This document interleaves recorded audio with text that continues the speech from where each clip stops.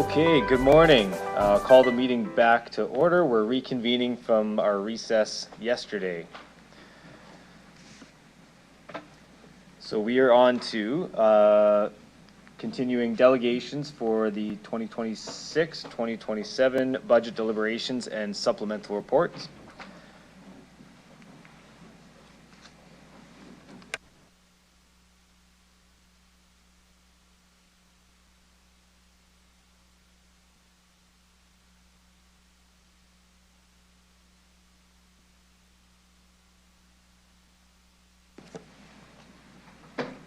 Okay, first I'd like to call upon delegation DE 25-258, Marion Donnelly.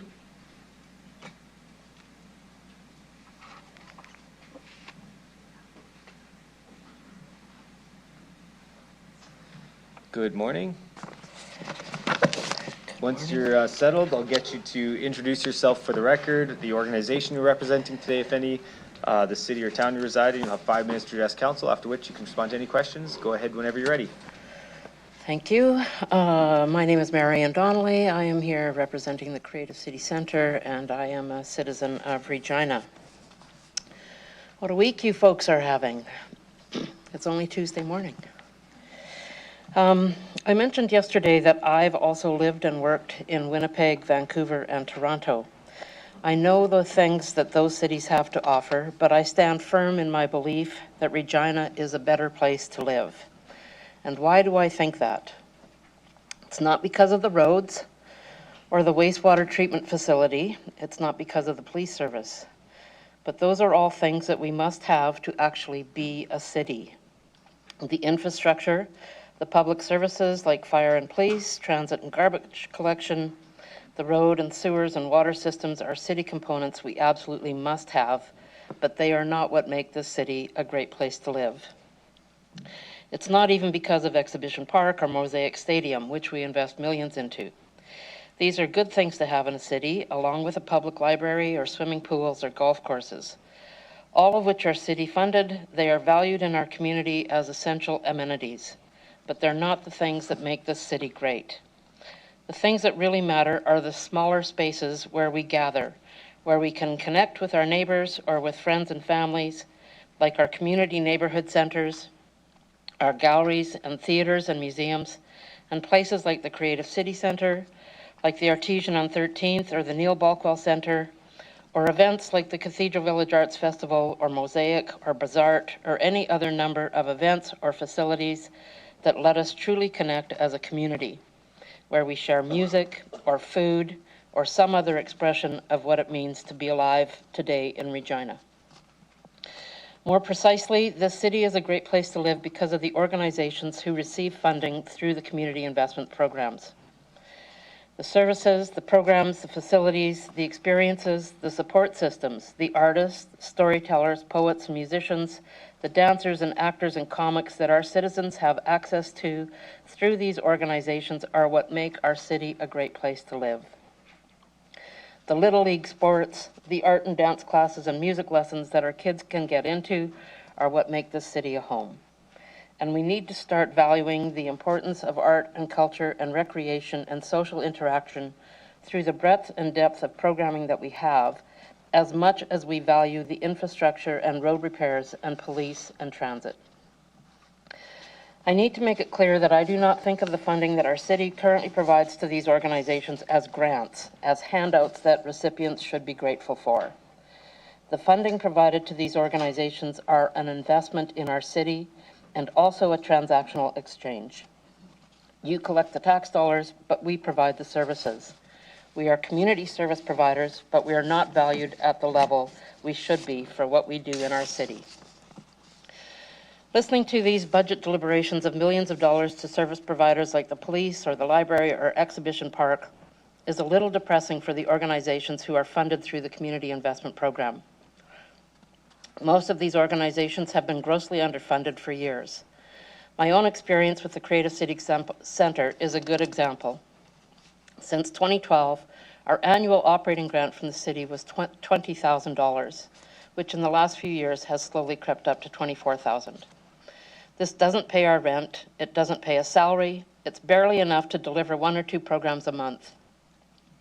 Until I retired in 2023, I had a day job, which I needed to pay my mortgage and buy groceries, while I ran the Creative City Centre, working evenings and weekends as a volunteer. Most of my time is spent looking for money, writing grant applications at all levels of government, trying to find the money to pay rent, salaries, artist fees, so that we can deliver a wide variety of programming to our city. Somehow we managed to deliver 150 to 200 events every year until the pandemic hit. For the last 2 years, we've been focused on renovating and building a bigger, better community arts center in the heart of our downtown that will be opening in April 2026. And we expect to be delivering over 200 events every year from this new facility, as well as providing a home for other arts organizations. But we can't do it for $24,000 a year. We need the city to step up. We need the city to increase the base level of investment so that we can then leverage additional support from other levels of government. Because what the city invests has a direct bearing on the funding that we can access from other levels of government. And I think we all agree that the more we can get from the province and the feds, the better it is for our community as a whole. The new Creative City Centre will have an enormous impact on our downtown. It will contribute to our economy, to our cultural and social fabric. We need the city to value what we do and to recognize the inequity of funding currently provided through the Community Investment Program, especially when compared to the budgets of other service providers in our city. About 30 seconds left. I know you're concerned about passing a mill rate increase of 15.69.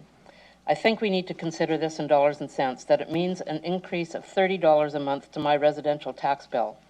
And even living on my current meager salary, my old age security and CPP checks, I am willing to pay the city $30 more if it means not cutting support to any of the programs and services included in Appendix M13. I would be more than willing to pay that increase if it also meant an increase in funding available through the Community Investment Program. We need to get past the politics of the past 20 years and the fear of increasing tax rates. Let's get the rate to where it should be and start making proactive decisions about what we want our city to be, what kind of city it will be for our kids and for their kids. I applaud city administration for their work in renewing a culture plan, a downtown plan, a new transit plan, and all the other plans that are in the works.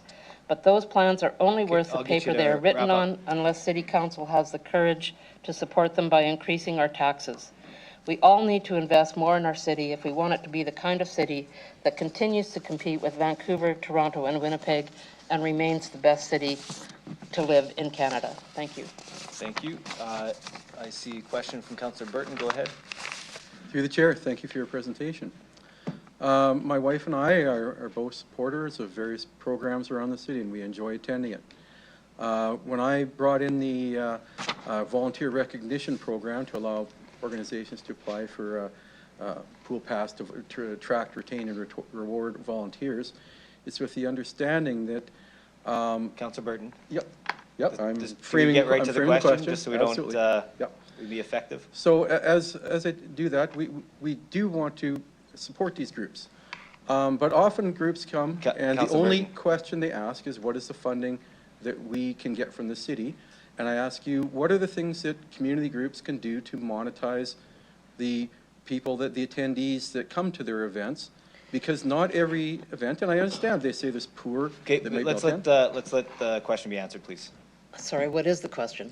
The question is, what do community groups want to do to help monetize their own event, to help increase their revenue to their events?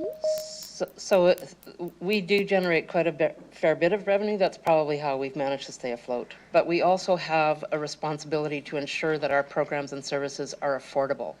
We want to make sure that every resident has the opportunity to attend, not just the people that can afford a $75 or $100 ticket. So most of the programming that we offer, the ticket price is $10, $12, $15. We try to keep it affordable. That is partly part of the reason why we think that city investment is so important, is so that it's affordable and accessible for everyone. Okay, and has your ticket prices stayed relevant with inflation or stuff, keeping in mind that there are people that are less able to pay? Yeah, I think so. Okay, thank you. Thank you. Councillor Flores, go ahead. Thank you. Thank you, Marianne, for being here. You mentioned that funding hasn't increased since 2012. So would you say that you've actually seen a decrease in your fundings because it hasn't been increased since 2012? Well, I mean, I heard somebody say at your town hall that the value of a dollar today, or from 2012 is now worth 68 cents today. So if that's true, I would say yes. I mean, it's so much harder. All of our expenses have gone up. Insurance has gone up. You know, everything has gone up, especially since the pandemic. So trying to cope with that while our revenue sources have not gone up is challenging. So would it be fair to assume that a lot of these programs are doing 100% of their work with about close to a little bit over 30% less of the funding? Mm-hmm. Yes. Right. Could you please elaborate on the economic impact that these community programs have in our city? Well, just speaking to the Creative City Centers programming, I mean, all of the, you know, we have brought in probably close to $1 million in funding from other levels of government. And all of that money goes out into the community. It goes to pay artists, it goes to pay service providers and things who help make our events possible. So all of that money is money that's flowing through, you know, when you pay an artist, they can then buy groceries, they can then pay their rent. So it's flowing into the economy.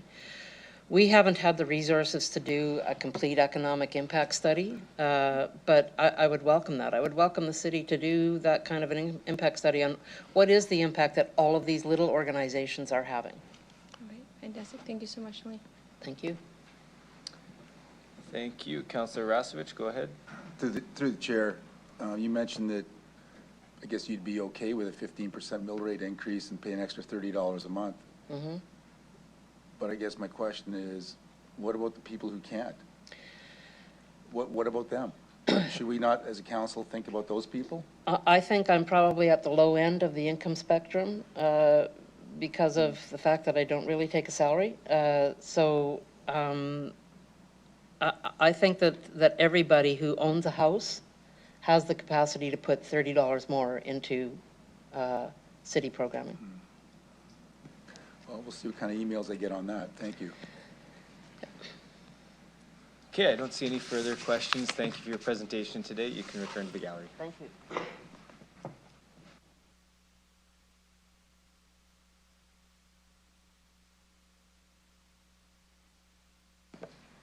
Okay, next I'd like to call upon Delegation D 25-259, Tyler Packham.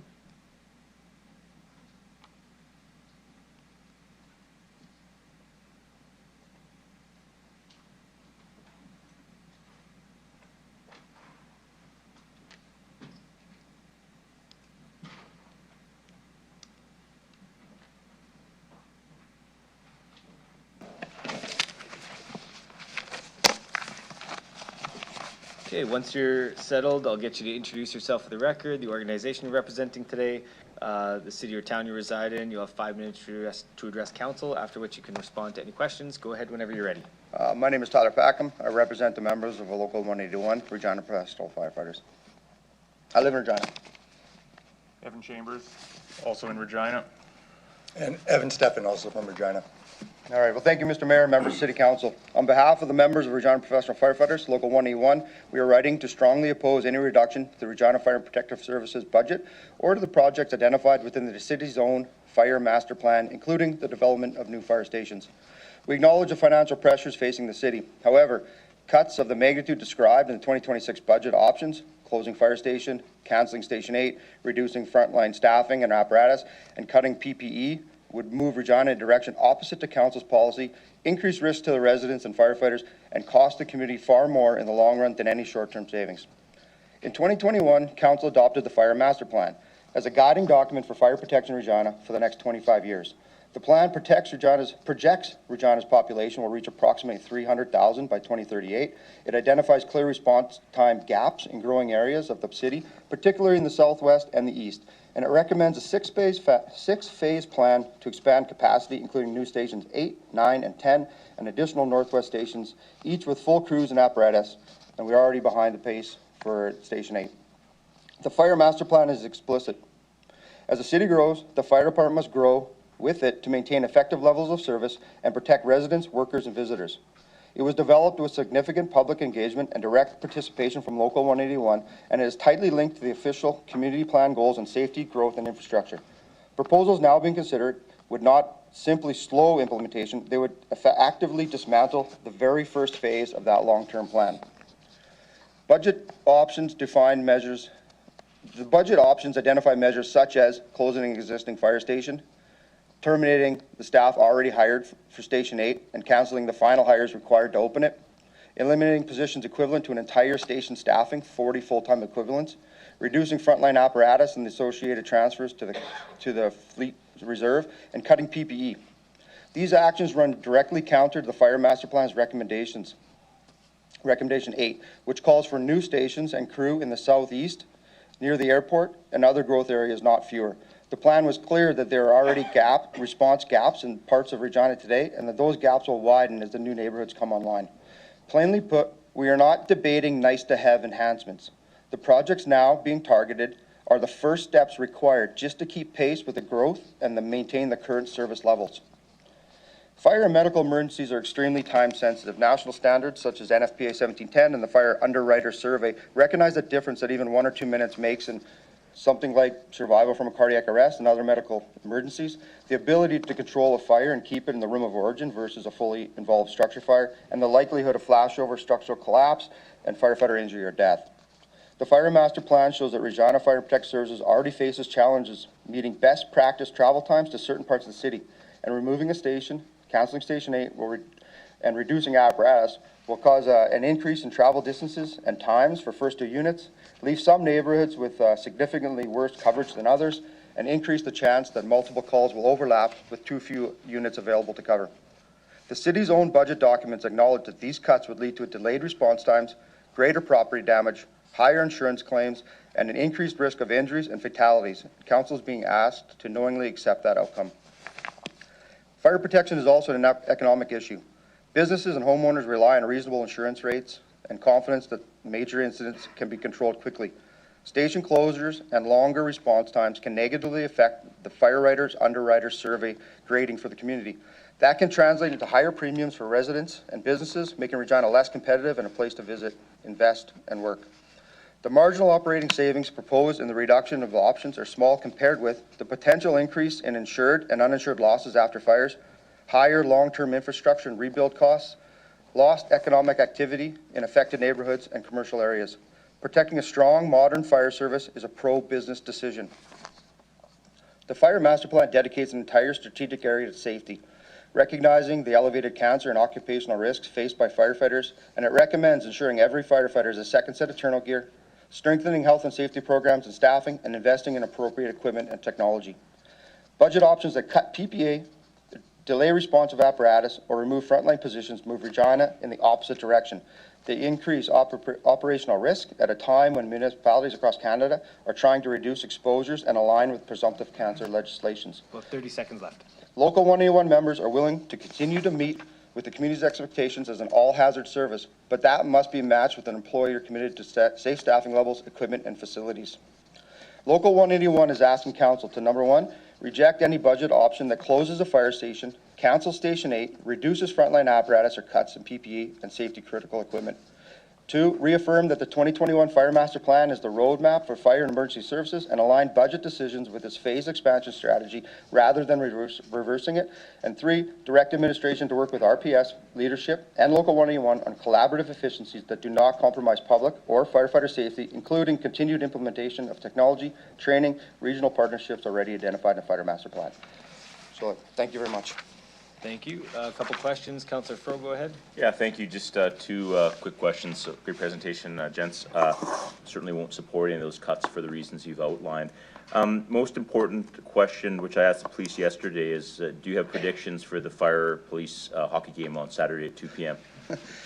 Chief I don't- Davies indicated pretty clearly the police were going to win. Well, I tell you right now, if we ran any player that we wanted, we would definitely win, but we're very, we want to let everybody have the opportunity to play, so I don't think it's the same team that we fielded last year, but we are 1-0 against the police, so I'm hoping that we'll remain 2-0 after the weekend. All right, thanks. Just a quick question for those that may not know, because there's a large capital item associated on M13, and it's something called the apparatus. And maybe if you could just explain for us briefly why that's important from your perspective. Maybe I haven't sort of clarified it exactly, although you explained it to me the other day in terms of why it's needed to have sort of more than one set of sort of external gear that you wear. Oh, okay, yeah, for PPE. Yeah. All right, back in the day, to Thanks, make sir. this really quick, is the dirtier your gear, the more beat up it was, the more experience and the more you've been to battle, let's call it. Then we realized that the smoke that we breathe and that is absorbed through our skin is killing us. And sometimes including the gear that we have now is called PFAS within it that's actually cancer causing.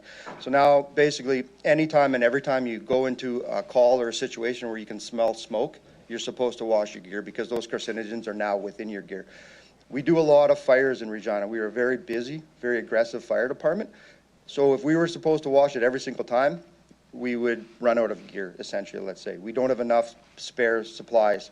Now, in the last 10 years, we've been working really well with the department, OH&S, and we've developed a plan where we are all getting 2 sets of gear, and I believe we're about 95, 96% with 2 sets of gear right now. So what that allows us to do is go to a call, come back to the station, and put our primary set of gear into the washing machine and wear our backup gear. So it's very, very important to us and critical to our health and safety. Councillor Burton, go ahead. Thank you through the chair for your presentation. Southeast Regina is now, I understand, getting at the limits of fire response time, and they may already be into the red. I was wondering if you could just explain the impact of Fire Hall 8 and what the current situation is for fire response time for people in the southeast. Sure. As you can imagine, the East End has grown a lot, and there's a lot more people, a lot more vehicles, a lot more traffic congestion.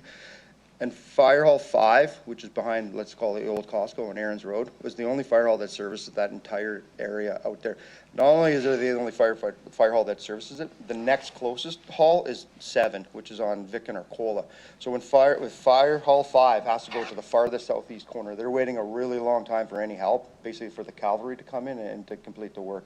So that's been a huge, an area where expansion is needed, and I believe that's why the fire master plan says Fire Hall 8 has to be the first fire hall that goes there. So we really, really need Fire Hall number 8, if that answers your question, sorry. Thank you very much, and yeah, the residents of Ward 4 are very much concerned about their safety with the response times. Thank you. Yeah. Councillor Mancinelli, go ahead. Through the chair, low preamble. Old saying, penny smart, dollar stupid.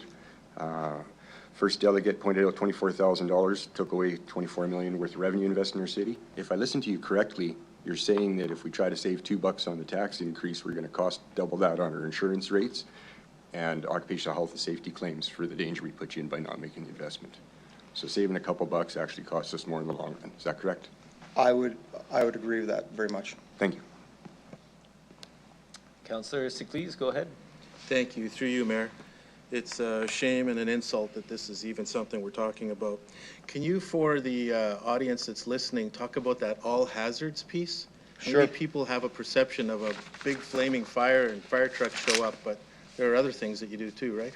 Yeah, and when you told me I got 30 seconds left, I had to cut some out of that, but I'll read that really, really quick. Regina Fire Protective Services is not just a fire department. It is an all-hazard response. We go to everything. If you don't know who to send, you send fire. Outside of that, we respond to fires, technical rescue, hazardous materials, emergency management, emergency first aid, first response. We do a ton of public education. We're out there in the school system. We're busy pretty much all the time. So that's the all-hazard approach. And again, if you get a call at 2 in the morning, they don't know who to send, they send us, and we try our best to rectify whatever situation we're sent to. So we are an all-hazard response team. Thanks, Tyler. Thank you. I appreciate your comments at the start of that as well. Thank you. Okay, I don't see any further questions. Thank you for your presentation today. You can return to the gallery. Thank you. Thank you, guys. Thank you, Council.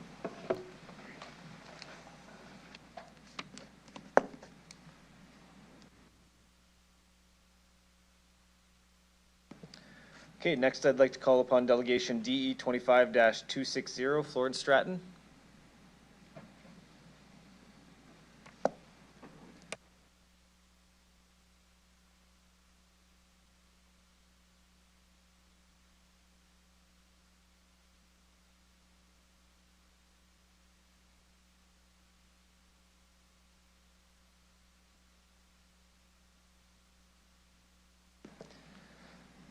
Okay, once you're seated, I'll get you to introduce yourself for the record, the organization you're representing today, if any, the city or town you're residing. You'll have 5 minutes to address council, after which you can respond to any questions. Go ahead whenever you're ready, Florence. Florence Stratton, Regina, representing myself. What are taxes good for? That is the question we are addressing today. To maintain current city services, Regina's 2026 budget estimates a 15.69 mill rate increase in property taxes from 2025. There's been much weeping and wailing and gnashing of teeth since the budget was released. There have even been calls for a 5% reduction from the city's 2025 mill rate. From this perspective, property taxes are a burden, even a punishment that the wicked folks at City Hall impose on us. I would like to look at Regina's property taxes from another perspective. What do we get for the property taxes we pay? And what would we lose if the mill rate increase was reduced or eliminated? Appendix M13 answers these questions by showing us the effects of our tax decisions. A big thank you to the city administration for providing it. As it indicates, an elimination of the increase or even a reduction would have devastating consequences. For example, the closure of such well-used city facilities as the Cathedral Neighborhood Center, the Neil Bockwell Arts Center, Massey Pool, the Kinsman Arena, the Floral Conservatory, cutbacks to Indigenous Relations Service, cutbacks to fire services, a decrease in park maintenance, cutbacks to snow removal, cutbacks to transit service, the cancellation of programs that address Regina's houselessness crisis. There are a few items on the city's list of 131 items that some of us, myself included, might see as wasteful or inappropriate spending. For example, corporate rewards and gift card programs and budget requests for increased consulting services. But on the whole, the list is an expression of our mutual responsibility as Regina residents.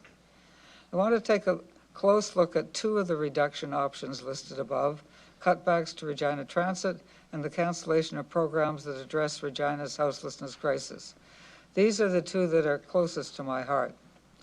First, what might cutbacks to transit look like? Cancellation of low ridership routes, no service on statutory holidays, no express route service on weekends, no transit service after 10:30 p.m., elimination of 8 high school buses that get kids to school in the morning and home in the afternoon, drastic cutbacks to paratransit service, a 10% increase in transit fares.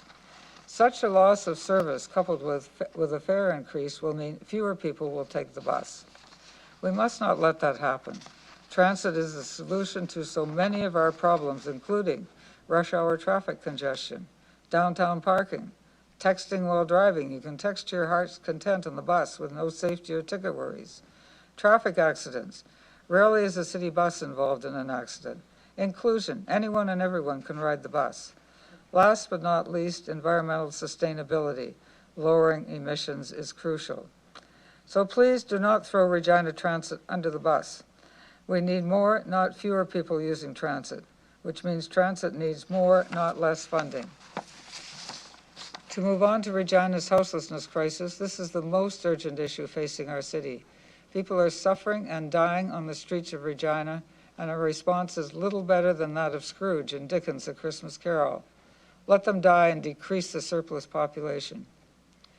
Please do not cancel the programs that address Regina's houselessness crisis. But more than this is needed. Please ensure the budget includes an allocation of at least $10 million to the construction of affordable rental housing. Of course, the city of Regina can't solve its houselessness crisis all on its own. The provincial and federal governments must also do their part. But so too must the city of Regina. So what are taxes good for? In their funding of public goods and services, taxes provide much, if not absolutely everything, that makes Regina a good place for us all to live in. Or as Canadian economist Alex Himmelfarb puts it, Taxes are an expression of our shared citizenship and mutual responsibility, the way we pay the bill for the things we have decided to do together because we cannot do them as well or at all alone.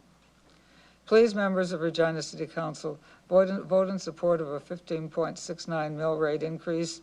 Please also call for at least 10 million to be earmarked for the construction of affordable rental housing. Thank you. Thank you, Florence, and well said. I'll check if any of my colleagues have any questions for you today. Seeing none, thank you for your presentation. You can return to the gallery.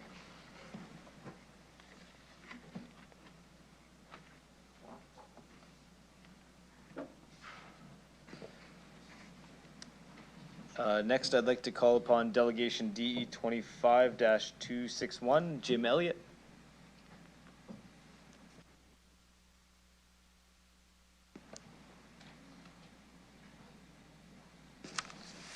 Okay, once you're settled, I'll get you to introduce yourself for the record, the organization you're representing today, if any, what city or town you reside in. You'll have 5 minutes to address council, after which you can respond to any questions for you. Go ahead whenever you're ready. Thank you, Mayor and members of council. My name is Jim Elliott. I live in Regina. I've been coming to this chamber for over 25 years, providing advice as well as suggestions about how to save money as well as being more sustainable. Today, the city is in a hole and continues to dig that hole deeper every year, and so we need to stop digging. Regina Police Service is digging the hole deeper. We've heard already that their budgets have gone up 191% over the last 20 years. I also heard yesterday a number of possible ways to reduce budget demands, but they have been either not pursued, dismissed, or in fact ignored. So my question is, how can we trust this council to make a commitment in this town, in this time? Real District is well digging that hole deeper. We've got $44 million in deferred maintenance, which I will question as to whether they in fact can do that. And so we're going to be getting even further in debt with that area. Economic Development Regina is spending $2.1 million for essentially 12 staff people. That averages to $175,000 each. And it's been noted a number of times they have a very hard time trying to give us some reason why they should be getting that money. I don't believe they should. Expanding the physical footprint, again, is digging this city deeper into debt. We've been given this idea that growth should be paying for growth, but in fact they're not. And I've made a suggestion about how to get us out of that hole. I've also made some suggestions within my presentation about how to get us down to at least 9%, but unfortunately you've already cut that option away from me today by not changing the police budget. But first of all, we need to start prioritizing people and community over the whims of people who want to build empires, stadiums, or entertainment centers. The citizens need to be taking control back from the city administration as well as the council. And in fact, that's one suggestion I have, is that in fact the budget is developed by the community for administration and council to implement. Council, or should I say administration, has been similarly asking for an increase every year for the last 20 years. That adds up to an increase of 135% from our taxpayers. And my question is, when will that end? And I think that we should be saying no now and no into the future. I also think that in fact we're reneging on upholding human rights in this budget, and we need to again take some action in that way. As the energy and sustainability framework says we should be reducing our carbon footprint, and that means we need to put a moratorium on any more greenfield developments. Greenfield developments are sucking the money as well as the energy out of the center of this city and further burdening future generations. We need to be supporting active transportation, that being walking, cycling, and public transit much more. And again, support for private vehicles is, and their demands for parking and roads is also driving us into more debt. So we need to take the pledge that was committed to by previous councils and start getting away from private vehicle operation. And lastly, we need to be upholding the UN Declaration of the Rights to Housing that was passed by the United Nations. And we have the space as well as the land in this community to do it.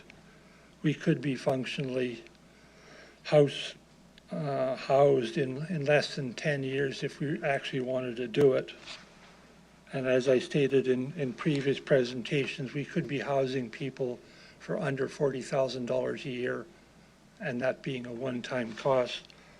So taking the 1.6 million that was proposed for the wellness and safety project, as well as the 2.1 million About 20 seconds from left. economic development in Regina, we could be, in fact, housing probably close to 100 people tomorrow. And lastly, I guess we need to be supporting the people that need our help now, not necessarily those in the future, those being homeless, having food insecurity, dealing with mental health and addictions. And as I've stated in previous presentations, I've given you a lot more information, behind what I'm saying today, and I'll be happy to answer questions that you have of that presentation. Okay, thank you, Mr. Elliott. I'll check if any of my colleagues have any questions for you today. Seeing none, thank you for your presentation. You can return to the gallery. Thank you.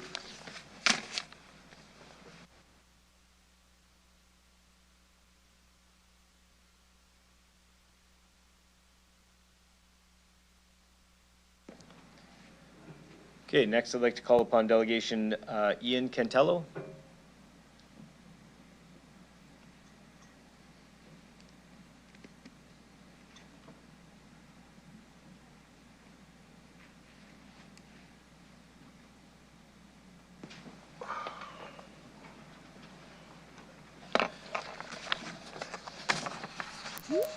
Okay, once you're settled, same thing, I'll get you to introduce yourself for the record, the organization you're representing today, what city or town you reside in. You'll have 5 minutes to address council, after which you can respond to any questions. Go ahead whenever you're ready.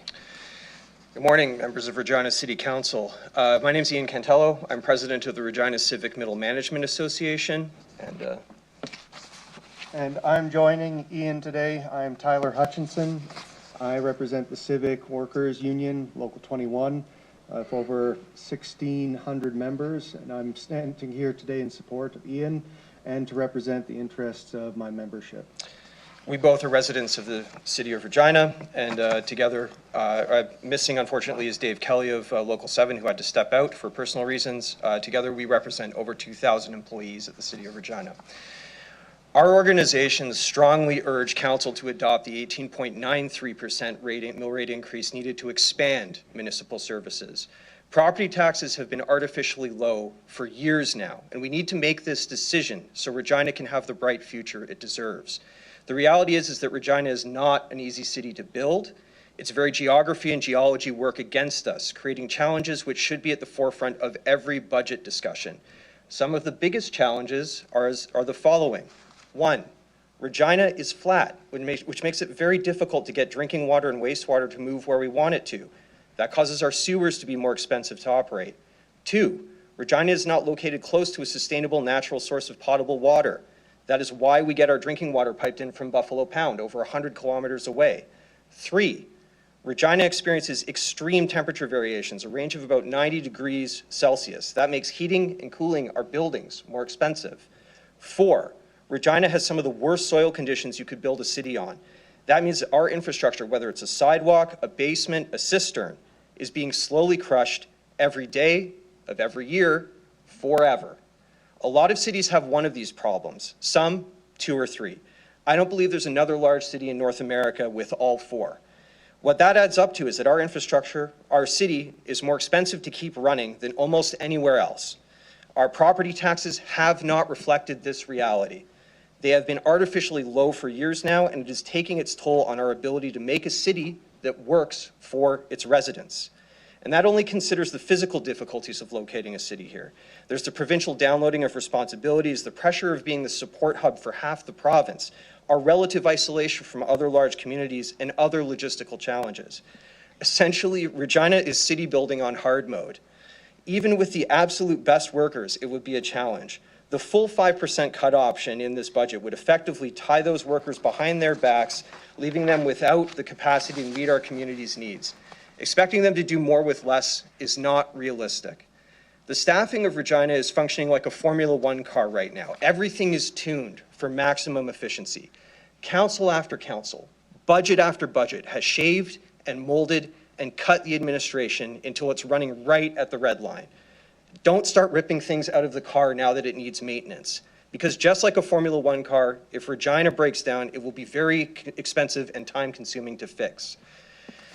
Now, our members are the engine of that car. Hundreds of people with specific roles working towards a better Regina. Every job cut represents years of experience that cannot be replaced overnight. Every new worker requiring months, if not years, to replace.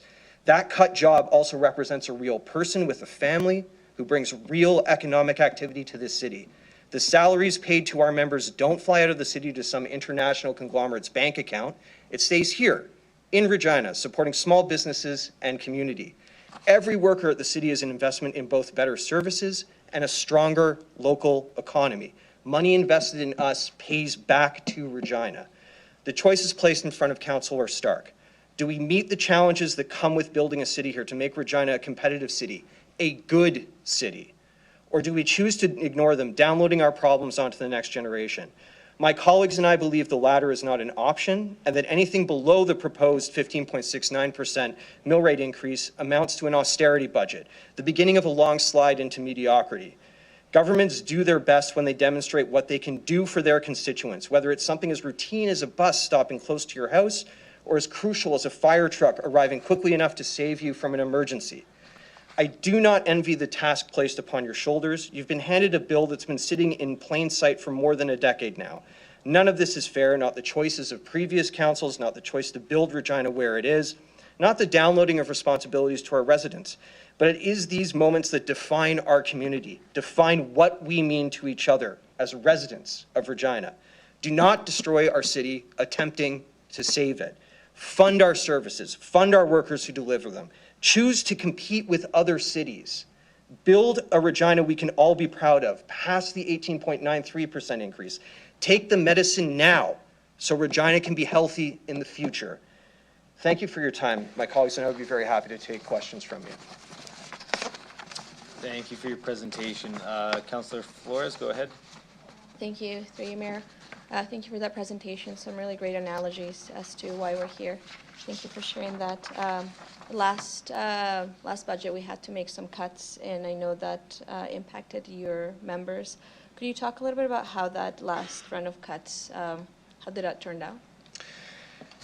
Sure. So we see cutbacks to some extent over the last decade, but the last real big cutback in services in the city was the out-of-scope cuts that happened 5 or 6 years ago. The outcome of those cuts was that, to my estimation, where I sit in the city, is that most of those jobs just ended up appearing again over the next 5 or 6 years after those cuts happened. It turned out that most of those out-of-scope jobs were needed in order for the city to perform its work. The other thing about that is that whenever we look at cutting out-of-scope staff throughout one of these things, is that the inevitable outcome of that is reorganizations within the city. And those may not look like they appear on paper, but the cost inefficiency within the organization, while something as complex as the city, a Formula One car, some people might not appreciate that analogy, but I think it's at least that complex, it takes a lot of time and effort for people to even figure out who is responsible for what when you start making cuts like that. So I'd be very careful, because the cost that you see on a balance sheet is not really reflective of the actual impact it takes to get the city back to running into a condition that it is now. I'm aware of branches that are only now figuring out how they fit within the organization 5 or so years afterwards, because it turns out cities are very complex things to run, especially something like the city of Regina. And I wanted to speak on behalf of my members, because unfortunately my membership, being one of the largest groups of the members that work for the city of Regina, have been subject to ongoing cuts, reductions. One of the things that came out in the last couple of years, well, almost a dozen years, is Parks has slowly had its staff reduced over time. The city is growing, but we have less and less staff to actually service the parks. A lot of folks don't realize this, but those park staff are also the ones that ensure the park spaces are safe. Needle removal is actually something that falls on those parks and facility staff. So is dealing as one of the first points of contact for the growing homeless population. However, we've seen reductions over the years consistently in those staff, which in the majority are casuals, and the proposed 73 FTE equivalents for parks would fundamentally gut that department if it went through wholesale. And we've also on this budget seen proposed 10 FTE cuts to roadways and transit, and similar 4 to the winter program when it comes to clearing the roads. And I don't think anyone here believes that further cuts to the winter road clearing would be advisable considering the conditions we often face. We're already prioritizing the main trunk roads and not the periphery where a lot of residents actually reside in. And further cuts to that is just going to push that further back and reduce those service levels to clearing in case of a storm or major event. And I know these are proposals, but I just ask that council be considerate of these realities, because at the end of the day, one of the fundamental realities of what the city does for folks is make sure that there's clean drinking water, that waste is safely and removed without risk to the public, and to just ensure that there's a living space where people can take their kids safely and that there's things in the community for them to enjoy. So as stated, I know that you have a difficult decision before you, but those staff provide those essential services. So whatever comes out of these discussions, I just pray that it takes that into mind. Thank you for that. And so I just heard how those cuts like this would impact us as a community and the city. Could you talk a little bit about how the proposed cuts could impact your members and staff and city workers? I'll speak to that briefly. As you probably are aware, some of the cuts involve closing down facilities like Massey Pool, and also indirectly through changes to ATU that are being proposed. It's already been a point of discussion brought up by a number of folks in the audience over the last little while, but removing those services in some of the poorer areas makes life more difficult for them. A lot of people depend on those services. When I grew up relatively poor myself, and the idea of having to go another 10, 12 blocks just to go to a social event or a pool, especially if I had to secure my own transportation to it, would have been prohibitive to me. And not to mention all the proposed FTEs, a big chunk of which lie within my membership. And like I stated before, those folks provide those essential services, road clearage, repairs. It's not untrue that our conditions in our soil break the road more often than it stays in one piece. We've had temperature fluctuations of 30 degrees in a single 2-day period in the last 5 years. That breaks pipes, that bursts roads, that causes major repairs. I mean, people are already up in arms about the delays in getting some of these major repairs done, and further cuts to some of these services would just push that timeline further out. I'm not ignorant. I know that council is trying to be responsible to the citizens, especially in these economic times where a lot of folks are struggling, but my members are also citizens out there, and their money does stay in the community, and they do provide those repaired roads. They fix the burst pipes when they explode underneath someone's front lawn because of the temperature change. And I just ask that that's a consideration that everyone looks at when they decide what is the city providing, what's the priority going forward. Right. Thank you so much. And one last question. So we've seen a list with a lot of options, and we've heard from you that we've already done a lot of cuts in the past. Do you see anywhere that we could actually make some cuts that would be meaningful or help any of the situation? I think that fundamentally we reject the framing. The question that's put in front of council here today is not, a menu of what we should cut from. I sat through the police budget yesterday. I saw the arguments made there. There's a lot sort of made towards the end of, how this budget had been gone over, it had been considered carefully, that the decision-making had been made so that, it was tight. The budget was not, full of bells and whistles or anything. By that same logic, the budget that was prepared by city administration is in the exact same situation.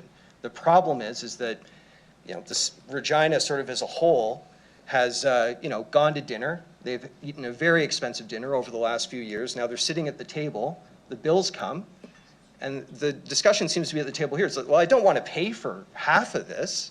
I just want to have it and leave. That's it.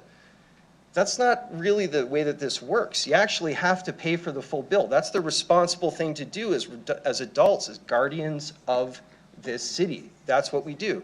And maybe what we're suggesting is that maybe you want a dessert as well, and you throw the extra 3% on there to make that dinner a more memorable, better occasion than it was before. In order to sort of avoid the hypocrisy of approving one budget under this, sort of assumption, and then going to the next one and completely ignoring that logic the first time around, you basically have to stick with at least the 15%, ladies and gentlemen, at least from my estimation.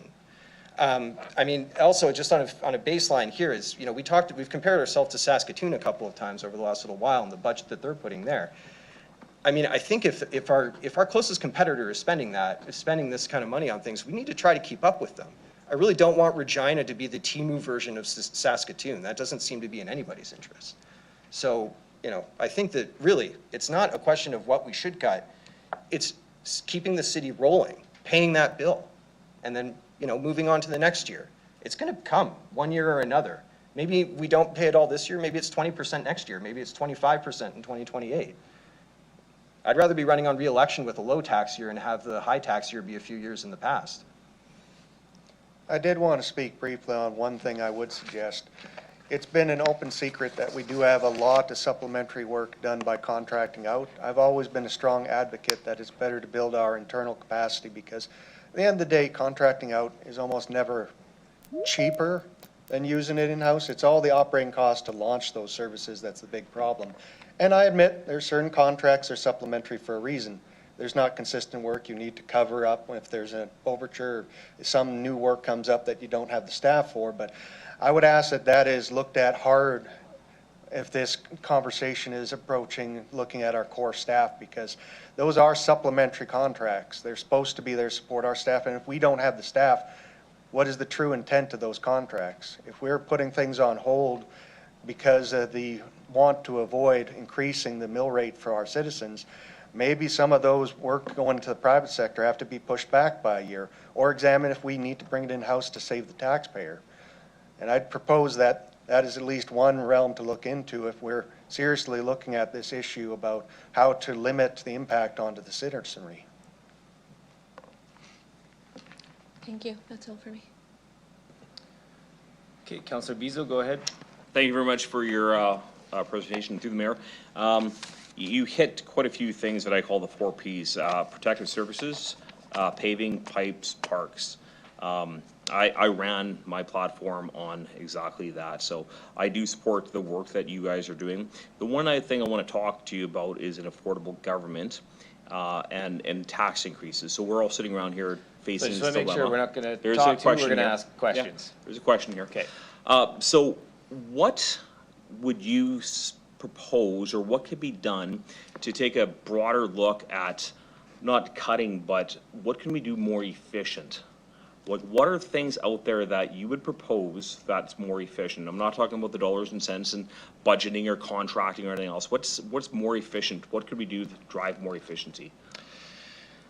That's an interesting question. I would say it's better aimed at administration. Frankly, I have my expertise in my small part of the field at the city. I work in transportation planning. I might have opinions on that, but the one thing that is over and over and over emphasized to me through my work at the city is that I actually don't know that much of how the city works. It requires as many people as we do have to understand where those efficiencies exist. And the budgeting process took these fine colleagues of mine a good part of the year to do. I can't just shoot from the hip here and say that like, oh, it turns out that like actually, they, overlooked a huge thing that would save us a ton of money. The reality is what's in front of you is what is required to run the city. And I think that there's little bits you can cut around the edge, like, my colleague here was talking about contracting out. I think that's something maybe we look into. But I'm not sitting at my desk saying that like. I'm not talking about cutting, I'm talking about what would we reshape in order to be more efficient that will reduce the cost. Like, what kind of investment, you mentioned Massey Pool, this thing is old, right? So you work in different areas. So what old stuff is out there that we say, hey, if we don't do this, we build something net new, we could reduce costs over here? The city has a corporate asset management branch, which is probably best positioned to answer that question. That's why, we are labor leaders. I'm here to represent my members as they work in the city, not, armchair quarterback what the people who are also paid to work all day make the decisions on here. There might be little bits and pieces here, but I think everything that they put in the budget is something that Regina needs to be a stronger, better city. It's that simple. I will state that, and I've already worked with management to try to find if there are efficiencies, but at the same time, that is management's priority. But I'm also not ignorant. I know that there is things that could probably be done differently, and I've had those conversations. I've worked with managers, directors, I've made suggestions, and I'm adamant about the contracting out element of it, because I think the open secret is it's not cheaper. It's convenient, it's short notice, you have control over it. But if we're honestly looking at budget, and we have brought some things back in-house for that very same reason, does it make sense to send it out? No, if we have the time and we have the manpower to bring it in-house, we should at least look at it, because it could save money in the long run. But at the same time, as I'm not a member of management, I don't have those inside numbers. All I can commit to is if there is efficiencies to look at, especially in the interest to keeping my staff out there and make sure that the members have meaningful work, I'm willing to do it. I would say, and this is parroting what Ian said, that that's the role of management, but I'm not opposed to working with them if it means that the membership is protected and the services we provide continue on. Okay, yeah, good answer. That's what I would like to hear, is you're willing to work with management to figure out the best solutions. I mean, middle management's in the union's name, so we're in for that too. Yeah. Thank you.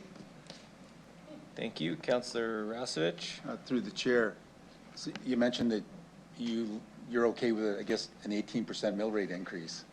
Yes, 100%. So you want to have the full meal deal?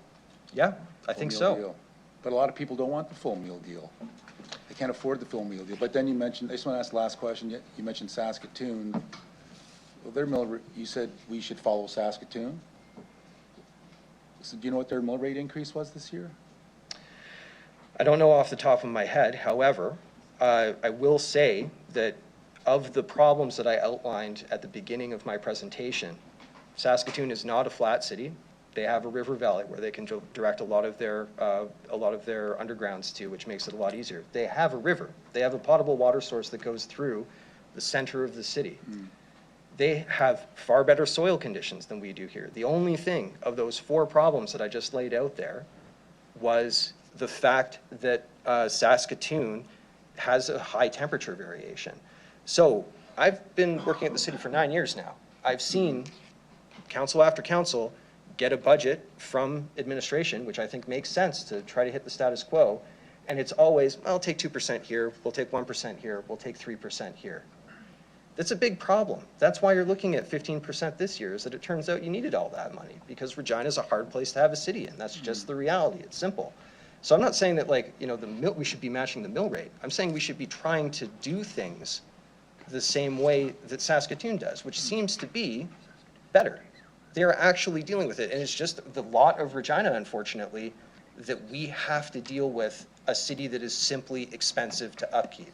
I could go further into this. Like every other city in Canada has seen a major increase in the value of properties, right? You go to the city of Toronto over the last 15 years, their property values have increased 100%, 300%, 400%. Your $300,000 home is now worth 1.5 million. Well, you don't really have to raise the property taxes that much if you're doing that year over year, because ultimately the valuation of those properties increase, and then bang. You don't really have to put them up because you're assessing taxes on a house that's worth $600,000 instead of $3. Great. Regina's very livable because we have low housing costs, but it also means that it's very difficult to assess taxes out of them.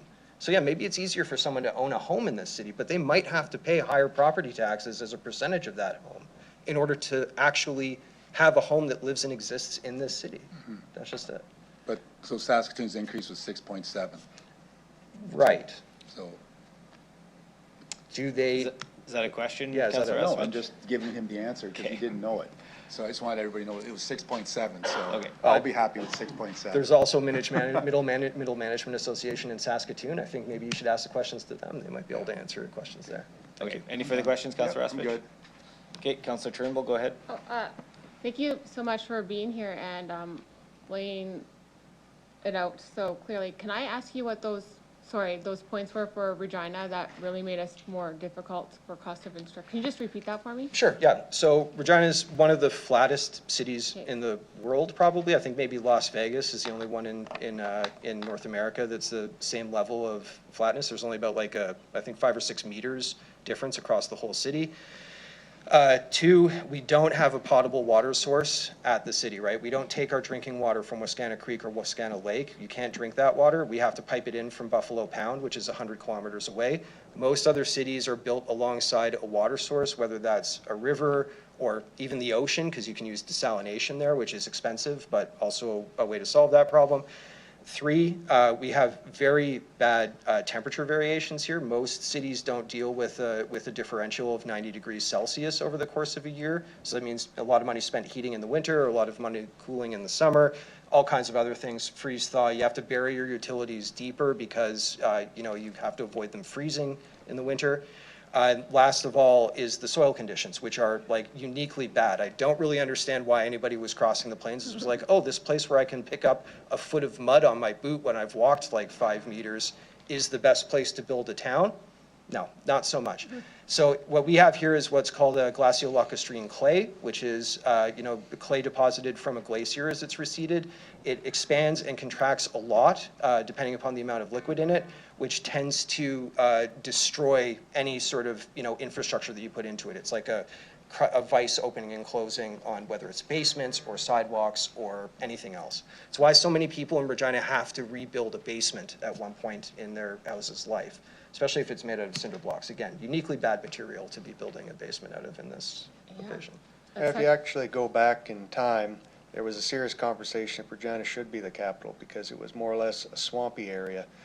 However, the rail went straight through. So it's not a surprise we're dealing with these dividends on having to pay back on the infrastructure for just building on a swamp. No different if you were in Louisiana or any other sort of area. Just silty soil tends to break infrastructure unless you dig down 10 feet and replace it all. Yeah, I would say a lot of people in Ward 5 have to deal with those structural problems all the time, and it's such a bummer when you get a big bill. But back on topic before the mayor catches me, what I hear from you is you're saying to take the big tax rates now, and then in future years, do you think that would be decreased if we were to take the larger cut now, or do you think this is an ongoing thing? So from what I'm hearing from you, your recommendation is to take the full 15 or higher, and then in future years be more stable. Is that correct? Yeah, I think so. This is an adjustment year from you can go back to what I'll term as the original sin of Pat Fiacco, starting to put in 0% mill rate years. Inflation is a thing, it always has. Your mill rate needs to go up every year so long as inflation exists. That's it. It's not every time you don't, you're putting in a debt against all of the things that the city exists. So yeah, 15% this year, that's representing years of backlog, right? So you do a big hit this year, hopefully it gets you to a place, and I'm not the expert on this, you might ask this question to administration later on, but to my understanding, you take the hit this year, and then you can stabilize over the next few years. But I don't really understand the full amount of damage that's been done over the last 15, 20 years of not just paying the amount of mill rate that we should have been paying all that time to keep the city functioning? That's the real question. So I think it might be stable, it might be higher than it has been historically if you're aiming to make up that infrastructure debt. But the point is that this is a big jump this year because it's dealing with years of underinvestment. Yeah, and do you want to speak to the cost of the deferred maintenance, especially with the pipes and the pipes bursting, costing so much more than actually looking after them? Yes, exactly, yeah. Usually, when we see these problems with like maintenance of our infrastructure, it just costs us more in the long run to not be proactive about fixing it before things actually break down. A water main break is much more costly to fix than just replacing a pipe in a controlled circumstance when you know it's going to go. That's why we're working on the SAS Drive project, right? We know that there's old cast iron lines underneath there that need to be replaced at some point. We'd be proactive about it, get at them before they burst and create a much bigger problem that's much more expensive to clean up. That you invest the money to make sure that you're not spending more money. It's just smart money spent. That's it. I believe in the Deloitte report we received, I think it said we could, I'll have to talk to administration later, but I think it was up to 12% increase and we was splitting the bottom quarter of taxes. So that adjustment level is that's what you'd be recommending to the adjustment? Sorry, I'm not quite sure I understand the question. Oh, sorry. I can ask administration later. Okay. It's probably a bad question. And then council's quite removed from a lot of the stuff. Would you, just as an invitation, be willing to talk to us sometimes about how the city works and give us more of a perspective? I mean, I can, but I mean, I think these folks are also very capable of explaining these bits and pieces, but yeah, for sure. I think that being removed from everything often makes it difficult to make decisions, so to be on the ground and actually see how things work would be useful. Yeah, happy to. All right, well, thank you so much. Okay. Councillor Siklees, go ahead. Thank you. Through you, Mayor. Thanks, gentlemen, for your presentation today. I think it's excellent. Can you help me answer this question for people that, like me, are theoretically behind everything you're saying and I've parroted a lot of what you've said to people in conversations that we've had, but practically are telling me that they're paying a premium that's compounded annually for stagnant or declining service levels. How do I answer those folks? Well, I feel like I'm retreading a lot of the things that I've said here, but I think those stagnant or declining service levels are, again, because we haven't been keeping up with mill rate increases over the last 10, 15 years, right? Like they are seeing services reduce because we have reduced services. I mean, we talk a lot about things, related to, say, transit or active transportation is sort of, build it and they will come. You have to provide the services before people can appreciate it. I think it's better to be doing it in a year like this, where you can sort of see what happens in the next couple of years and say whether or not that investment was worth it. You do have several years here to look at this. You could, look at the 15% increase next year, and then next year, the year after, come back and say, oh, actually, maybe we do need to do a mill rate cut, right? The point is like, allow the city to function the way that administration believes it should, which is that at least 15% increase. I think 18, because the city does better when it shows that it can provide services and goods to its residents. That's why austerity budgets are so dangerous, is that it creates a downward spiral. That's how you end up being Detroit. I do not want to be Detroit. Detroit was doing great and then just disinvested in itself, and that's it. So I think that, Councillor Siklees, to your question, they are seeing the reduction in services because we have reduced services. That's the reality. You need to spend the money in order to show that we can do these things. But if, people aren't going to appreciate it if we're not doing it. And I want to speak briefly on behalf of my members, because my members provide a lot of those declining services that the public talk about. And the fact is, even though we're having budget talks now, there has been cutbacks to numerous areas. Administration does the best they can with the resources provided to them, but for instance, we don't do a lot of the construction work on the roadway side. We don't do a lot of refresh programs that might be advisable. And it has to go with the fact that, I'll put it honestly, my 1,600 members do the basic work. It's not the sexy projects that get all the eyes on it. It's the day-to-day repairs, maintenance. And if there's cuts or if they're looking for a savings, usually they go those folks. But as you notice, members and the public and the citizenry aren't happy with the current service levels. But the reality is, unless we start allocating more resources to them, it's going to be maintenance. We're going to be just trying to maintain the services that we have. But anyone that knows how industry works, maintenance means that you're not making headway. The city's growing around us. Hell, we just got the new water plant kind of greenlit, and that was necessary if we're ever going to expand the city, because a lot of folks don't know it. We don't have the infrastructure to really seriously expand some of those services for new construction.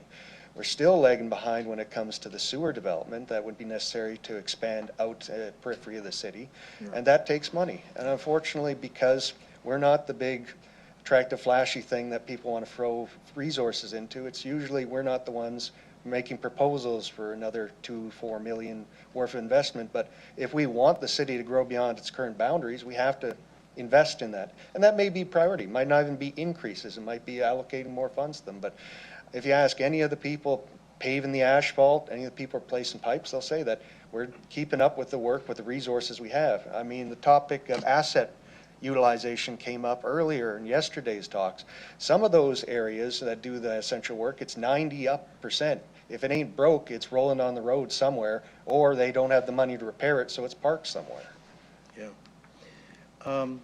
So some of that extra increase that you're talking about in mill rate is for things other than the 4 Ps that Councillor Beazle was talking about and that what you've talked about. And I think Councillor Flores asked the question, or hinted at it. Are there some things in there that have nothing to do with the core services that the city is tasked to take care of? That you see, your members? Is that a question just confirming that, yes, there's things that are in the budget that are outside of the core services? Well, I'm asking for you and your members what their thoughts are on the parts of the 15 or even the 19 that have nothing to do with what you're talking about today. Oh, I think that those are key parts of the city's administration as much as anything else is. You have to, like, the city's more than just the pipes and the roads. Mm-hmm. It's about the society that we make and how we, like, enforce a social contract between each other. Mm-hmm. If the only thing that you care about is that, you might as well just be running an oil refinery on the Gulf Coast or something like that. Yeah, it's got lots of great pipes and roads, but there's no real community that's built within that. No offense to oil refinery workers, but I mean, you know, they don't have many like nice corner stores or, you know, beautiful little cafes or, you know, nice office spaces or anything like that there. All of that, you know, these supportive pieces, these things that we add in to support the community, the arts, the houseless population, all these other things. That's what makes a great city. You know, you can go to, you know, many places in the world and these problems don't exist so much. And it's because their societies do more work to help each other. You know, love thy neighbor, if you want to be a little bit biblical about it, right? We are a society. We should be looking out for each other. You know, these mill rate increases, a lot of my members are going to be homeowners. You know, I am myself. I'm very willing to pay additional taxes in order to support people so that I have a city that I can be proud of, that I feel that people are not left behind in. And that includes, you know, making sure that my members can work and support this community, but also that some of that work supports our Indigenous populations, everybody around the city. Yeah, I really don't think that you can just, if you're just nailing it down to only roads and pipes, I mean, you might have a city, but it's going to be devoid of life, and that is not worth living in. Thanks, Ian. No problem. Okay, Councillor Rasevich, go ahead. I guess in that report, the Deloitte report we had, I mean, the big challenge also we have as a city is density. So we only have so much money, and because we don't have density, you know, it's hard to provide, you know, class 1 service everywhere. So how would we prioritize what services we do where with that type of situation from the Deloitte report?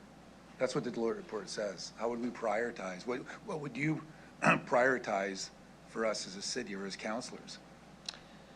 I am not going to answer that question just on the basis that it sort of lies right within my actual job at the city.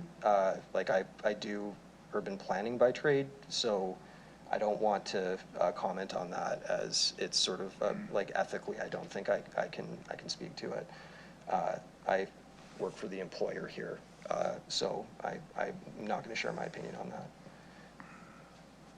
Okay, I'll go, next question would be, so what do I tell families, like, I got a I want to ask him what he's going to tell, what I would tell this individual.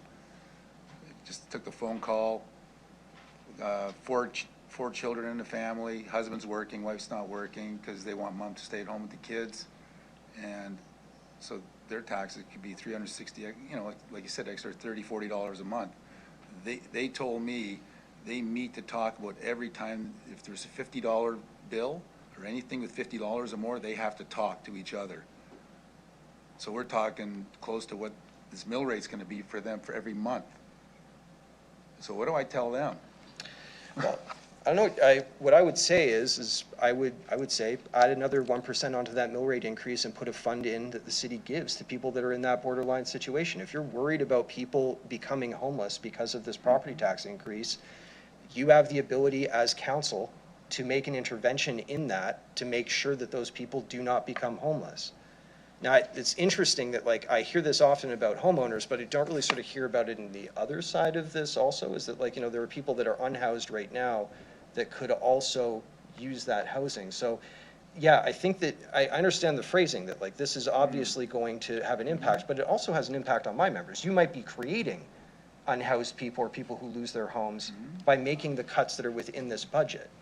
So, I mean, that's a tough question, but, like, if the question is, I have someone who says that this is really going to hurt them and they're a borderline case, there's nothing to say that council can't, you know, provide some sort of relief in those situations. I'd recommend means testing it, which is not something I normally would do, but in something like this, it maybe be worth it. But if that's a concern of council that people might lose homes because of this, then you have the ability to put together a program. I don't, like, you know, you can direct administration to do it. I have no idea what the cost of that would get to be, what the burden is. But if that's a concern, you know, there's an option. You could look at those edge cases and figure out a way to sort them out. And instead of just saying, like, well, we can't possibly do this because it might impact these one or two families. And I do want to speak to this as well, because I respect council and the difficult options before it and the need to be responsible to the citizens that you represent. But there's also a tipping point. We want to encourage people to move to Regina. We want to encourage people to stay in Regina. And the example of Detroit and some of those other failed municipalities isn't ill-advised. There's a certain critical point where in your rush to be responsible to the taxpayer, you've got the civic life and resources needed to encourage people to stay.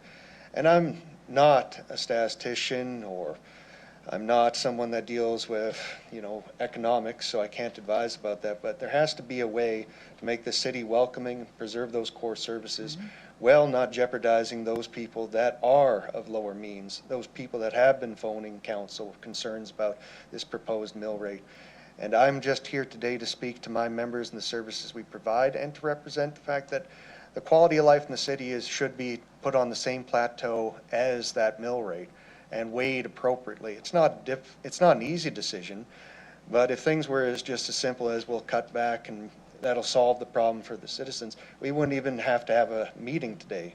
So the fact that it is complicated and the answer may not be straightforward or forthcoming, but I'm willing to have a discussion about it. I'm sure administration is more than willing to have ongoing discussions about it.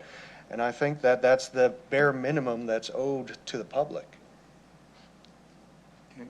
I mean, you guys are talking about cutbacks. Let's ask you, you're talking about cutbacks, but what cutbacks? Are you talking about the cutbacks that administration put forward, like shutting down hockey arenas and pools? Is that what you're talking about? I believe we're talking about Appendix M13, right? We believe, like, that's the menu that has been provided to council. Right, gotcha. Yeah, and we believe that you should order the entire menu, to be clear. Yeah.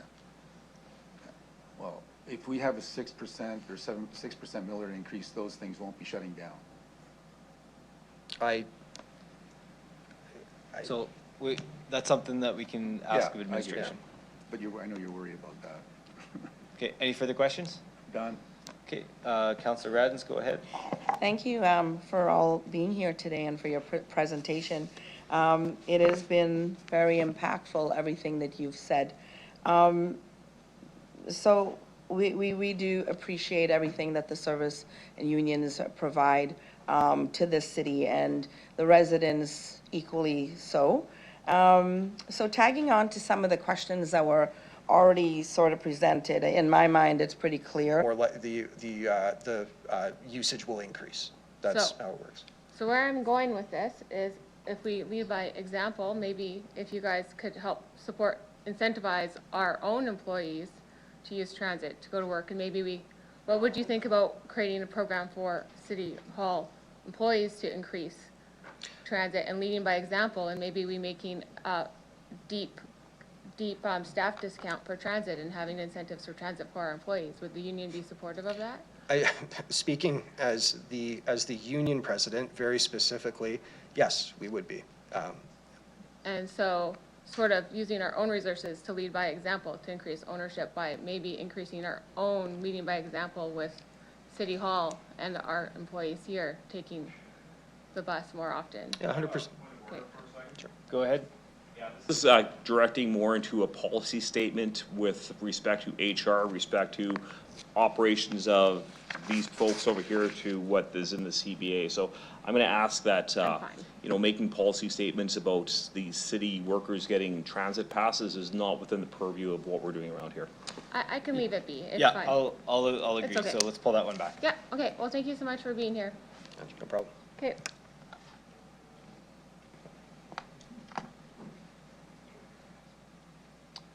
Okay, seeing no further questions, thank you for your presentation and answering all of our questions today. You can return to the gallery. Thank you. Good luck, everybody. Thank you.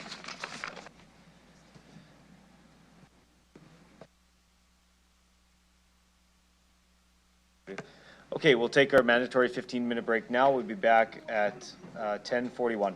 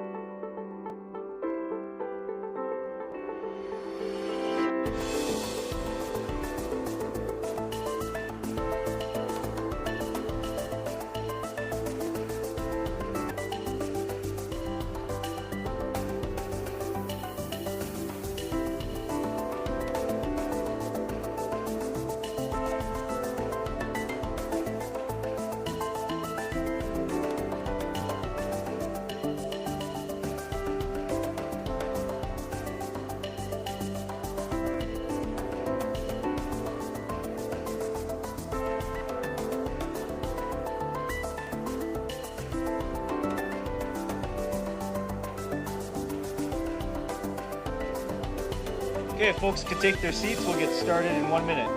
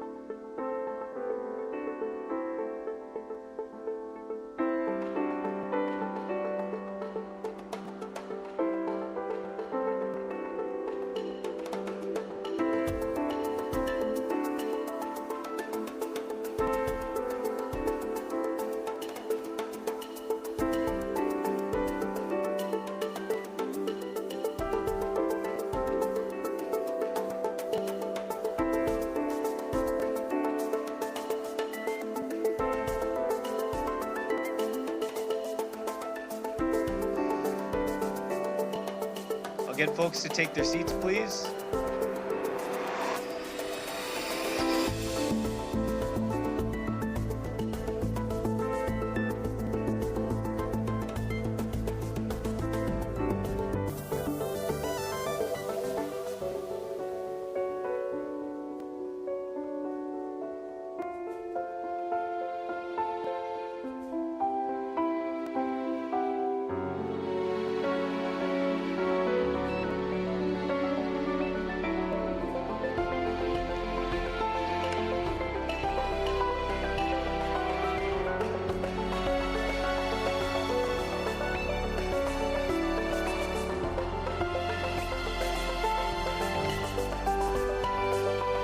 Okay, I'll call the meeting back to order.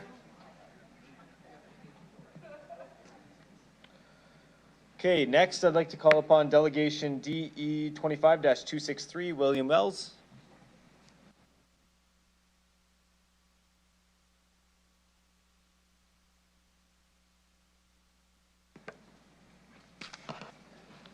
Okay, once you're seated, I'll get you to introduce yourself for the record, the city or town you reside in, the organization you're representing, if any, and you'll have 5 minutes to address council, after which you can respond to any questions. Go ahead whenever you're ready.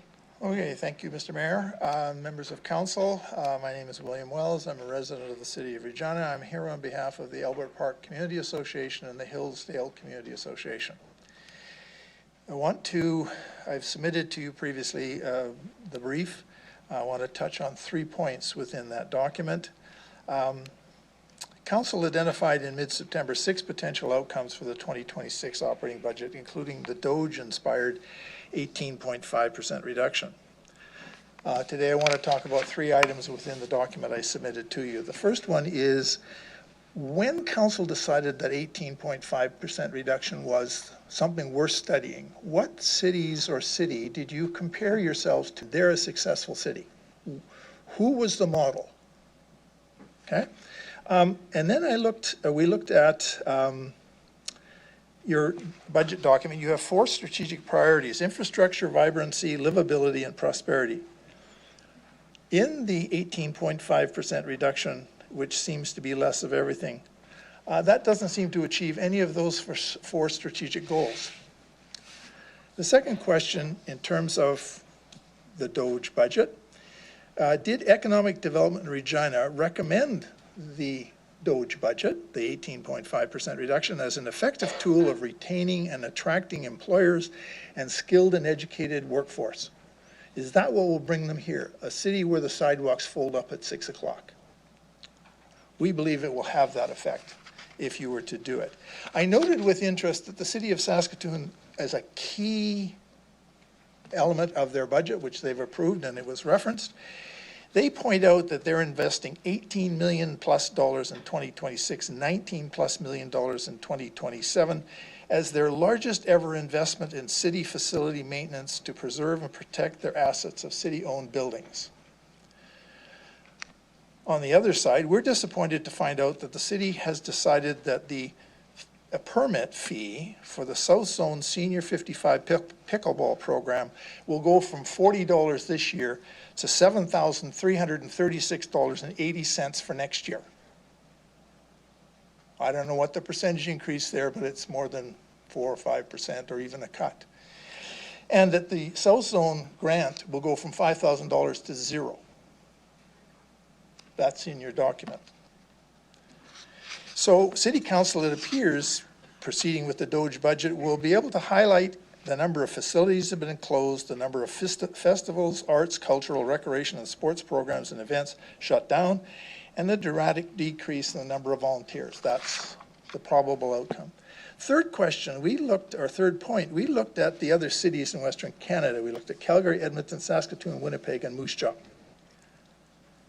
Each of those cities has an extensive list of committees where they engage the citizenry of their communities on a year-by-year basis to examine opportunities, issues, challenges in their community, in that particular aspect of their community. You, of course, do none of that. This presumably is our 5 minutes engagement for 2026. That's what I'm sitting in. This is it for 2026, right? It's the only engagement I guess we'll get. We'd suggest that you would go back to a committee system that you used to have, and I point out in your Appendix A1 of your document with respect to the Mayor's Office and Council, service description says, through engagement with residents, community organizations, and other levels of government, City Council helps to shape an inclusive, responsive, and future-oriented community. It says in what we deliver that this represents the interests and well-being of residents in each ward. Is that what the year-by-year engagement is? 5 minutes? Is that how you measure that? In terms of value and benefit, it says there are a number of city-appointed boards, committees, and commissions that provide advice and guidance, yada, yada, yada. You list 5 internal committees. So apparently the only advice that you seek are your 5 internal committees. You don't ask, and you don't. And that was an explicit decision of council a number of years ago to stop listening to civil society in any organized or structured way. Under customers, stakeholders, and partners, there is no organization listed in your budget from civil society with the possible exception of the Regina Public Library. So, Mr. Mayor, we would recommend that council return to some form of an ongoing annual regular engagement with various aspects of civil society so that the $40 to the $7,000 increase doesn't happen.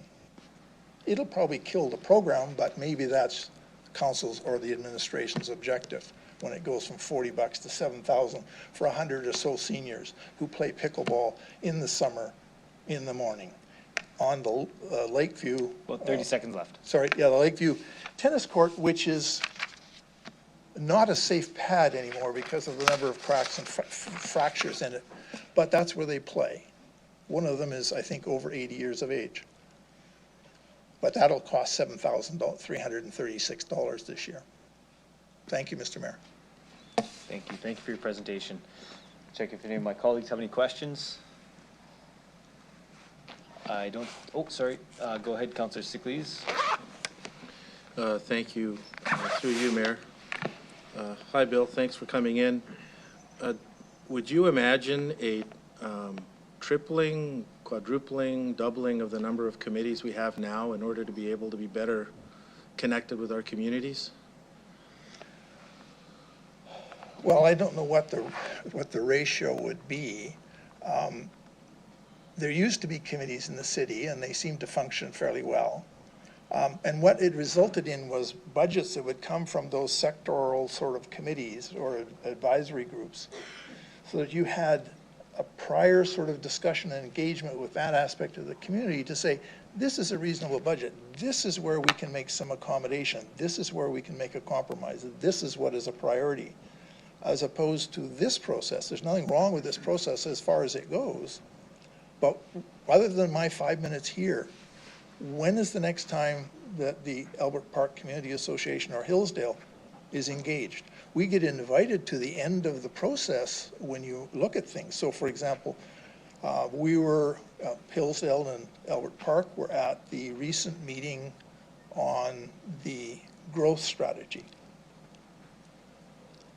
I didn't, when one of the other people in the room asked the question, what about water security in the face of the retreating glaciers in BC? How does the growth plan address that? How does the city address that? And we were told, that, well, the water comes from Buffalo Pound, so it's not a problem. And then another staffer said, well, really it comes from Lake Diefenbaker. Does anyone take that answer seriously? But that's the answer we were given. You don't have to worry about where the water comes from. You just have to know there's Lake Diefenbaker, and it self-generates, I guess.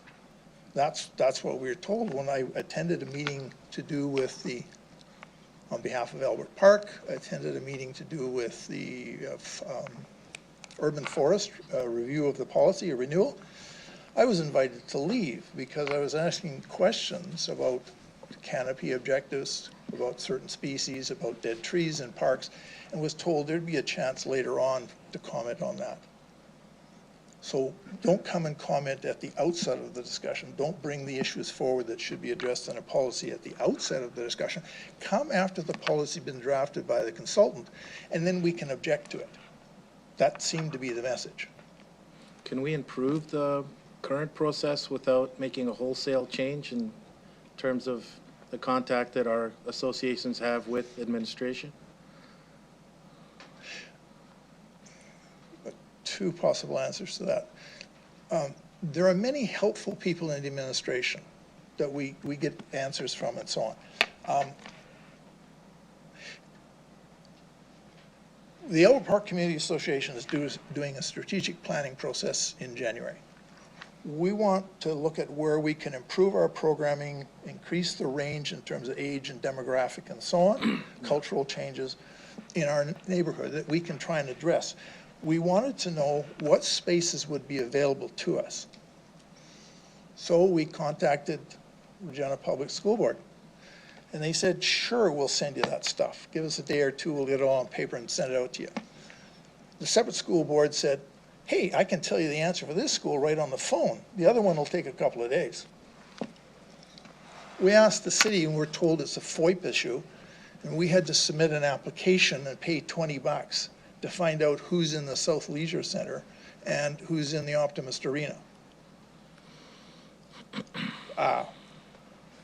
Apparently it's not a FOIP issue for the school boards, but apparently it's a secret for the city. For a community association, running programs in city facilities is a bit of a challenge. So I'm contradicting myself there. There are some very helpful staff. Okay, the recreation folks are really helpful. Some of the park staff are really helpful. After that, it sort of goes blank.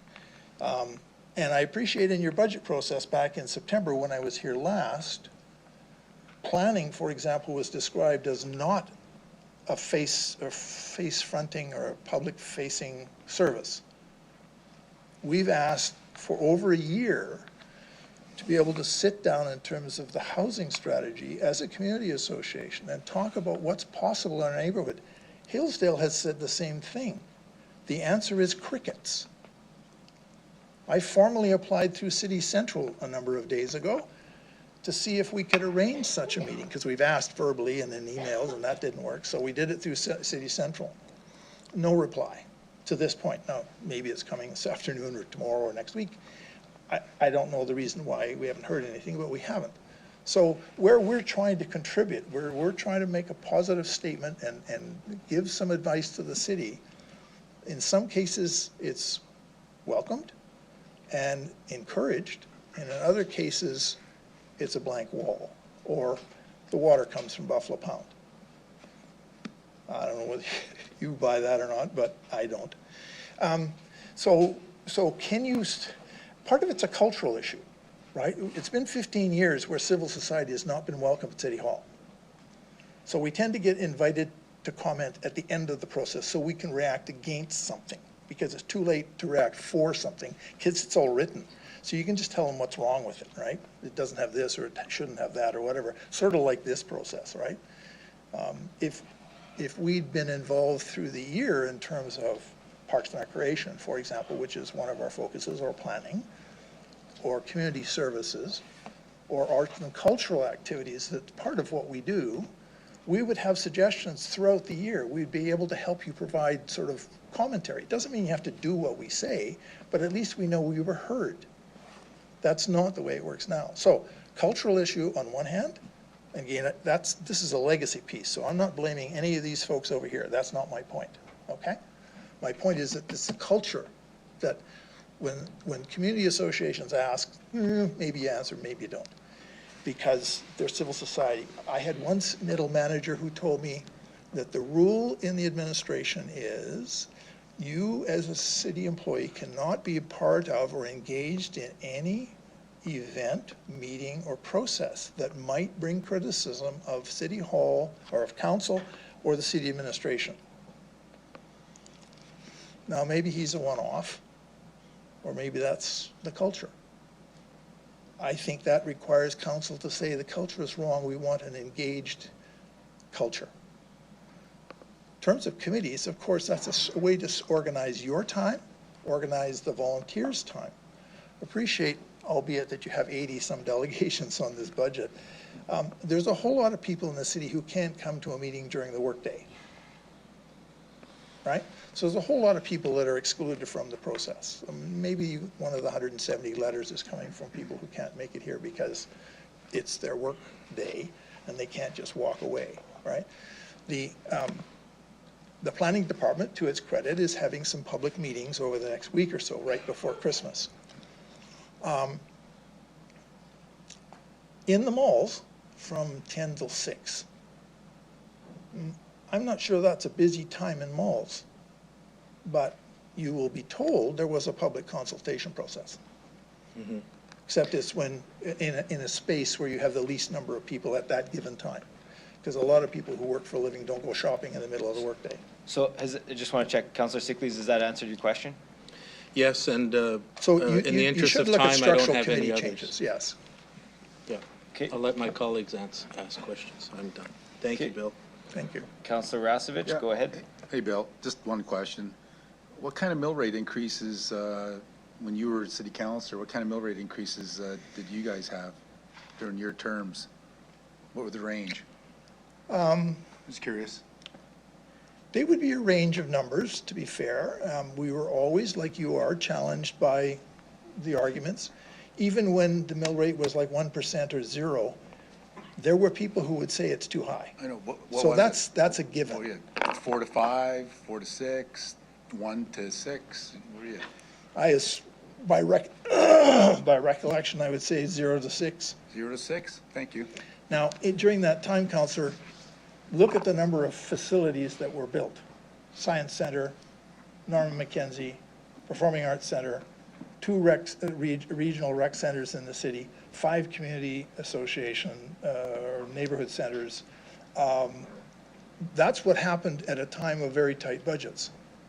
Now, the downloading happened during that time as well, Councillor, because in 1991, I think it was, the province cut the city's funding mid-year by about $12 million. It was all capital projects. So it wasn't an easy time, but we were keeping up with things and we were still accomplishing things. We were still building things in the city. Okay. Thank you. Any other questions, Councillor Rasevich? Nope. Okay, Councillor Bezo, go ahead. Thank you very much. Thanks for coming, Bill. Bill, let me get some understanding. Back in those lower budget days, when it say was at 80 somewhere in there, how come money was not put away for reserves? Well, they were. I don't know that the I money was. just want to clarify. I don't think we heard kind of a commentary on that. I don't think we need to dive into budget years from previous. We can dig into those numbers offline and not challenge Mr. Wells's memory on that regard. So I think we need to stick to questions for this budget cycle and his representation from the Albert Park Community Association. Okay, thanks. Okay, with that, I don't see any further questions, Mr. Wells, so thank you for your presentation today, and you can return to the gallery. Thank you.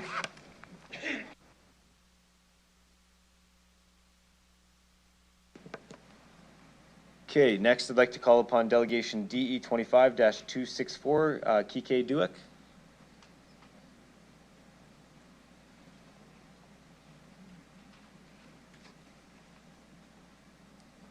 Is Kike? Okay.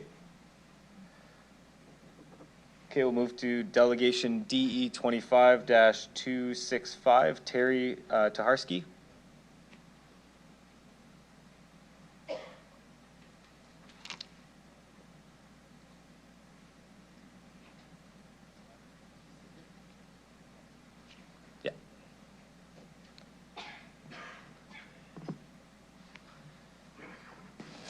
Okay, and once you're settled, I'll get you to introduce yourself for the record, the organization you're representing, if any today, what city or town you reside in. You'll have 5 minutes to address council, after which you can respond to any questions council may have for you. Go ahead whenever you're ready. Thank you. Just 1 second. Thank you, councillors, mayor and councillors. So today I had 2 recommendations. One was to improve transparency to develop a forward-looking 10-year financial projection system. So it's a modeling system that would easily forecast Regina's financial status, identifying city revenues, expenses, cash flows, assets, debt, that sort of thing. And then also develop a voluntary Regina Financial Committee to help guide the mayor and the councillors and the administration to report to Regina citizens the historical and future financial outlook of the city. And so this would kind of create a simple process that you can do comparisons and contrasts and things. So that's why I'm here, is really to recommend those 2 things. Now, just to give you a perspective, my taxes went up 34% to about $8,000. So I took interest in your financial data, and I felt it was a little bit insufficient. And as I looked through it all, I found that I didn't fully appreciate all the challenges of Regina's finances. And so I had to admit I may have made some wrong assumptions in my financial modeling, and that's what I sent to you. So I don't know if you can have a look at the financial modeling that I sent to you. I assume the finance department has tons of work, and the mayor and the councillors, you have many issues which need review and study. And I know things did appear rushed to me when I looked at the annual report. And so I thought today, my computer today told me I was coming to a finance meeting. So it's interesting to see you all here. My main focus was reviewing the 2024 data, your annual report. And so what I found was the operating statements were okay, but I think they needed a little improvement, such as they didn't have interest coverage, or the department, there were some names that were kind of wrong that needed to be divided. Balance sheet seemed to need reorganization, and your cash flow statement was a bit detailed.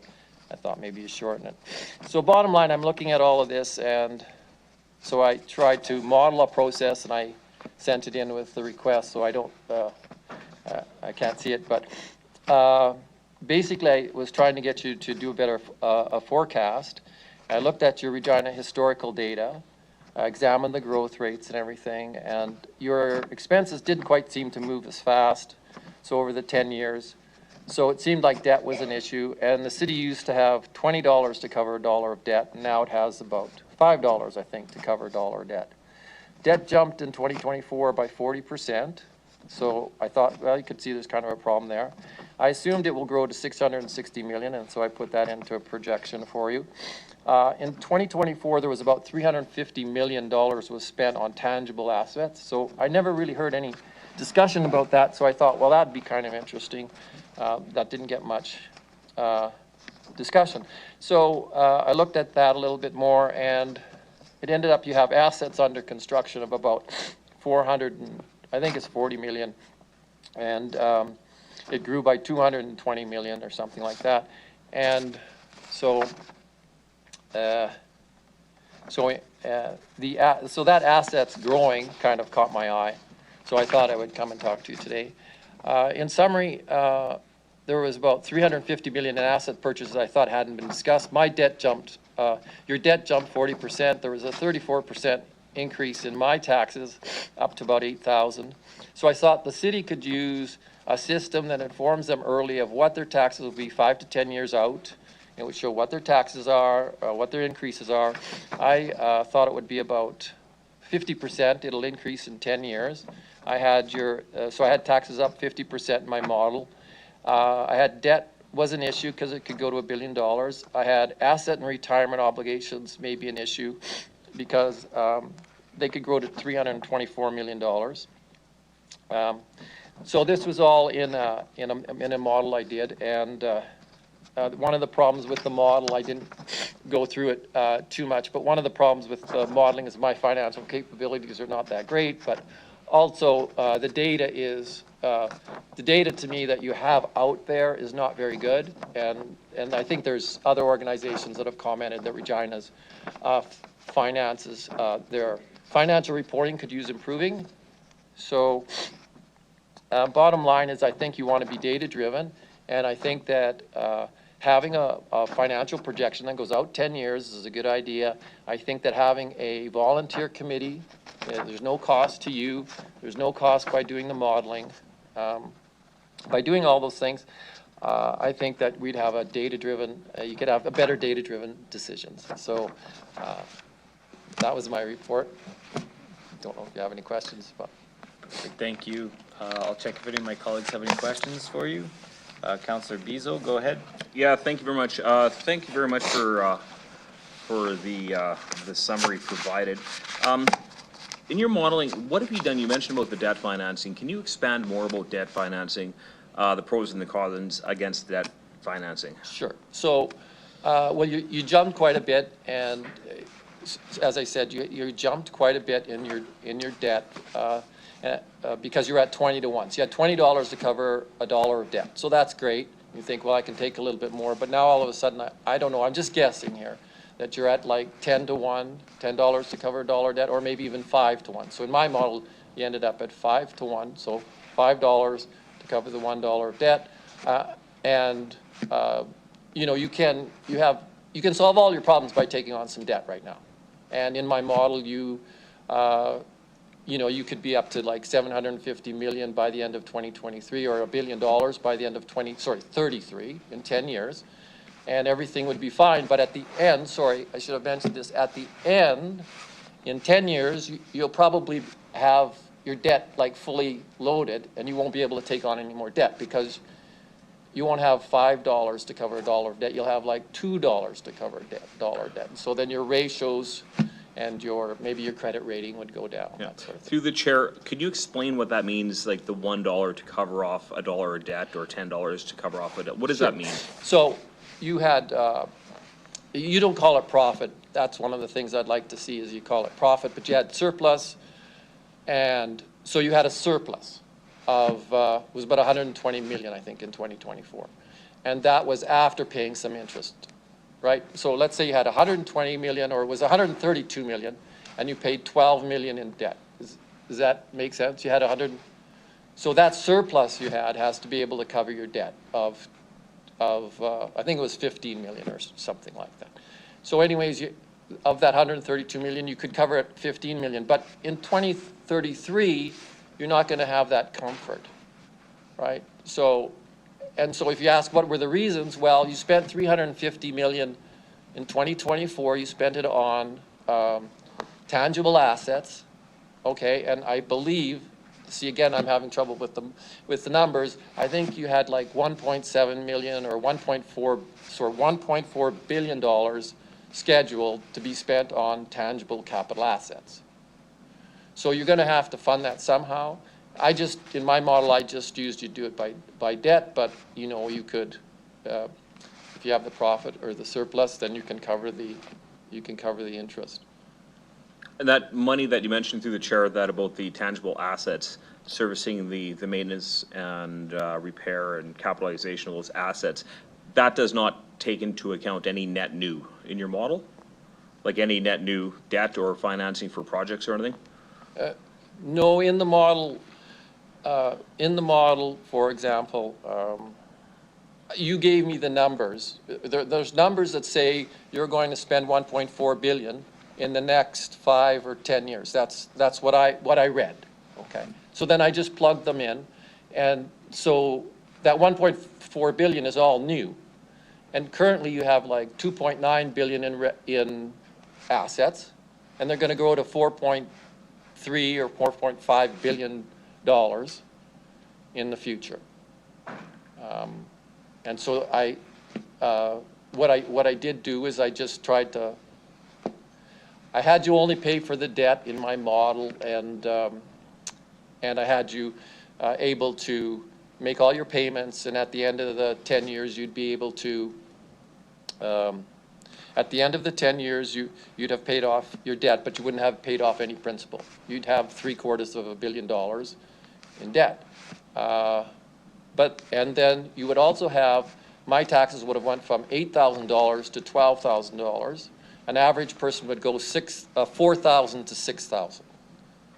Okay, so all I'm getting at there is, I can see what my taxes are, so I think that's great. I'm going to go from, I don't think it's great, but you know, it's gone from 8,000, it'll be 12,000 in 10 years. If you're at 4,000 today, it'll probably be at 6,000.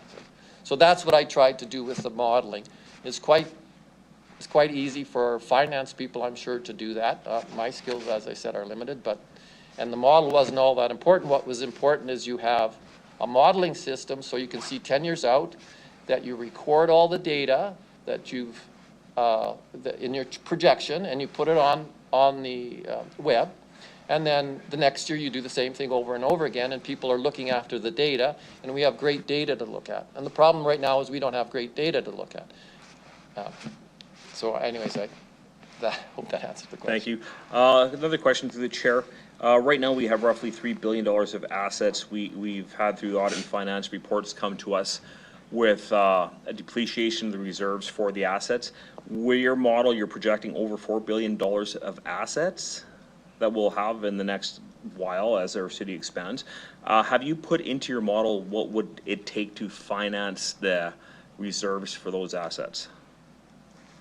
So maybe I'm not understanding reserves for the assets. Yeah, so part of the work that we have to do, we're going to get debt to do the project, but in 25 years, we're going to have to do work on that project again, no matter if it's a pool or a building or a physical entity, a roadway. We have to put money away for the reserve so we can actually redo the work in 25 years. Have you taken that into account? No, I don't think so, because I just took the expenditures that you all put in there, the 1.4 billion, I think, that I interpreted. What is a little strange is, for example, and maybe this is a little off topic, but you have a profit or surplus. That's what you call it, a surplus. So then you don't really know like what it's for. So so you don't know, I don't know why you have the surplus. You might say the surplus should be zero and you're always balancing year over year. So you might want to have something called, like maybe you're calling it a reserve, and you actually put that in as a negative, and then you just accumulate it somewhere. Okay. Right? But you don't have that. To me, it just looks like profit. And then you have beginning cash, and then if you don't have enough cash with your profit, then you go to the bank. And that's what you did in 2024. You went to the bank and you increased your loan by 140 million. I think that's what the number was. Thank you very much. One more question. Sure. In January, we're going to have another audit and finance meeting. Would you be willing to come and present at that meeting? More detail? Sure. Yeah, of course. Yes. Maybe, I don't believe there's one in January. I'll maybe get the acting city clerk to speak to that. Through you, Mayor, yeah, there's no main committees of council scheduled for January due to renovations that are taking place in Henry Baker Hall, so it wouldn't be till February. February? Okay, thank you. Thank you very much for coming and presenting some of the financial aspects. Thank you very much. Thank you. I see no other questions, so thanks for your presentation today. You can return to the gallery.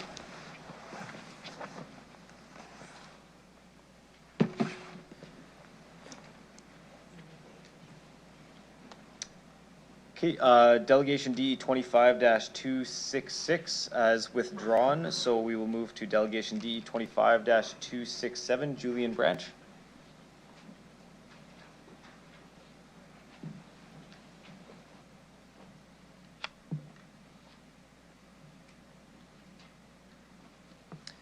Okay, and once you're settled, I'll get you to introduce yourself for the record, the organization you're representing today, if any, what city or town you reside in. You have 5 minutes to address council, after which you'll have the opportunity to respond to any questions council may have. Go ahead whenever you're ready. Your Worship, members of council, my name is Julian Branch. I'm a longtime resident of the city of Regina. I'm also a board member of a national NGO called Prevent Cancer Now. However, I'm representing myself this morning. I don't need to tell you that budget deliberations are about setting priorities. I'd like to draw your attention to an issue that has not enjoyed the level of prioritization it deserves. Allow me to preface my remarks by saying I hear councillors talk all the time about the importance of clean drinking water. We hear a great deal about fluoride in Regina water and lead service connectors in the distribution system. There's an issue that we hear very little about, but when you check, you will find that Regina once led the nation in research into asbestos cement water pipes. Almost half the water distribution pipes in Regina are made of something called asbestos cement. Because Regina has approximately 600 kilometers of old asbestos cement water pipes, in 2003 it was chosen as the site of a $34 million National Research Council facility to investigate the pipes.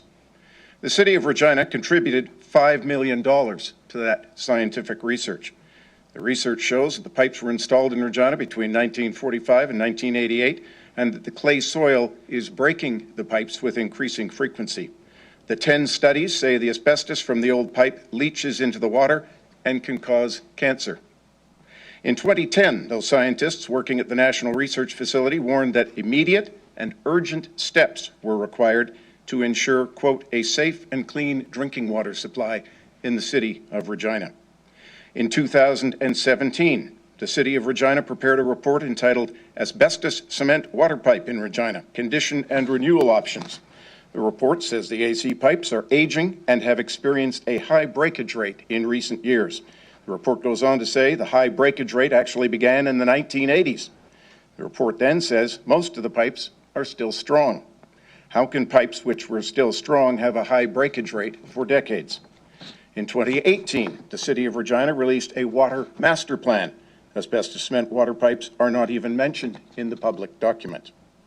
In July 2021, a company called Infrastructure Data Solutions prepared a, quote, 10-year capital plan for Regina small diameter water mains for the city of Regina. The report says asbestos cement pipes make up 57% of the small diameter water mains in Regina. It goes on to say that the majority of the water main breaks in Regina occurred in small diameter asbestos cement pipes. In August of 2021, just a month later, the city of Regina released a fact sheet on asbestos cement water pipes. It refers to the pipes as sound. 1 month earlier, the city was in receipt of information that stated the exact opposite. In the same fact sheet, the city doubled the expected lifespan of asbestos cement water pipes in Regina from 50 to 100 years. City documents show that between 2010 and 2022, there were 2,477 asbestos cement water main breaks in the city of Regina. I would humbly submit that almost 2,500 pipe breaks in a 12-year period is not sound. The city came up with a plan to replace 10 kilometers of asbestos cement pipe a year. It recently announced that it is actually only replacing 7 to 9 kilometers of asbestos cement pipe a year. At that rate, it will take approximately 60 years to replace the majority of old asbestos cement water pipes in Regina. The city also recently announced that it has experienced more than 175 asbestos cement water pipe breaks this year alone. These pipe breaks are costing the city millions of dollars in unexpected emergency repairs.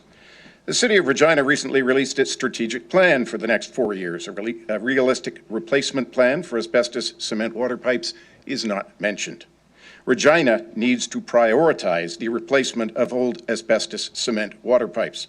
The work was done decades ago, showing that these pipes are a very big problem which need to be addressed. The city paid $5 million for scientific research that shows there is a serious health concern attached to swallowing asbestos from the old pipes. I'm well aware that Health Canada maintains it is safe to drink asbestos. I would point to the 10 NRC studies that say cancer. I point to the United States, which has regulated asbestos in water since 1992, and I point to numerous other countries around the world which are placing a high priority on replacing asbestos cement pipes. The reason given? Cancer. 2 weeks ago, Malaysia announced it plans to replace almost 40,000 kilometers of asbestos cement water pipe in 15 years. If nothing else, old asbestos cement water pipes are costing the city millions in emergency repairs. The city of Regina used to lead in this area of research. We've fallen woefully behind. The city needs to budget for a realistic plan to replace these pipes in an expeditious fashion. With regard to funding, I strongly suggest you reach out to the provincial and federal governments, which were both partners in that scientific research facility decades ago. I'd be pleased to provide council and administration with a more fulsome briefing on this important infrastructure and health issue. I'd be pleased to answer any questions. Thank you for your presentation. I see Councillor Burton. Go ahead. Thank you through the chair for your presentation. I have one question. Which would you prioritize first, lead pipes or asbestos pipes? I would prioritize asbestos cement water pipes because you folks have that $5 million worth of studies that show they cause cancer. I don't know if you've done any research into the lead service connectors. I don't know. I'm not an expert in lead in the human body, but I have done a fair amount of research in this area. I will just point out that in 2006, I know this isn't the fault of the current council and administration, but in 2006, when this was known to be a serious concern, the city of Regina came up with a plan to replace the entire water distribution system in the city of Regina, and at that time it would have cost $300 million.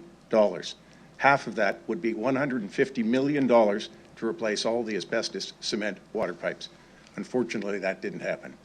Okay, thank you. Okay, thank you.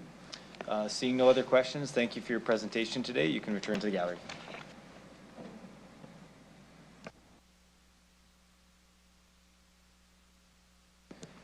Next, I'd like to call upon Delegation DE 25-268, Robert Humphreys.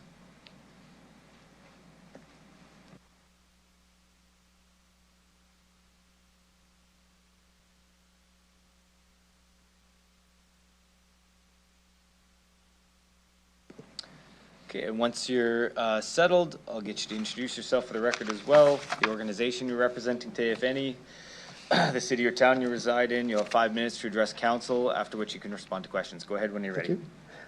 Yeah, good morning. My name's Rob Humphreys. I'm representing myself and our Facebook group, Regina Advocates for Fair Taxation.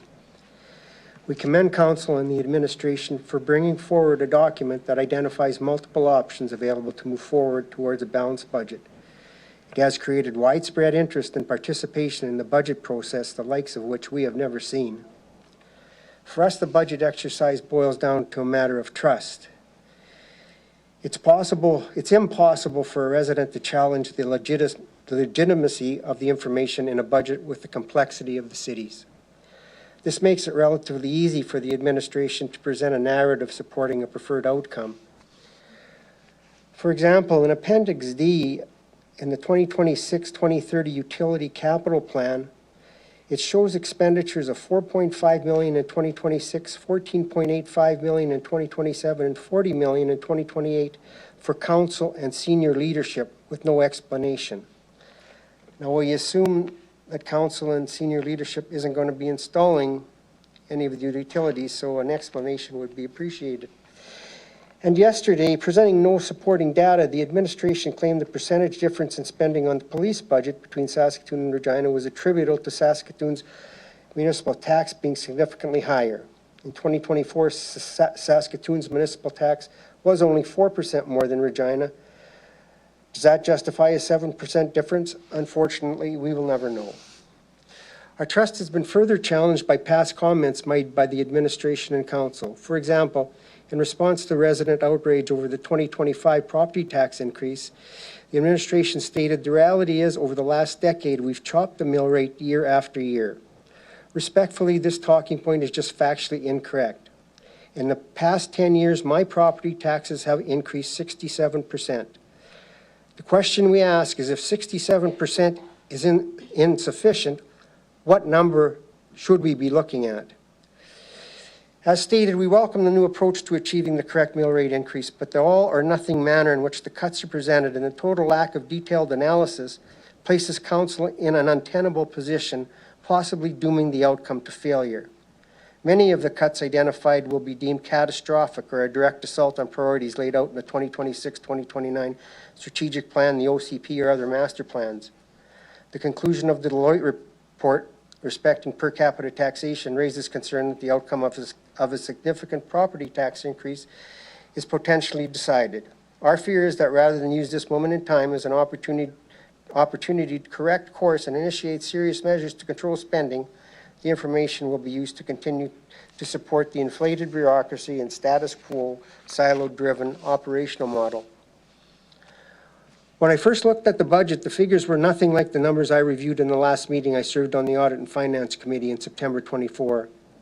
In 2024, City Council had just reduced the utility rate increase from 4% to 3% because the utility reserve had been over its maximum for well over 3 years. In the past year, 3 new reserves were created, and the total transfer just for the utility reserve in 2026 is $84.4 million and $102.2 million in 2027. The hawkish approach our committee took respecting amassing funds and reserves versus keeping mill rate increases reasonable has obviously changed. Please refer to our recommendations in our written report. If Council is serious and has the courage to work towards balancing the budget now and in the future, we recommend the following. The city establish a task force with the sole purpose to bring all stakeholders together, including other cities, and make a new funding model a reality for the city. Mayor Block of Saskatoon recently stated that a new funding model is required because the city can no longer expect the bulk of their funding to come from residential property taxes. We recommend Councillors Akandiak reintroduce the defeated 2025 motion to study opportunities to reduce administrative bureaucracy and provide a report for future deliberations. Every successful organization reviews the effectiveness of their administrative bureaucracies. Even the federal government has recognized this as a fiscal priority. The City of Regina is no exception. 40% of operational costs are salaries and benefits. Deloitte's benchmarking data further reflects the city spends 32 more for governance and leadership than the average comparable city. About 30 seconds left. Okay. External review of the public sector staffing and operations is critical to ensure public trust. 3, Council direct the administration to create an external oversight committee to conduct continuous operational reviews, to prioritize service levels, evaluate the manner in which the services are being delivered, establish the frequency for delivery of each service, define appropriate staff levels, vehicle, and equipment requirements. The committee's mandate would be to address operational malfeasance, excess waste, overstaffing, inflated fleet vehicles, entitlement, overtime management, and fiscal unsustainability. We suggest the results of 2 and 3 could be used to form a new model for providing detailed analysis for improvements in future budget deliberations. I'll get you to wrap up. All right.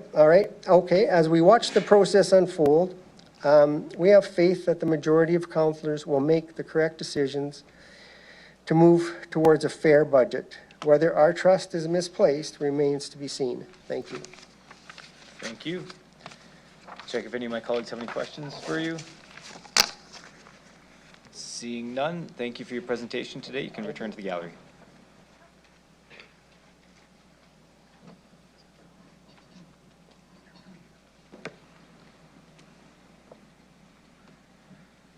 Okay, next I'd like to call upon Delegation D 25-269, Andre Noak.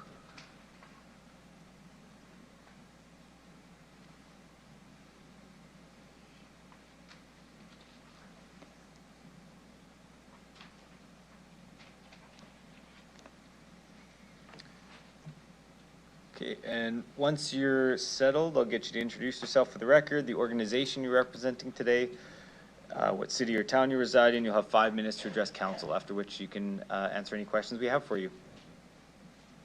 Thank you. Your worship, councillors. My name is Andre Nogue, and I'm accompanied by Richard Marcotte. We both represent the Age-Friendly Regina Committee. We both live in Regina. Some of you on council might recall the commitment the City Council made by unanimous decision in April 2021 to partner with our committee to make of Regina an age-friendly community. That meant working together through the lens of older adults towards the development of a community where spaces, policies, programs, and services are accessible to all citizens. Cooperation did follow in many, many forms, and progress was made. In time, we saw the rollout of the Community Safety and Wellbeing Plan, and in the fall of 2024, we applauded the endorsement of a corporate accessibility plan, two key elements underpinning an age-friendly community. The monies earmarked for their implementation should be seen as investments in building the kind of community we long for. One might think and say that with such two well-designed plans, all would be well.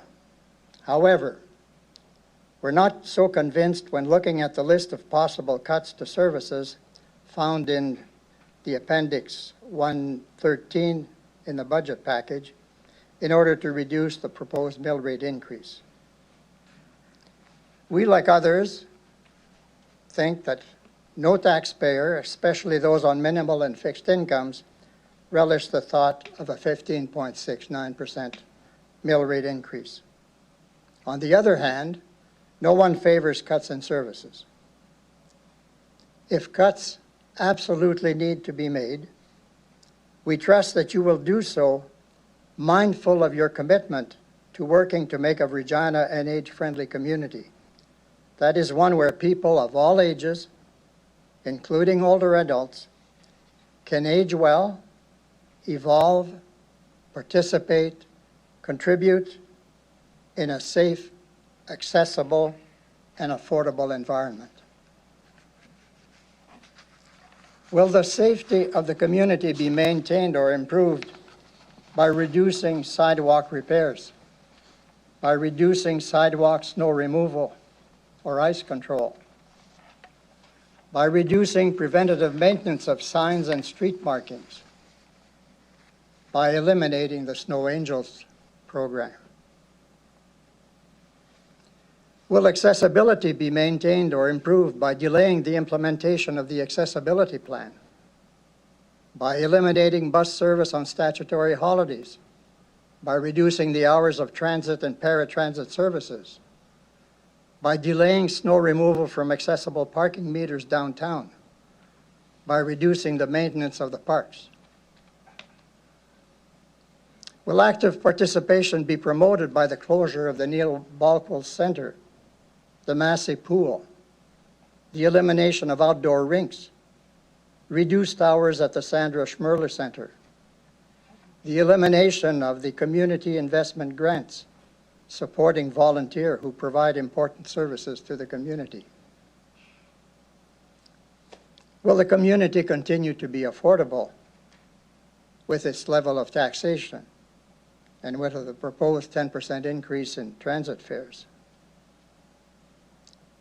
These are but some of the questions we invite you to ponder when you attempt to reduce the proposed mill rate to a tolerable level, at the same time keeping that commitment to develop an inclusive and accessible community for all ages, a community supportive of active aging. Thank you. Thank you for your presentation. I see a question from Councillor Fro. Go ahead. Thank you through the chair. Thank you for your presentation, your leadership and collaboration, and through you to your membership for the foundation you've built in our city. You went through many items in your presentation, and thank you. Some good questions to ponder. The question I'd like to ask you, because it does represent a pretty material potential cut, not a recommended cut, is that of public transit. And I wonder if you could provide some insight, given the depth of your knowledge of what we do as a city, as to sort of how your organization and some of our older neighbors may or may not rely on public transit. So perhaps the importance of public transit, but more specifically, since you're aware of it, what the potential cuts to transit may do for those that are aging in place and want to stay sort of active and engaged in our community. Thank you. Well, Many or most of the seniors, older adults, still drive, but many don't. Whether they lose their license for a eyesight condition or other medical conditions, and then they have to rely on public transit. So what does that mean? If they want to go shopping, they will have to resort to a cab or a neighbor if the neighbor is not at work. And it's the whole question of how it affects people that are still at work and have work hours that force them to be going to work till late at night. And if the bus services has been cut back, they will seriously be affected.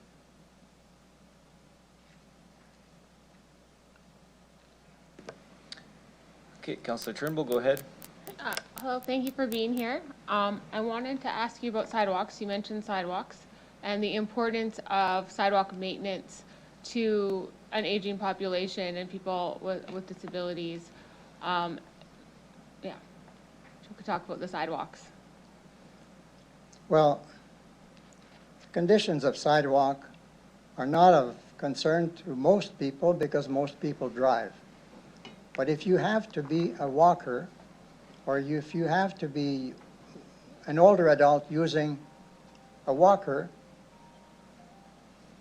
or in a wheelchair, that is when you realize the extent to which the quality of the sidewalk is important.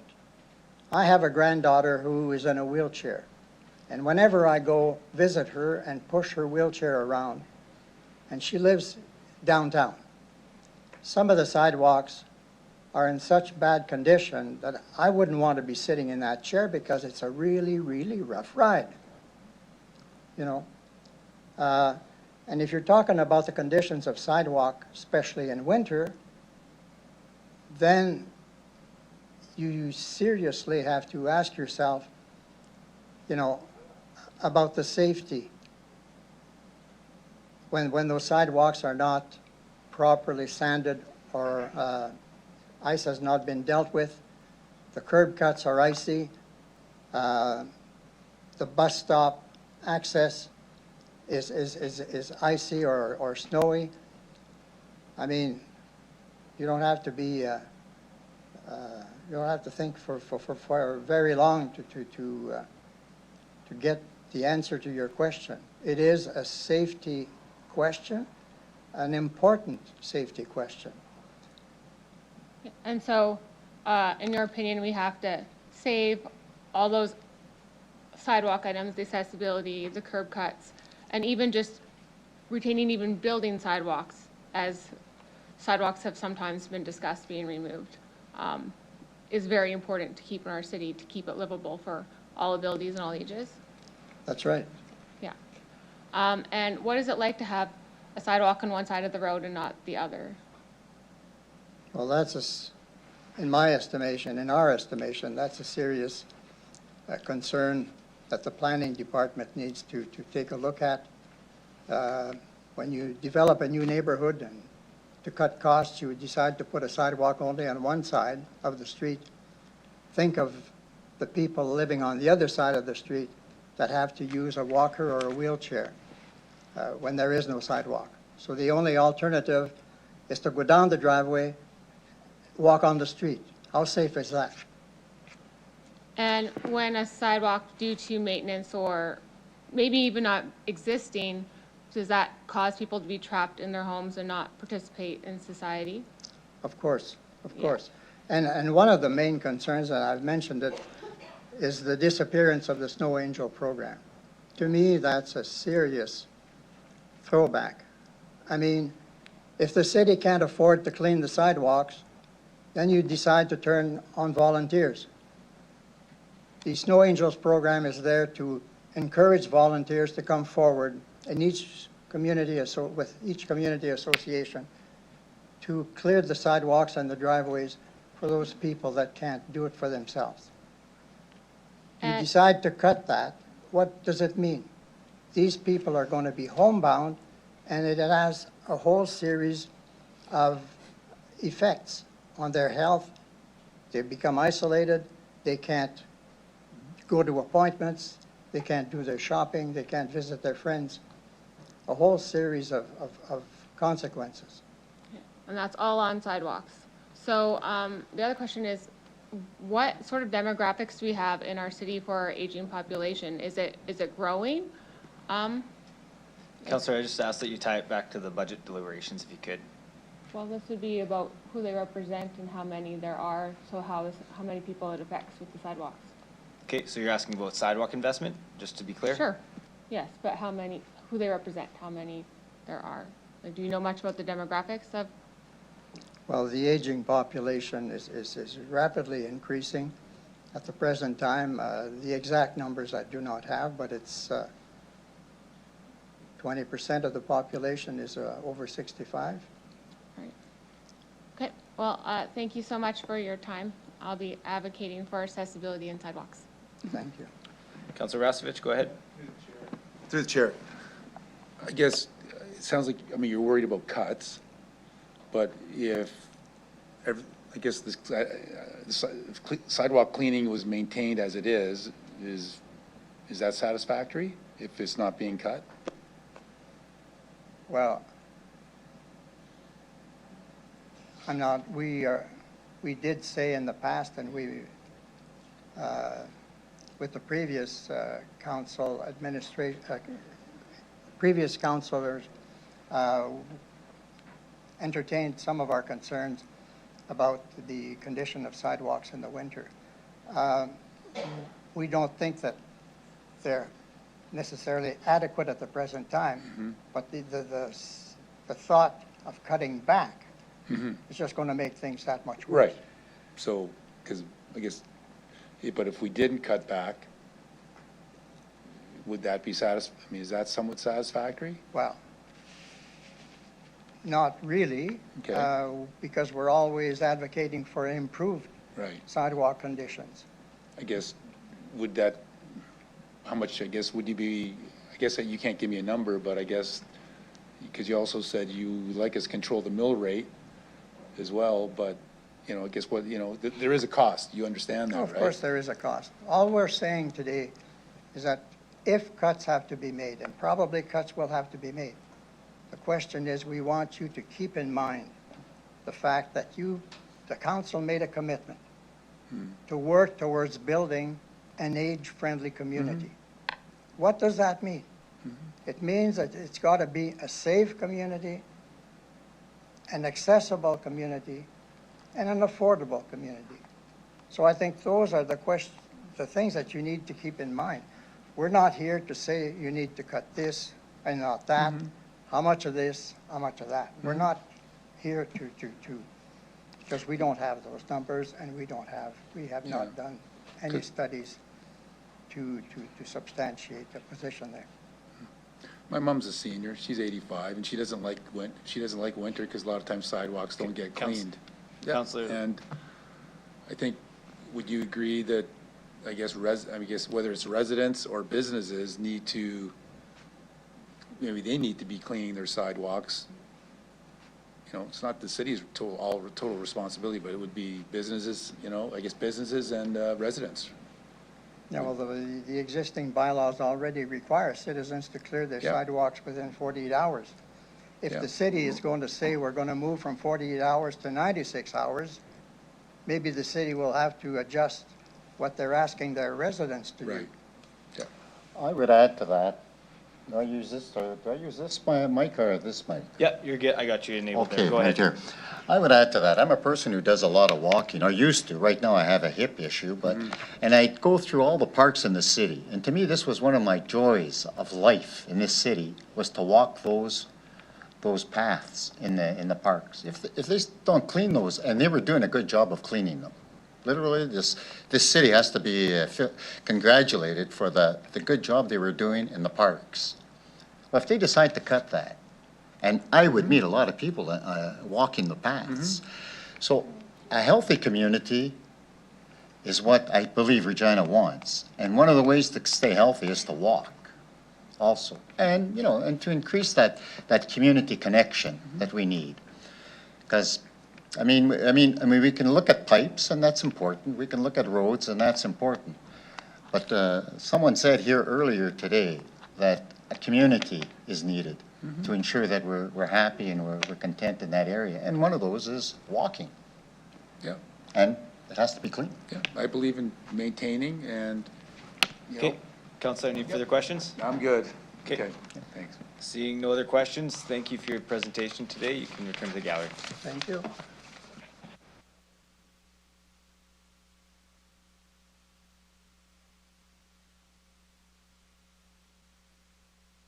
Okay, next I'd like to call upon Delegation D 25-270, Tony Prusa.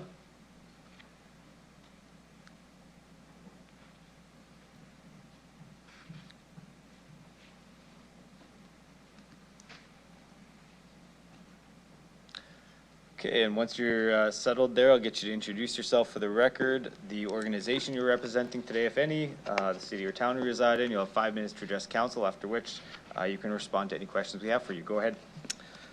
Thank you, Mayor Bashinsky and members of council. My name is Tony Pursa. I am here on behalf of Harvard Developments Corporation, which is a local business that has been in operation for 123 years. I am here to give you a perspective on the business community and the impact of your proposed mill rate and what that potentially could do. So this morning we've heard a lot from various interest groups, and I fully appreciate their perspective on it. But anyway, firstly, I'm pleased to have the opportunity to present and advocate on behalf of over 250 of our tenants located in over 2.5 million square feet of real estate within our office and retail portfolio located here. By the way, I did miss to tell you that I am currently a resident of City of Edmonton, but a former longtime resident of City of Regina, and still very much involved in the community. As a longtime supporter and investor in the City of Regina, Harvard appreciates the city's commitment to maintaining essential services and infrastructure. However, the proposed 15.69 municipal mill rate increase for the 2026 budget raises significant concerns about the economically sustainability of businesses operating in Regina. An increase of this magnitude will see municipal mill rates increase approximately 39% based on our research that we have from 2021 to 2026, and would be the single largest mill rate increase in the history of the City of Regina, again based on our research. The proposed elevation in the municipal mill rate plus the proposed increase to the library mill rate and municipal utility costs, coupled with significant increase in the assessed values of real estate in some cases, does not present a reasonable and long-term sustainable option. The cost of operating a commercial building are typically shared amongst the tenants who inhabit the building. Buildings that face substantial property tax increases due to increased valuation, coupled with the increased mill rate, will directly raise operating costs for businesses, and combined the increased tax level with other costs of operating a business, such as utilities, insurance, labor, etc., the overall cost of doing business in Regina is becoming increasingly prohibitive. Businesses may be forced to consider cost-cutting measures, scaling back operations, or evaluating their ongoing viability. The concern here is that you may have businesses or industry that might actually leave the city of Regina because of the competitive nature or uncompetitive nature of the property taxes. Or alternatively, they'll be faced with increase in cost and therefore passing those along to consumers who are already burdened with similar residential property tax, utility, and general cost of living expense increases. This will inevitably impact discretionary spending, much of which supports local economic growth. This issue is particularly critical for Regina's downtown, which is already facing significant challenges. Many of our retail tenants in particular are struggling to maintain operations, and additional cost pressures could accelerate vacancies and hinder revitalization efforts. A thriving downtown is essential to the city's economic health and attractiveness for residents and business alike. While Regina has traditionally offered a competitive commercial property tax environment compared to other major cities in Saskatchewan, Alberta, or Manitoba, this advantage could be eroded by materially raising these costs. Such increases risk discouraging new business investment and may lead to depressed commercial real estate values, which would in turn negatively impact the city's tax assessment base. About 30 seconds left. I'm going to cut it a little bit short then. I appreciate that this is the responsibility of a council to make the decisions based on the information provided to them, and it is a delicate balancing act on what the city needs, essential services, inflationary cost increases, contractual obligations, versus the city's wants, service enhancement, community amenities, and development incentives. These are all important components in building an economically strong community, but they must be weighed against the ability of residents and businesses to absorb the cost. Thanks for your time and your consideration. We respectfully urge the council to consider the magnitude of this proposed increase and explore more strategic approaches to managing the city's operations and future expenditures. Okay, thank you. Councillor Stroh, go ahead. Yeah, thank you through the chair. I certainly agree on the need to be competitive, and through you appreciate the investments that Harvard makes. I understand you're from Edmonton. Are you aware of the commercial to residential tax ratio in Edmonton and Calgary? And if so, can you tell my colleagues what it is, please?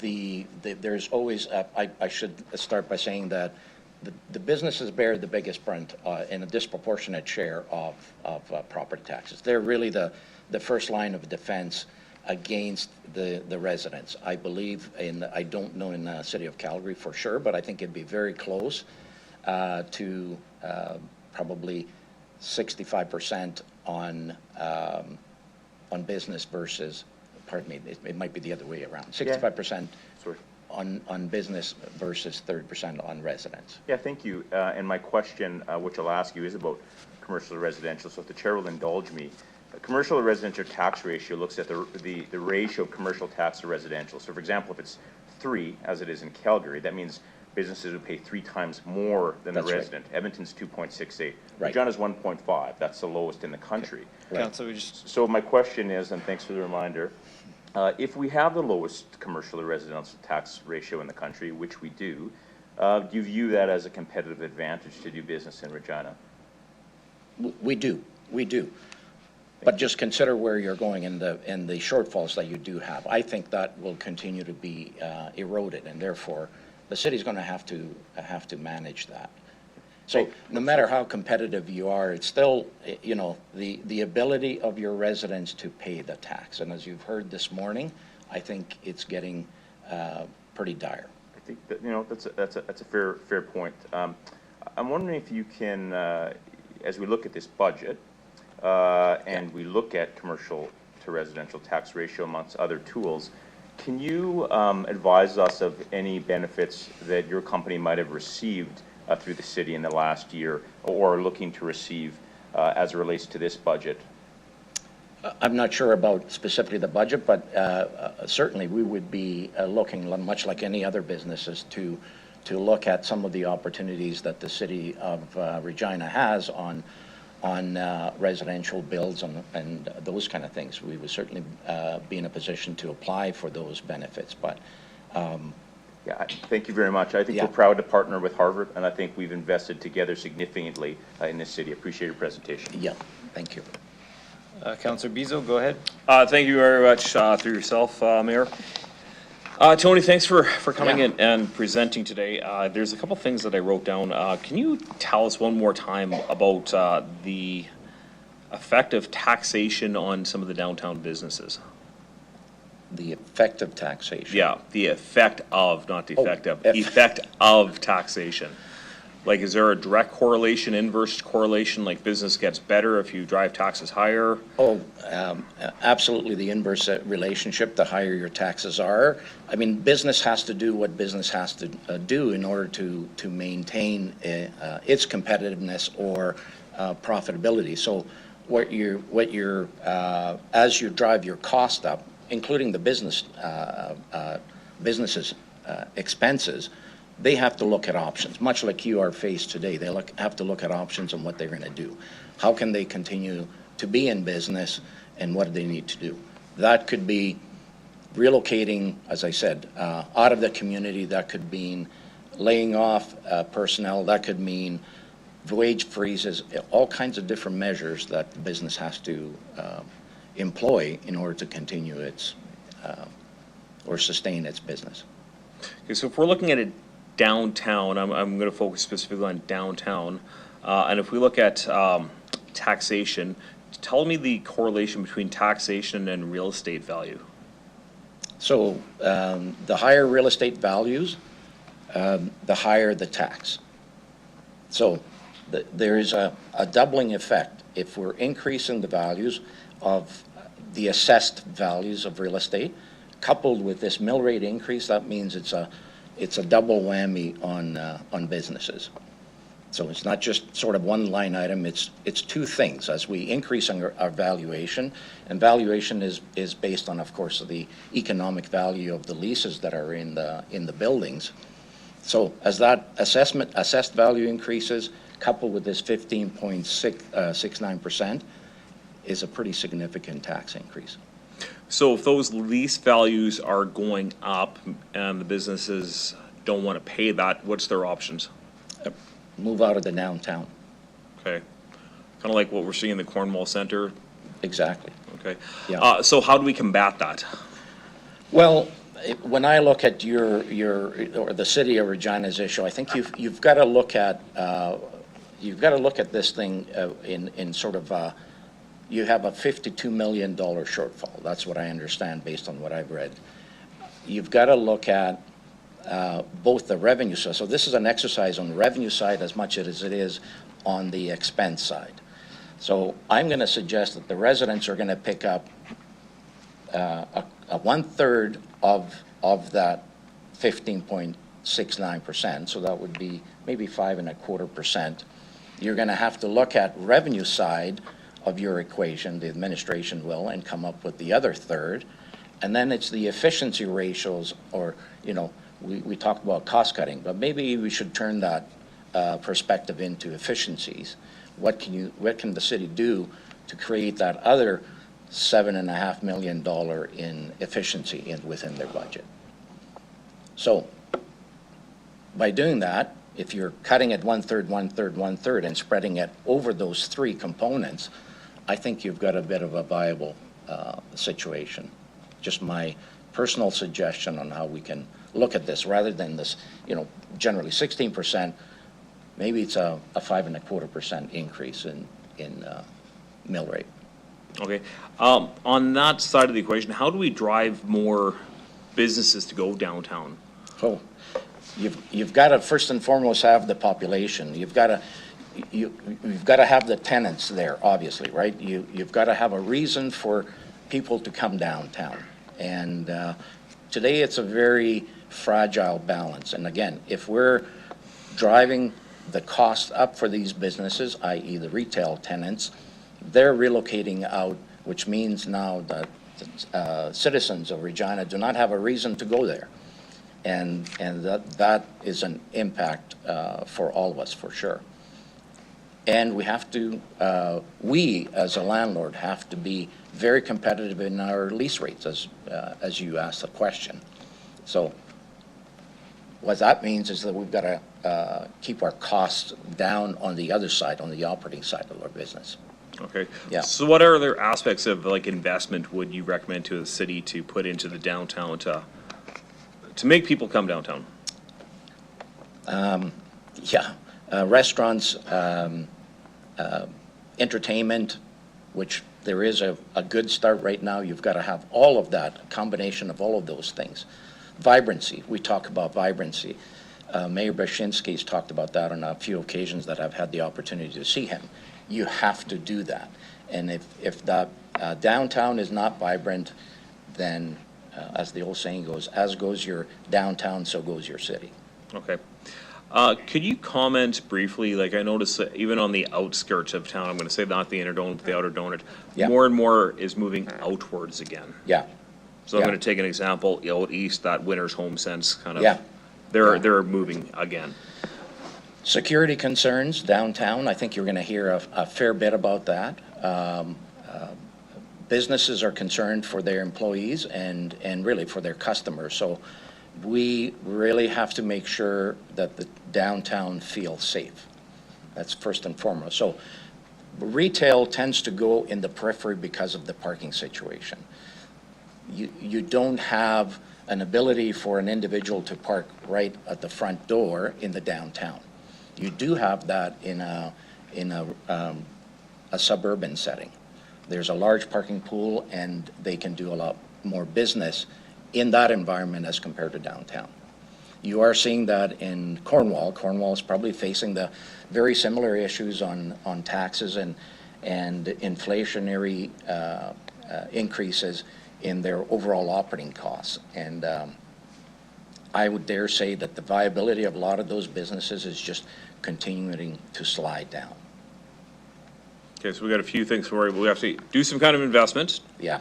We got to clean things up. Yeah. Put some more money into safety, security. 100%. Have people come downtown, or the ones that work downtown stay downtown? Well, yes, for sure.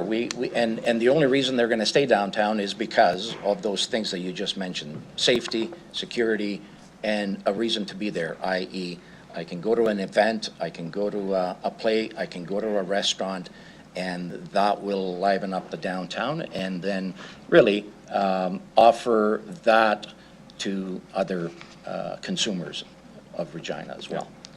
What about the COVID situation after COVID, the COVID recovery? We had a vacancy rate downtown. People were working at home. Yep. Are they back in the office now in your buildings? No, they're not. We probably have right now about, for majority of the private enterprise is probably 4 days a week. Some of the government entities are probably 3 days a week. And that is absolutely part of the issue that we have, is that there isn't enough bodies that used to be there 2019, they're not there today. So that is the cause and effect on the businesses downstairs on the main floor. They just don't have the customers to support them. Okay, so even a simple thing where we sit at this place is to make sure this building, whoever's in this building, is back at the office, right? Right. Okay. Absolutely, 100%. If there is an opportunity for the municipality and for the province to mandate that, and there are other jurisdictions, as you know, that are doing that, that is, in my opinion, one of the principal things that we should be doing. Very small lift with no tax implications, what you're saying, right? Right. Okay. Right. Thank you. Great. Okay, any other questions from colleagues that are looking for new information you haven't heard already? Go ahead, Councillor Rapp. Yeah, through the chair. Do you have rentals? Does Harvard, you have rentals downtown too? We do not. Rentals, as in residential rentals? Yeah. We do not. Oh, you don't? Okay. No. Okay. I was just, anyways, I guess my question, I guess, is just, I guess to your leasees would be, would the mill rate increase, you know, if it was an extra $30, $40 a month and plus utilities, because we haven't talked about utilities. Yeah. You pass those on to your tenants. Unfortunately, every cost that's associated with running a facility like this, or like an office building or a retail building, generally is passed on to the tenant. So it is not $34 a month for sure. No, yeah. I hear you. And by the way, the $34, I mean, it has been said many times, you've got to remember the inflationary impact over the last 5 years on people.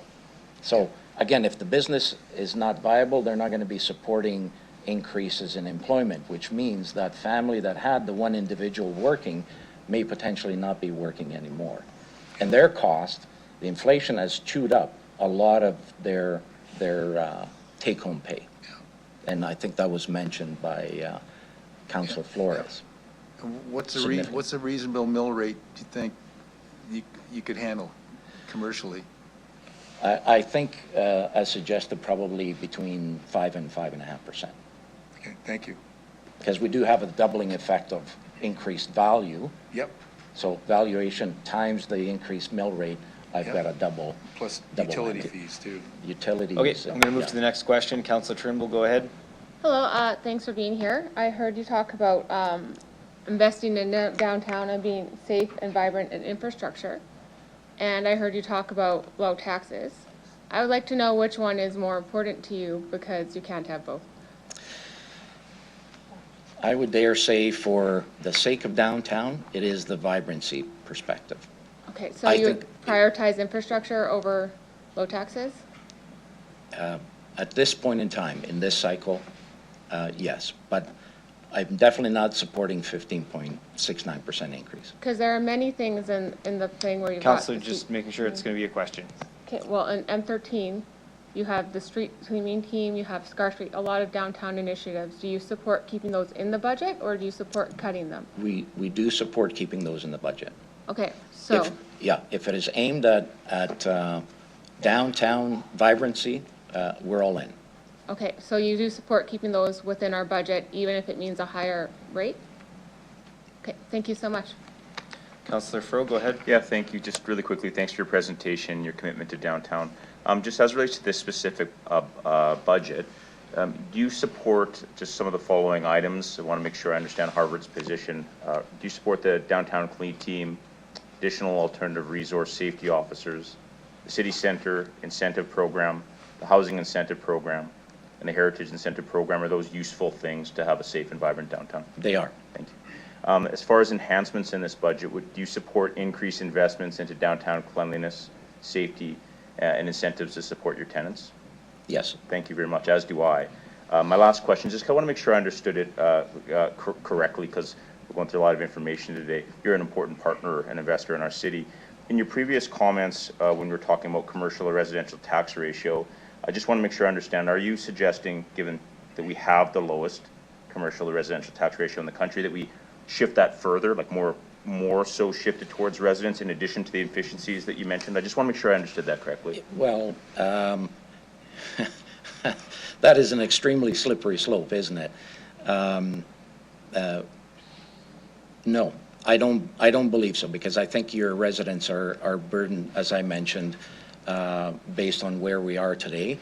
I would not necessarily support that, but I think you really have to look at the principle of revenue and expense and the capital expenditures that you've got earmarked. I think there is a solution there, but at some point, if you continue to drive that commercial rate up to a point where you are losing businesses and businesses are moving out, you will really have to reevaluate the balance between residential and commercial. Yeah. And I hope it doesn't come to that. Thank you for that clarification, and again, thank you for your investments in our community. Yeah. Councillor Mancinelli, go ahead. Actually, I believe Councillor Fro kind of brought my point home. You are aware of the AROs, the street cleanup team, the investment in 11th, what's happening, and that's all come to cost. Yeah. Perfect, thank you. 100%. Yeah. Councillor Trimble, go ahead. Oh, no, I'm done. Oh, okay. Okay, seeing no further questions, thank you for your presentation today. You can return to the gallery. You're very welcome.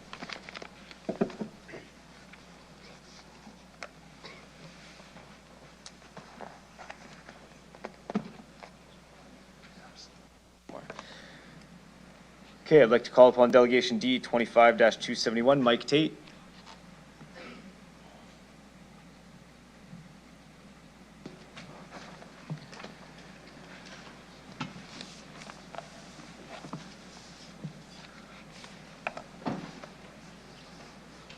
Good morning, everyone. Good morning. I'll get you to introduce yourself for the record, the organization you're representing today, and the city or town you reside in. You'll have 5 minutes to address council, after which you can respond to any questions. Go ahead. Thank you. Thanks for having me today. My name is Mike Tate. I'm the CEO of the Regina and District Chamber of Commerce. I represent 1,300 businesses in our city, and I reside in the city of Regina. The Regina and District Chamber of Commerce appreciates the city's more transparent and structured approach to the 2026 and 27 budget deliberations. The multi-step forecasting and the release of detailed assumptions and disclosure of service level implications provide residents and employers with a much clearer understanding of the significant financial pressures the city is facing. And it's an improved process. Regina's business community remains deeply concerned about the potential tax increase. A nearly 16% increase cannot be viewed as consistent with a commitment to affordability. Even at 9%, the increase is well outside what is being considered and even approved in comparable Canadian cities, holding that 0 to 6.7% range. We urge Council to adopt a substantially lower and more realistic rate. The Chamber supports the city's commitment to maintaining essential services, investing in safety, and addressing deferred infrastructure needs. Believe me, I have a 4-year-old daughter, and we need more indoor infrastructure. These investments are foundational to a competitive and livable city, and I've heard that a lot today. And as Councillor Fro often says, I don't see mountains and oceans out that window. At the same time, Regina effectively has one pre-existing taxpayer, and it's our only reliable revenue source. Without meaningful tax-based growth, the burden of rising costs falls on the same residents and employers year after year, a model that is not sustainable. Expanding the tax base also strengthens budget stability and predictability, the level of certainty residents and businesses expect from a well-managed, investment-ready city. To support affordability and long-term financial stability, the Chamber recommends investigating the following actions to grow the tax base and strengthen Regina's competitiveness. Modernize non-residential development charges by shifting from per hectare fees to a building-based model to keep large footprint employers in the city and strengthen the long-term tax base. On this recommendation, we do know administration has recently reset development fees, and at this early stage, we'll see if that reset delivers additional industrial land being brought within the corporate boundaries. We also know that previous regime of fees was uneconomic and was very likely the primary reason several industrial parks were developed on the periphery of Regina. This begs the question, is there a level of development fees that will allow Regina industrial lands to compete with the already established low-cost industrial parks and surrounding developments that still have lands available? This is evidence that low-intensity utilization is discriminated against by land-based development fees. However, we should ask, what is the goal of the city for its industrial lands? What I would suggest, ask industrial developers, are the current development fees a roadblock to investing in Regina?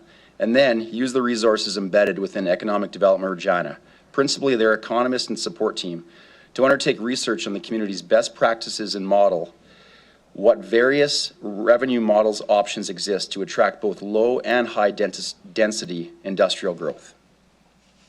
Point number 2 recommendation, ensure the city auditor function is accountable for improving cost effectiveness and efficiency. We recommend the city undertake a comprehensive review of the efficiency and effectiveness of its core services, incorporating businesses' feedback and reporting result outcome.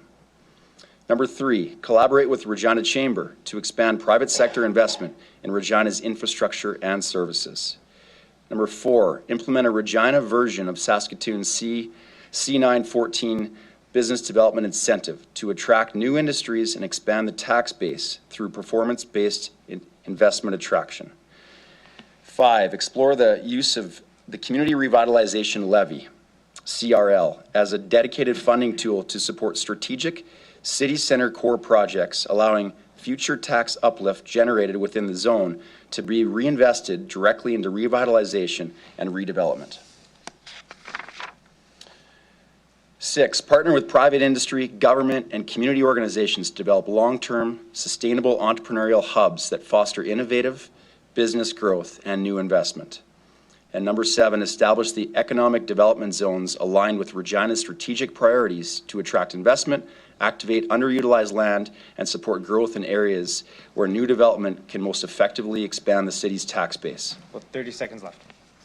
With a renewed and bold direction outlined in our 2025 to 28 strategic plan, the Chamber will be bringing forward more advocacy, analytics, and more constructive policy recommendations aimed squarely at strengthening Regina's competitiveness and expanding the tax base. We look forward to working together on policies that deliver stability, opportunity, and enduring economic strength for our city. Thank you. Thank you for your presentation. Councillor Mancinelli, go ahead. Thank you, through the chair. Before your final wrap, you had a last point about expanded tax base. Could you just repeat that? I didn't quite catch the gist of it. Sure, thanks for the question. I mean, there's really the whole presentation, Councillor, was centered around expanding the tax base. You know, we believe there's a balanced approach here, but these are areas that we feel private industry can support. There's examples all around us across the country of opportunities to increase that tax base, policy that's being done across our nation, that we have to find Regina's version of what makes sense for us. Agreed. Just for clarification, is it the Regina Chamber of Commerce or the Regina and District Chamber of Commerce? It's the Regina and District Chamber of Commerce. Thank you. I noticed that you asked administration to sharpen their pens, become more competitive with their industrial lands. Just looking at the last year on the Costco deal and how we have to compete in our region, how do we save $7 million next time when we have to compete in the manner we do in our region? Well, Would that be something you could help with? Yeah, ultimately we're in a position that whether we like it or not, we're in competition with RMs, with bedroom communities. You know, they're growing. They're offering reduced taxes. Of course, there's differences in services being offered. I understand that, but it's competitive. And so for us to remain competitive, we have to look at alternative ways to, you know, to bring those businesses and keep them into our tax base that currently exists. Otherwise, if we continue to see the donut effect and they're on the periphery, we're going to, as taxpayers, we're going to be faced with that sole burden of that tax. Understood. Saskatchewan, a politician for every 1,900 people. New Brunswick, a politician for every 19,000 people. Chamber of Commerce is across Canada. I'm just a mechanic. I'm not a educated man, but from what I come to understand, every other province has reorganized their regions into regional competitive models where Regina isn't paying for a pool in its entirety or 20% PST to provide it for the region. They've amalgamated some of those decisions or some of the different decisions for competitiveness in business so we don't arrive at the problem like the GTH versus Regina. Is that something you can help with? Of course. I mean, that's really the basis of our approach, is to support those ideas that exist across the country that are working. And again, finding Regina's version of what's going to work for our city and for our strategic plan.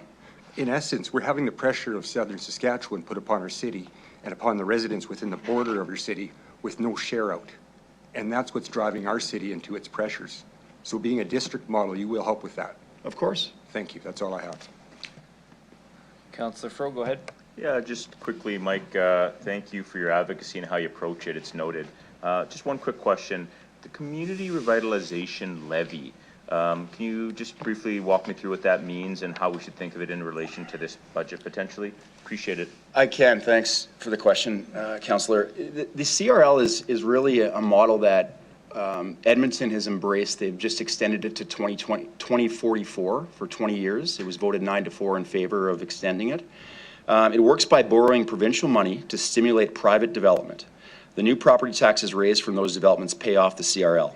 So the amount of people and businesses paying taxes goes up over time, but not the taxes paid. New municipal property tax revenue from downtown development go back into the area, and the CRL has already proven to create billions in private investment in Edmonton. So as an example, it's unlocked over $2.5 billion in private investment in the ICE district in Edmonton. It's helped build 3,500 new homes, attract new businesses, enhance parks, and upgrade public infrastructure, and supported 30,000 students and boosted tourism and retail activity. So it really benefits business owners, residents, students and workers, visitors, and of course, residents. Yeah, it's a great idea. I look forward to growing the commercial tax base with you and your members. Thanks, Mike. Thank you. Councillor Rasevich, go ahead.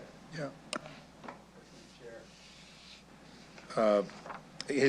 Has the chamber spoken to any industry or associations that could deliver services that are more competitive to taxpayers? Well, that's my job to do every day, Councillor. Thanks for the question.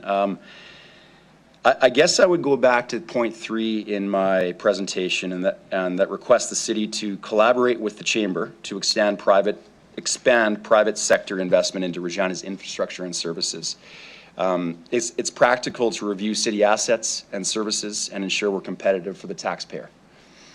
It's my role to do that. The reason that I bring up asphalt as the example is we believe it's worth investigating. In many of my conversations with private construction organizations, the Saskatchewan Construction Association and the Saskatchewan Heavy Construction Association, according to them, the last review of our city-owned asphalt facility was completed 15 years ago by McNair Development. Their research shows Regina is the only municipality in the country that owns and operates a full-service asphalt plant. There is one in Calgary, but they're on a much lesser scope. So just really the questions we need to be asking. Is this service competitive to our taxpayers? And is it a necessary service that the city needs to provide? Have we gone to private industry to consult? Is this service part of our municipal mandate, core offerings? And if so, why isn't it part of other major cities across our country? Are there any provincial or national construction associations that would support this? When we review, we've analyzed our true cost. Have we analyzed our true cost as far as production, equipment, labor, pensions, insurance, and liability that are separated from other service offerings? What could a centrally located asphalt facility be worth on the open market? You know, is that a $10 million number? I don't know, but again, it's worth a review. And does 15 years since the last review and the answers to those questions warrant another review? Any other examples? Do you have any other? I mean, you know, without getting specific, we have conversations on the bigger line items is how I would approach it. You know, the approach of landfill and things like that. It's worth investigating. Are those services competitive to the taxpayer today? Okay. Thanks for your question. Yeah, thank you. Councilor Flores. Thank you. Through the chair. Hi, Mike. Thanks so much for your presentation. You brought up some really great suggestions, and I think it's something to consider. My question to you is, given that we are in this situation because, as this has been established, artificially low taxes and just lack of investment in a lot of infrastructure that we need to catch up with, would it not be prudent to make sure that we deal with some of the crises that we have right now to be able to then do what you're asking in terms of not only the alternative measures, but also make sure that we can have the type of city and infrastructure that would make our businesses thrive? Mm-hmm. And thank you for your question, and I certainly do agree. We've gotten here through a variety of ways, I guess, unfortunately. However, I would position it back from a business perspective. When businesses are faced with challenges, they look at all options to survive, right? Whether that's relocating, whether that's finding a lower tax base model for them, whether that's increasing prices, whether that's creating efficiencies and unfortunately having to potentially cut staff. There's a number of models that you have to look at. And ultimately, it probably lands somewhere between all three of those things, right? It's very similar to what Tony referred to from Harvard. You got to look at efficiency, you got to look at revenue opportunities, and you got to look at your infrastructure that your business is faced with. So my answer would be we have to continue to look at a balanced approach to those potential increases. If I understand correctly, are you suggesting we run the city like a business? Without a question. Okay. Would you say that the city is a business, and how would that impact residents? Because in terms of the cost of things for them, if we take that model, given that the city is not a business? Well, I mean, it's not a business. You're exactly right, but it is an entity that does attract revenue and does have costs to operate and survive and to offer our citizens the best quality of life. So anytime you're faced with revenues and costs, you have to make the best possible balanced decisions. All right. And then one last question. Do you see the time that we are now as something, as I mentioned earlier, if we don't mitigate these issues, perhaps just kicking the issue down the road, that we'll be faced with this again and we'll be having this conversation asking us to run the city like a business? Yeah, and that's without a doubt a risk, right? And there's also the risk of increased potential tax increases such as the 16% potential, right? you're putting that risk now on the businesses to have to survive that potential risk or that potential tax hike. So, you know, how we divest that risk and create as fair and equitable of a risk diversion as we possibly can, I think that's the approach that council would be prudent to take. All right, thank you for that. Thank you. Councillor Bezo? Thank you very much, through the chair yourself, Mayor. I want to get back to the business side of the equation. So we just heard that the city's not a business, but you're saying it is a business. We have a P&L sheet, a balance sheet, finance. How do we not say we're a business? Like, to me, we have all the functions of a business, but we're saying we're not a business. Well, I mean, that's exactly what I mentioned earlier. Anytime you've got a P&L, you know, costs, revenue, and a delivery mechanism to offer our citizens the best quality of life, however you want to describe that, you know, ultimately we still have, that doesn't take away from the fact that we have to make the most efficient decisions. So based on efficiencies, some of the stuff that we talked about was the downtown strategies. So the city has recently invested quite a bit into like the street team, cleaning up the downtown, the other additional police force, or the police asked for downtown, other downtown strategies. What other downtown strategies? Tony alluded to, you know, a no tax solution is bringing people back to work. Is that a fair statement? Sorry, you're suggesting what Tony suggested? Yeah, like I asked Tony, like bringing people back to work. It's a no tax solution to make the downtown thrive. Well, I mean, ultimately what I've suggested are a few things, Councillor, and really the community revitalization levy is proven to work in other cities. So that's something we should be exploring. That's an opportunity that I see, and we're urging council to be open to those opportunities.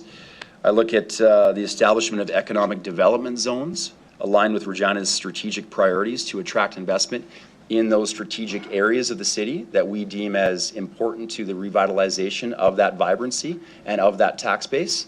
So those are ways that, you know, what we're willing to offer is that data analyst going forward in those advocacy efforts.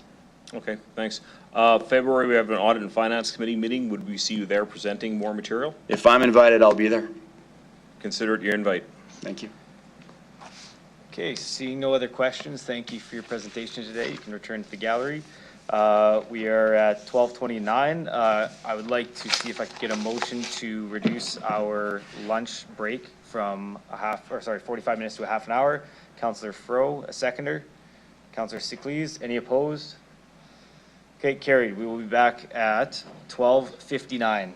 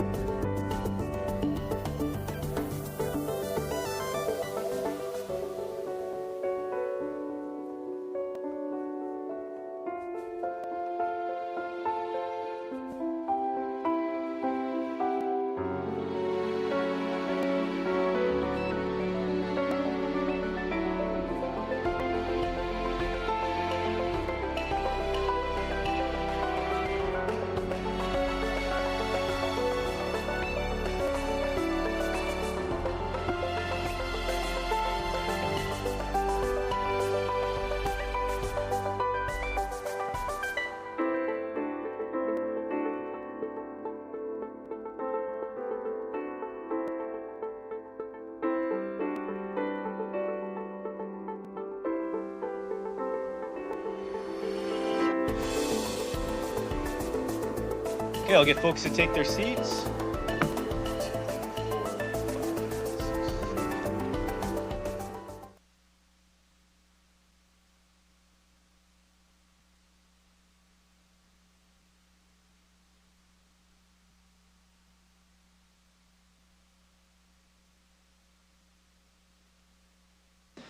Okay, we'll call the meeting back to order. And next, I'd like to call upon Delegation D 25-272, Darren Milo.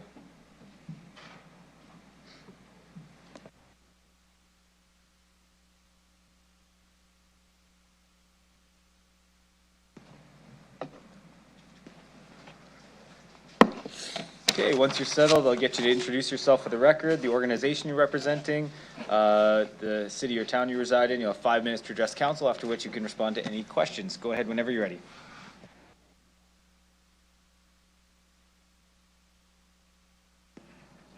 There you go. Okay. My name is Darren Milo. I'm speaking on behalf of the Regina District Labor Council. I work and reside within Regina. Good morning, Your Worship, Mayor, and Council. My name is Darren Milo, Secretary of the Regina District Labor Council, representing over 21,000 affiliated unionized members. First established in 1906, we are chartered under the Canadian Labour Congress, and the workers who make up our organization come from very diverse backgrounds and workplaces. I bring greetings from our president, Les Pinder, who is away on training. And we also have QP 721, Regina Civic Middle Management Association, Regina Professional Firefighters Association 181, and Amalgamated Transit Union are also affiliated to us. I'm speaking on the 2026 budget and feel that we should be at minimum maintaining our existing service levels, and also understand the value that the grants provide to community organizations. Our transit is very much underfunded, and any reduction of routes or increase in fares would only make the situation worse. With each passing decade, the reality of work has slowly eroded from stable 8 to 5 Monday to Friday jobs to more and more part-time and casual jobs where people have to work 2 or 3 just to make ends meet. The hours of more and more workplaces are now revolving around a 24-hour time clock. We got more people working precarious work that rely on this transit system. As a result, our transit needs to be more accessible when people who can't afford or are unable to drive require mobility to get from job to job sometimes. We hear delegates speaking earlier on the impacts that less routes or bus times impact their education, ability to access medical appointments, get groceries, and access places that can help with their mental health. Transit, it's not a luxury, it's a necessity, especially for those on the lower end of the economic scale. Any cuts would disproportionately affect the working poor, the unemployed, those on social assistance, the unhoused, the elderly, and the disabled. The city has grown quite a bit over the last few years, and our transit system needs to reflect that. Public workers are critical to a vibrant city by keeping it running. Operating and maintaining indoor and outdoor rinks, pools, parks, libraries, and other facilities allows everyone to be able to access places for little or no cost. They also ensure that our infrastructure, such as roads, sidewalks, water, and sewer lines can meet the needs of our population that is constantly growing. This in-house work provides valuable, inclusive, and accessible services to the people of Regina. Reduction of these services will only reduce the amount of these places are utilized and goes against what we are trying to achieve in terms of creating spaces that people can enjoy. Any shuttering of spaces results in a much higher cost if we want to bring it back at a later date. I recognize the valuable work being done by our firefighters. As first responders, they are on front lines in emergency situations, including fires, medical distress, accidents, while having a positive and professional presence within the community. We have to remember that some of the hazards associated with their jobs has resulted in many of their passing away due to mesothelioma. And sadly, their names are the names on the day of mourning for workers killed on the job. Every April 28th, they're read in front of City Hall. There's a plaque out front there. If you go out the doors to the left, you'll see it there put by the RDLC to recognize workers killed on the job. And unfortunately, it's sad that we read the names of firefighters every year. it seems. The workers within the city also provide a valuable service, ensuring that different departments run smoothly and that citizens and elected officials are provided with information and resources in a timely manner. The Community Investments Grants Program has immense value in building a vibrant city, which has a high level of volunteerism and often fills voids that are overlooked by various levels of government. This can be social supports, leisure, education, specialized training, and even some social events. As example, our Labor Council utilizes one of these community centers, Heritage, and feeds people in the Heritage neighborhood once a month, demonstrating the value of these grants have by providing space we can operate and work with others in the community and other community organization. This helps to build ties within the community and the city as a whole. Many of these charities and nonprofits help out people who are struggling due to poverty, addictions, lack of housing, and also provide space for people new to the city and country and allows them to interact and become a valuable part of the community. So 30 seconds left. Okay, we have to be mindful that the Cities Act calls for the safety and well-being of all citizens, and these grants provide critical funding to people on the front lines of this vision. Thank you. Thank you for your presentation. I'll check if anybody has any questions for you. Seeing no, oh, sorry, Councillor Flores, go ahead. Can you please expand and speak a little bit about on the impact of maintaining and expanding transit as it? Yeah, maintaining and expanding transit. What we've seen over the years and actually decades, it goes back to I've heard City Council talk over the last number of years about an infrastructure deficit, how our taxes were not meeting the needs to provide the services and to do the maintenance on it. We saw going back, listened to speakers yesterday talk about how we elected officials who were bringing in tax freezes, keeping taxes low. The problem is the infrastructure they weren't able to maintain the infrastructure level, so stuff got deferred. We looked at I know the pension deficit. There was apparently pension holidays I never knew existed going back about 15, 20 years where the city wasn't making their payments on the employer's portion of the pensions. So what would happen is it soon ballooned into this huge deficit in the hundreds of millions. And that's something we had to bounce back from. Everyone likes to cut taxes, everyone wants to keep them low, but if you're not paying the bills, you're going to pay them and then some down the road. It's like getting your credit card racked up and making your minimum payment, and the next thing you know, boom, you're going to be hammered with that huge payment, and it's like pay now or else. And if we keep cutting and we keep them low, we'll keep kicking that can down the road. When I look at transit, the amount of ridership has increased over the years. I went to one town hall where they showed how much the transit costs went up, but they didn't bother to mention how much transit usage went up. This is providing a valuable service. And when I look at transit, I go to other cities. I go to Saskatoon, Winnipeg, Edmonton, Calgary. Obviously, we don't have capacity to do a LRT in Edmonton or a C train in Calgary. However, we're kind of getting there. We're going to be having to be looking at that in the not too distant future. I don't believe that we are set up for that, and they've got that transit at that level, and we're talking about cutting transit in 2025.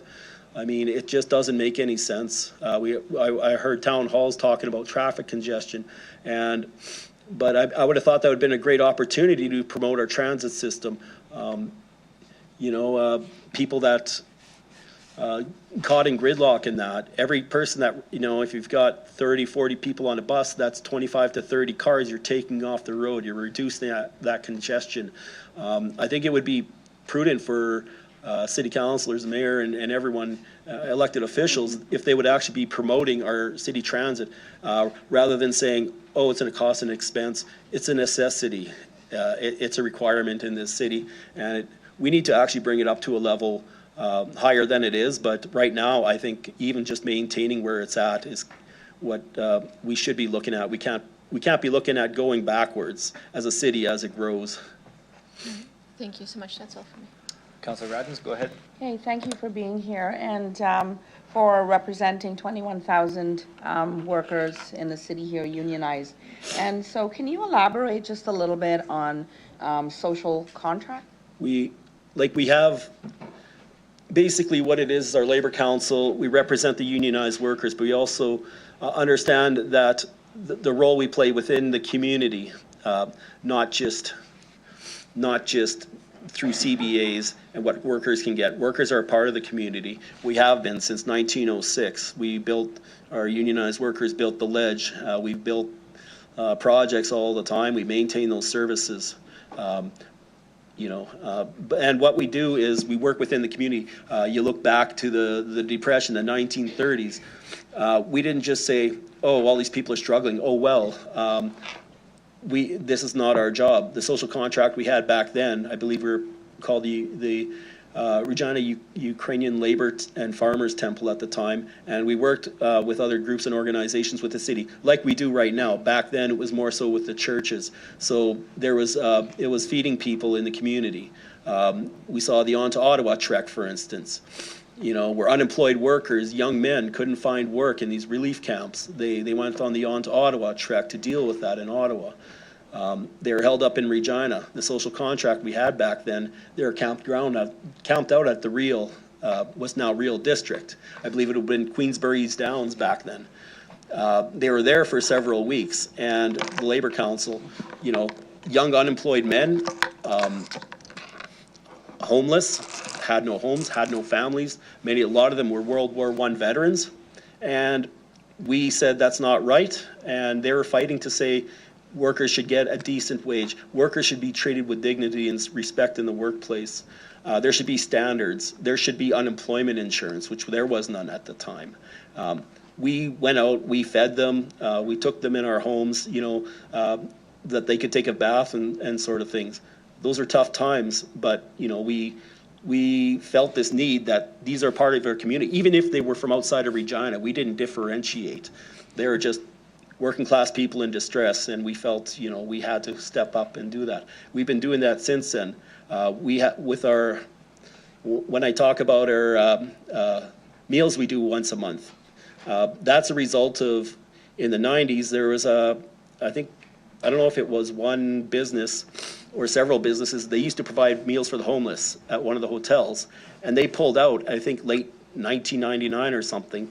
And when the business community pulled out, labor community stepped up and said we started doing that, I believe, in the year 2000. We've been we're partnering with the United Way. We are feeding people at the Delta Hotel. It started out small, 400, 600, 800 people, then 1,000 people. The numbers are growing every year. We since switched over to this community service program, which is a more efficient model for us. But I mean, we recognize the food insecurity and how it grows every year. These are not only people that, you could look at the unhoused and poor and stuff. These are also working class people. They work in union jobs. They work in non-union jobs. There's homeless people like that. And we recognize that. They're a valuable part of the community. So. Thank you. Okay, seeing no further questions, I do see that you're registered to speak on behalf of yourself as well. So yeah, you know what? I'm going to pass on that. I think it's going to be pretty much an overlap. Okay, no problem. So you want to withdraw for the next portion? Yes. Okay, no problem. So with that, thank you for your presentation. You can return to the gallery.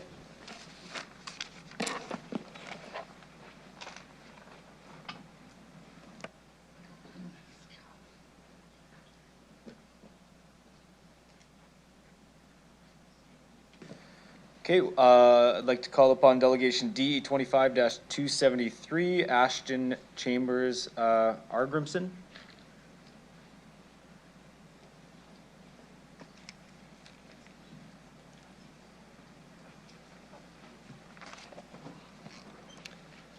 Hi. Hello. Okay, I'll get you to introduce yourself for the record. Sorry, I don't understand. I'll try again so you do understand. I'd like you to introduce yourself for the record, the organization you're representing, if you are representing today, city or town you reside in, and you'll have 5 minutes to address council, after which you can respond to any questions. Go ahead whenever you're ready. All right. My name is Ashton Chambers Arngrimson, and I'm representing myself, but this is the experience of a lot of youth in Regina. What we're looking at is a budget that looks to raise taxes, aka the mill rate, but this is an austerity budget looking to make cuts in numerous places with the given explanation to minimize the tax increase, with the exception of the funding for the police, which was voted in favor yesterday. However, in 2026, there's expectations that inflation in food will continue to increase 7% in Canada. Wages are consistently expected to remain stagnant, and if you're unlucky enough to work as a postal worker or a federal employee who is facing job cuts, among many other cuts in the workforce, you face even more uncertainty. There are seniors on fixed incomes who are facing increased rent. This is compounded even more as we continue to meet the demands of infrastructure in the city. We allow the socially acceptable murder of the most oppressed individuals, who I might add are disproportionately Indigenous citizens, and we're facing an existential crisis in the environment. For the youth in Regina who now see the opportunities for home ownership become further and further away, they are now even less capable of staying at school later to achieve more because of shorter bus routes. Now this is all happening while Saskatchewan is boasting the second highest GDP growth in Canada. This amounts to an increase of $2.59 billion. What are citizens to think when this contradiction feels like a slap in the face to people who every year have to count their losses? Thus, this budget amounts to an acknowledgement by the City Council that we all face a lose-lose proposition as citizens, and that this is going to be the expectation for the foreseeable future.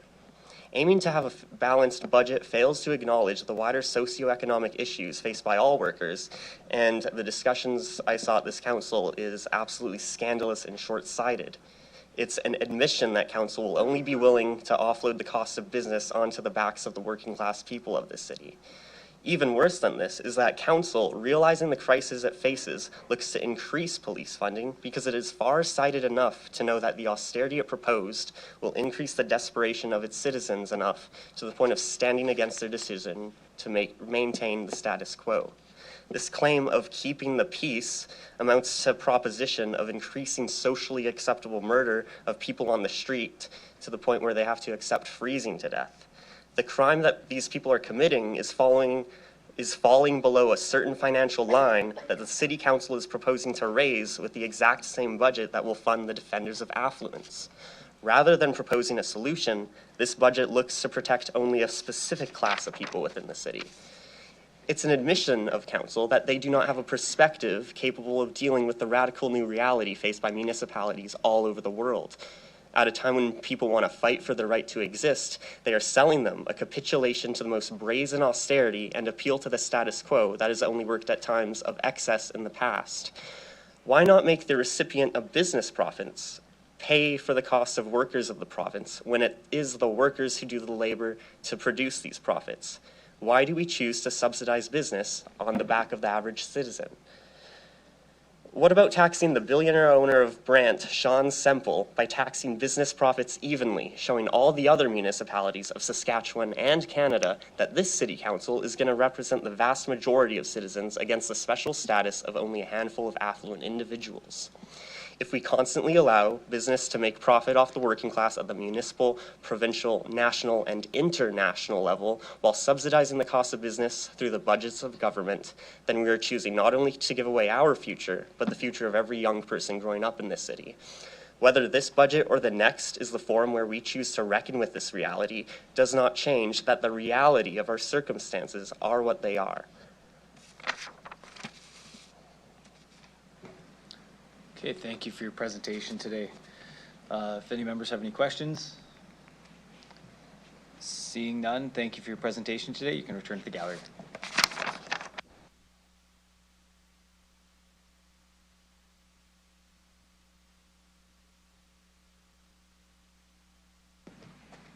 Okay, I'd like to call upon delegation DE 25-274, Jeff Campbell.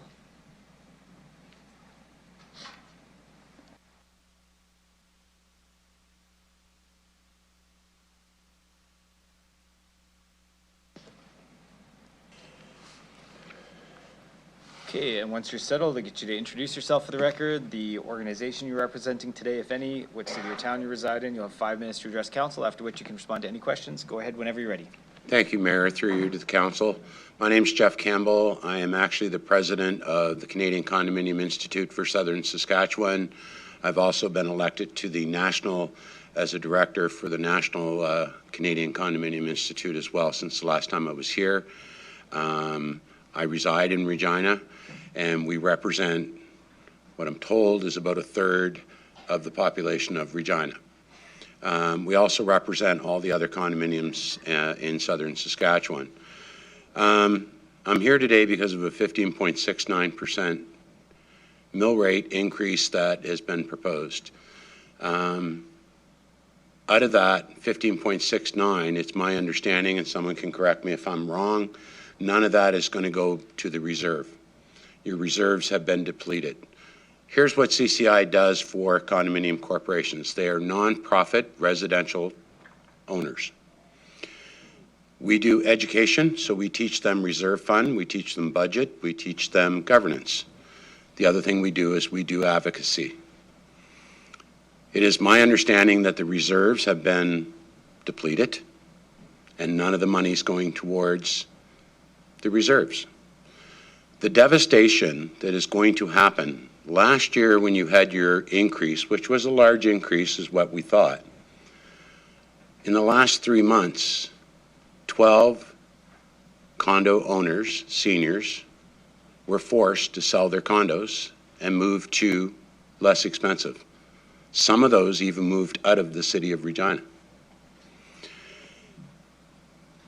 We, as an interested party, have educated all of our condominium corporations that come to us to educate them on reserve and budget.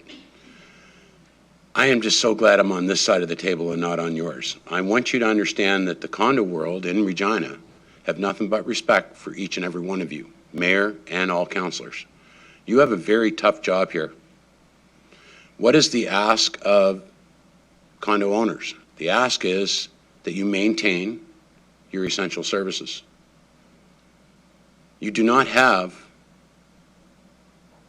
the funds to be able to fund anything else. You're spending money that you don't have.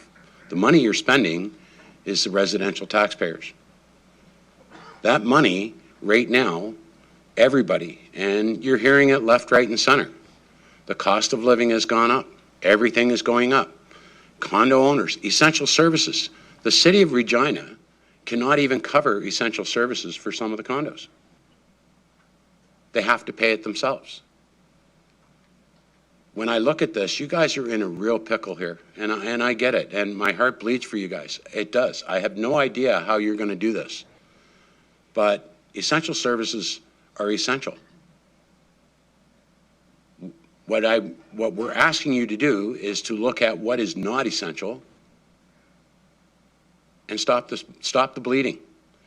15.69% mill rate increase, and not one of it is going back to your reserves. I've been watching your finance and budget and watching this budget, and I'm looking at it going, where's the money for the reserves? Where's that money going to? How do you run a city without reserves? Well, you've spent it. Now you've got to replenish it. The only way you can replenish that is through the taxpayers, both commercial and residential. Now, I'm in a real pickle because I'm a commercial owner and a residential taxpayer. I represent a lot of people that are very, very, very concerned, and they're concerned about the people who live in those condos. We have our infrastructure, we have our core, we have exactly what you guys have. Here's the difference. When I spend $50,000 on a condominium corporation, that's like spending $15 million for you. You're just on a bigger budget. We are really concerned about this budget. We're really concerned about businesses being able to go, the transit, the fire, the police. We had our AGM and we scheduled it before your budget talks this time, so that when I came here, I could tell you exactly what they're thinking. And each and every one of you have condominiums that are in your area. The difference is 65% of them are all seniors. Out of the condominium world, we have grown leaps and bounds in our organization in communication with our condo owners. Well, 30 seconds left. Thank you. So in closing, I just want to say, one of the things that we love about Regina, in 2027, we are looking at holding the Western Conference here in Regina for CCI. In 2028, we want to hold the national conference here. I'm very proud of this city, and I love living here. But you guys have got to stop the spending. You don't have the money. And you've got to stop asking for residents for it. So in saying that, I will close, and if anybody has any questions, it would be appreciated. Thank you. Councillor Rasevich, go ahead. Through the chair, do you have some suggestions? You talked about core services, and do you have some suggestions about maybe stop the spending on some examples? Aren't we still paying for a Mosaic Stadium? Yes. Yes. Okay. That was a very expensive buy. Okay. You've got library. We now have an aquatic center. I don't know. Is the library done yet? I'm not sure. No. But when I start looking at it, you bought, and I do know a little bit about some of the transportation issues that you're having. I don't agree with dropping the transportation, any cuts to the transportation, and the reason being is that a lot of our seniors take that. Paratransit. Oh my God, I love that outfit. Like, we have so many great people that work here, and everything that you do is going to affect somebody. The suggestion I have, your interested parties like CCI and other ones like the Chamber of Commerce, large business development, I think council needs to get back to the consultations of let's find out what really is out there. Let's find out what we can do. What can we do to help? We want to bring conferences to increase your, so that you know, hotels get full. Those are the kind of things that we look at. But you need to, as councillors, I'm not going to say what you should and shouldn't cut because that's not my job. We take courses on how to deal with this kind of stuff. SUMA has those courses for you guys. There's training that you guys can have. Some of you councillors have training on this already. Some of you do it for a living. And I see, what I see in the room is I see a lot of skill, and you need to work together. But you got to stop the bleeding here. Like, you have money you don't have. And now you're not coming and asking us, can I spend your money? We're not a bank. We're not going to get a loan for it. At least with condominiums, we can put a levy. You guys can't do that. And we're both have the Condominium Act. So you as councillors need to look at what is essential services, make sure you maintain it, and the rest of it, you better take a darn good look, because the taxpayers are not going to be happy with you guys, because the only recourse we have is when there's an election. And I can tell you right now, I've seen some of the councillors here make some good points. I've seen some make bad. And I'm just shaking my head going, what are you doing? You don't have that money. What are you doing spending it? So I'll leave that up to you. That's what you got elected for. And I'm sorry, it's a bad job. It's tough. But you guys got to make those decisions. And I do not want to see any more senior citizens lose their home. There's 12. That's unacceptable. And that's only the ones I know about. And what do you think this 15% could do, even more seniors? You're going to put people on the street. End of story. Or you're going to put them in something where they don't want to be. We have courses at CCI on living in place. And we encourage and we help our seniors to live in their condos. We have business partners as well, just like you guys do. Prairie Heart Mobility, huge.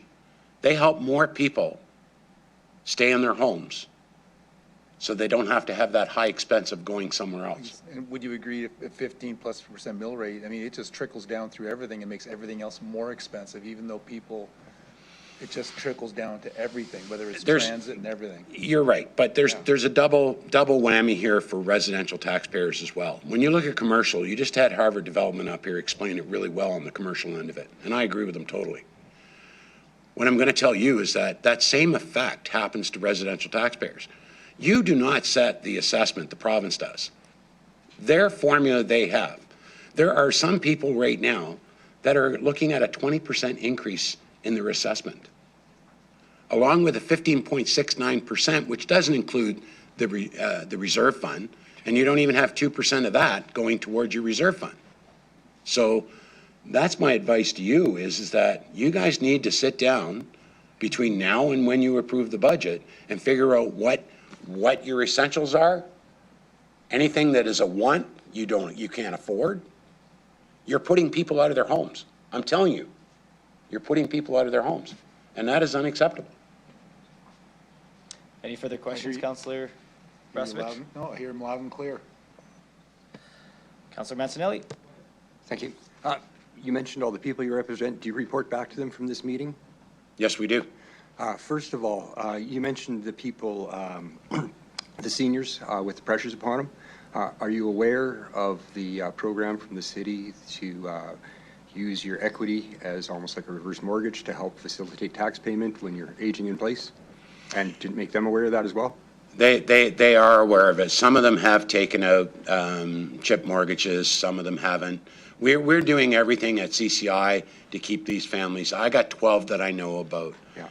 We're not going to, like, for us to hear about everybody, I mean, you're talking, what, 8,000 seniors that are out there that live in condominiums? I'm not going to know every one of them, but I can tell you right now, the 12 that I do know about, we did everything we could to try and keep them in place. And, you know, the infrastructure and what you've put onto condos, their condo fees, which is their taxes to maintain what they need, has gone through the roof. And when you talk about infrastructure, just garbage and recycle, we still haven't even concluded that yet. And we're still not satisfied with that. When you say, oh, well, we'll pay 10% towards the infrastructure. Well, yeah, you're going to pay $4,000 to a $40,000 bill. You're going to pay $8,000 for the $80,000 infrastructure. So, you know, that's an essential service that you picked up for 50 years. And then you just turned around and said, we're not doing it. That's unacceptable. And with the way the budget looks now, I have no hope that you guys are ever going to be able to help us now. And that's wrong. And I will still continue to fight. Thank you for that question, though, Councillor. That's a good question. They are aware of that. They're aware of some of the programs that you have to help senior citizens and low income. And they're utilizing that. But it's still not enough. And let's look. The price of beef, the price of groceries are going way up in 2026. Utilities going up. Provincial taxes going up. Federal government taxes going up. Everything's going up. Everybody wants a piece of the pie. Well, there's no more pie to get. And you're looking at borrowing money from the taxpayers. And right now at 15.6, I'm being told that's unacceptable. Agreed, 15.6 unacceptable. You said you give courses on reserves. Been watching audit and finance. You're aware that the councillors in this room didn't spend through the reserves. Those reserves were spent through by prior council. Absolutely. But the stadium, especially not having the mortgage payment for the stadium for 10 years and relying on the reserve to be emptied out to start the mortgage payments. Yes, I agree. And at the end of the day, the buck stops with you guys. We have to make the decision. We have to make it right. You guys got some tough decisions. I agree, Councillor. Wasn't the people in this I'm room not that spent blaming that this money? council. Okay. I have nothing but respect for this I council. was there. These guys Councillor? weren't. Thank you. No more debating. We're not debating. Any further questions from anybody else? Seeing none, thank you for your presentation today. You can return to the gallery. Thank you, Mayor. Thank you.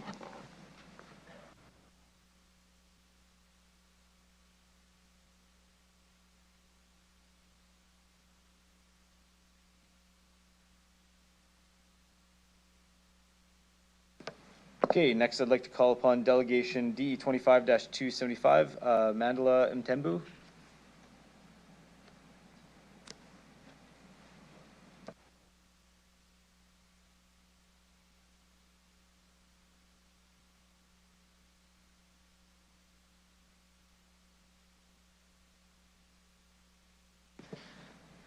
Okay, once you're settled, I'll get you to introduce yourself for the record, the organization you're representing today, if any, the city or town you reside in. You'll have 5 minutes to address council, after which you can respond to any questions they have for you. Go ahead whenever you're ready.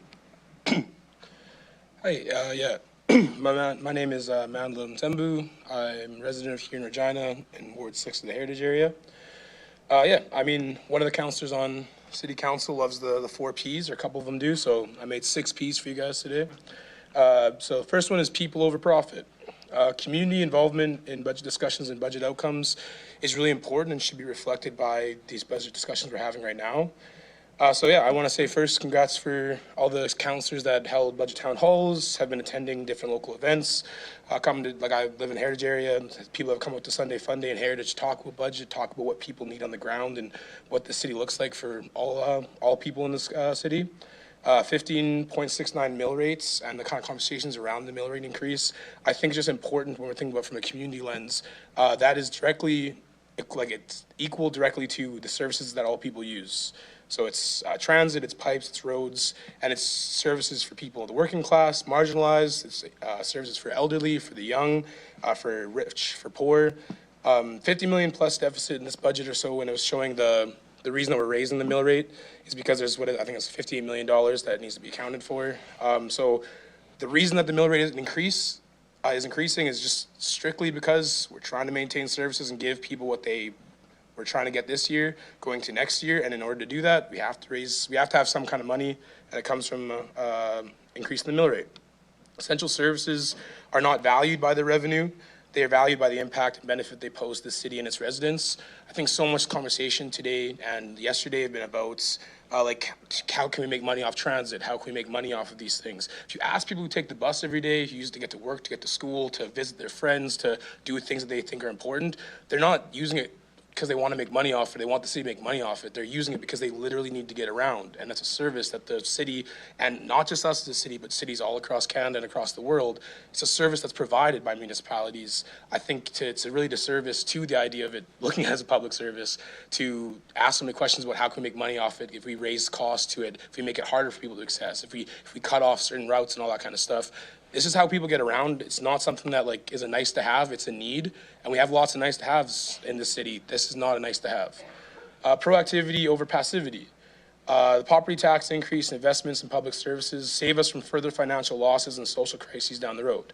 So I want to say I don't envy your position of having no increase of mill rates over the last so many years, or at least not like adequate ones that are adequate to keep funding the services that we need. We see a lot of issues that are brought up by people today, and I'm sure you guys have been answering so many emails from people complaining about this mill rate increase, but also complaining about all the things that are threatened to be cut in the budget, things like the floral conservatory, transit, all these different unions coming forward and being concerned about their jobs and things like that. Like, these are things that, like, you are not responsible. You've inherited a system that a lot of people are on the brink. You've inherited a system where, you know, we have tough pipes, that we've forgiven the real debt for many years, the Mosaic Stadium and the disputes around that, a dormant Taylor Field in the middle of our core neighborhoods that hasn't been utilized. You guys didn't make the decision. You were in office, but we have to be proactive now. Just because other people weren't proactive in the past doesn't mean that we can continue this cycle so that future generations, future politicians, or you guys, if you're trying to run again, have to inherit the sins of prior councils and prior people that have been in power. So this that proverb that gets thrown around a lot, the best time to plant a tree was 20 years ago. The second best time is today. I wish we would have improved the pipes a long time ago. I wish we would have done something with Taylor Field. I wish we would have invested in transit so it was more accessible and the ridership was even higher than it has been for the last couple of years.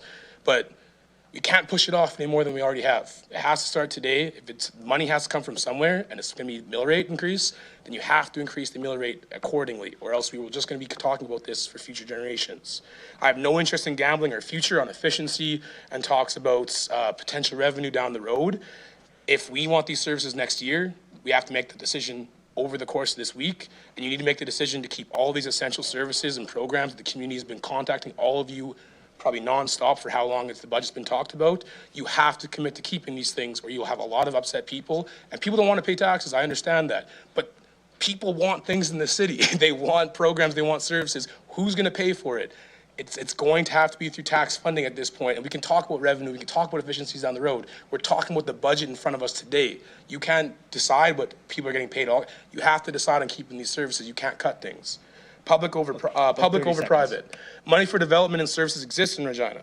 So we talked about the Costco acquisition this year. We talked about, Councillor Zakiniak talked about rental registry and keeping slumlords and corporate landlords in check. The lift station spending. We spent what, $75 million on some lift station that we should have been charging the people that were going there to pay for it. We should be charging corporations and the people with money that want to be there, not the public taxpayer. Simple, the acquisition of the House of Blues, the rate that we're giving him access to that place at, the rate that we're charging him per foot or whatever, it's favorable to one of the richest people in all of Regina, and it's on the backs of us taxpayers. You guys have spent all day talking about caring about raising people's taxes, but yet we're giving the richest people and the most wealthy corporate developers in Regina nice, favorable deals on the back of my taxpayer money. So I'll have more to say, but I'll leave it at that. I think it's people over profit, guys. I'm people. I don't care about the money. I just want to have a good city to live in. I think a lot of people here do too. Thank you for your presentation today. I'll check with my colleagues if they have any questions. Councillor Radens, go ahead. Thank you for being here and for always being passionate in your presentations. You are in support of increasing the taxes, or correct? Yeah, I think a better way to phrase it is I'm in support of not cutting essential services. Okay, thank you. And is that the opinion of a 15% mill rate increase of people in your circles? That's the same opinion? Yeah, like I said, I'm in favor of not cutting essential services, whatever that costs. That's what I'm talking about today. So the people in your circles are in favor of the same? Yeah, I don't speak for just my circle. I think I speak for a lot of people. I think you guys have been getting a lot of emails about whether it's a place where there's flowers, whether it's people trying to get down to work on a bus, whether it's the roads, whether it's the pipes in the ground, whether it's pickleball. You're getting emails from all kinds of people. Those are things that people value. So I don't want those things to get cut. And if that's the cost of it, then I think a lot of people have been talking to you, not just me or my circles, don't want you to cut things. Okay, thank you. Yeah. Councillor Flores. Thank you, and through you, Mayor. Could you elaborate, when you say people over profit, because you also talked about we want to have things, and sometimes people misunderstand that as you just want things to have things, but we're paying for them. Yeah. Right. So my question is, when you say people over profits and having a nice community to live in, how do you correlate those two things? Yeah, I think the way I heard earlier someone refer to it as running Regina like a business. I don't think of Regina as a business. I think of it as a home, a community, a place where people go to work and raise their kids and go to school and have all the amenities, and the way we pay for that is through taxes. So I don't think that we should be trying to cut things as far as services that people really value. I don't think that we should just expect them to materialize over time or be complaining when we haven't adequately paid for things in taxes for some time, and now the pipes in the ground are riddled with lead and are bursting and things like that. We have to pay for that somehow, and that money comes from tax paying. It comes from different creative points of revenue that you guys have all talked about. The problem with talking about revenue and efficiencies down the road is this budget you guys aren't probably going to be talking about that much this week. You're talking about cutting things. So that's why I'm talking. I don't have the answer for where extra additional money comes from and all that kind of stuff. So far in the budget discussions so far like this week, it has been where's this money going to come from, and seems like it's going to come from tax money. So I just want there to be as much money from that tax money to go towards these things without cutting them. So that's what I mean when I say people over profit. I say I don't think we should favor private developers. I don't think we should favor nice to haves and things like that. But as far as the really important services that people need, I value the people we're overlooking at it like that it's profits, that, well, we need to make money here, make money. I don't want to make money.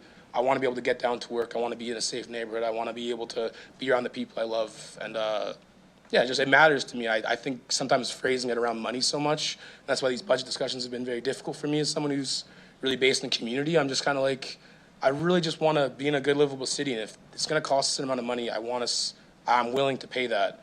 I don't want us to look at this as numbers and stats on a sheets and, the digits in an account balance.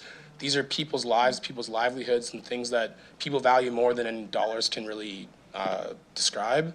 We need to look at the people behind it rather than the numbers. Thank you. And just one last question. We talk about, a list of things that we could cut to potentially save, anywhere between a few cents a month to more. So my question to you is, if we cut, what would be the cost to you if we cut, or people in your community, if we cut all of these services? Like, cut all of them? Sorry? You're saying cut all of them or cut some of the services? Cutting the services, is there a cost to cutting services on the other side of the savings that we have from cutting? Yeah, it's people's lives and livelihoods. It's people's ability to live in Regina, enjoy living in Regina. It's the difference between having young people who are trying to make a living here, who are going to school and working 2 jobs.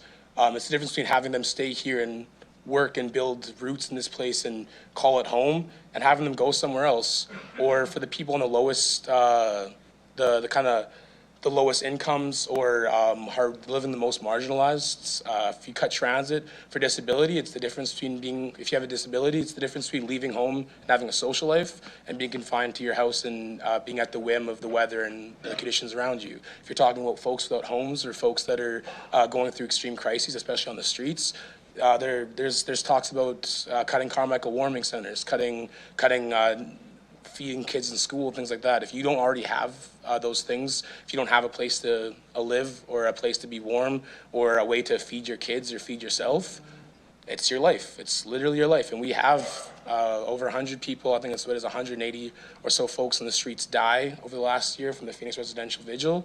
I don't want to have any more. And if you're that is the cost of cutting some of these services, is adding to that tally. And if you want to talk about lists and numbers, we're going to see the numbers rise in people's lives, or people losing their lives at the cost of saving a couple cents a month.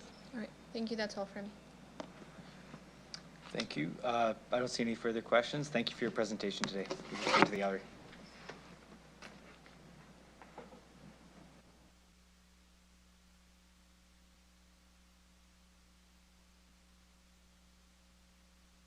Okay, next I'd like to call upon Delegation D 25-276, Daniel Formanek.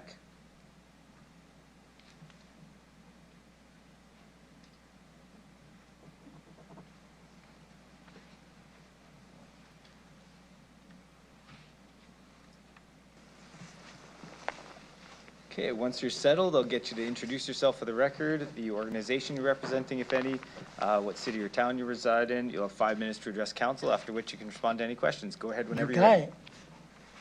My name is Daniel Pomanik. I'm not here about the budget or anything else like that.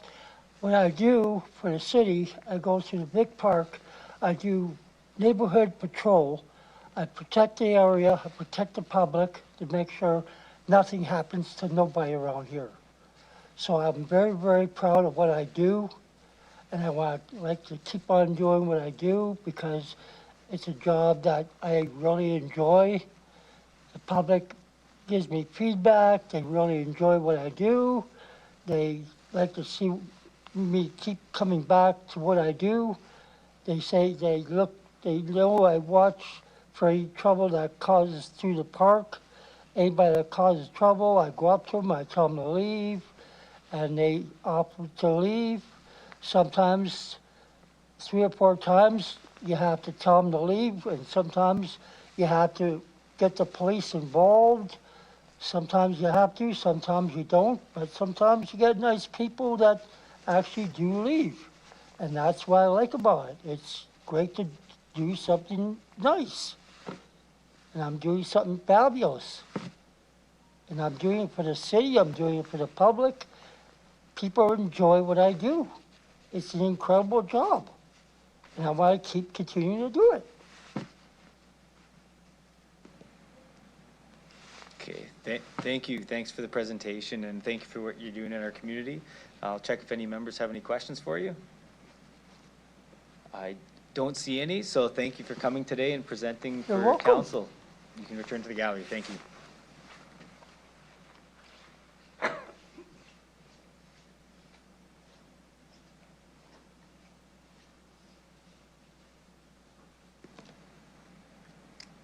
Okay, I'd like to call upon Delegation DE 25-277, Beverly McDougald.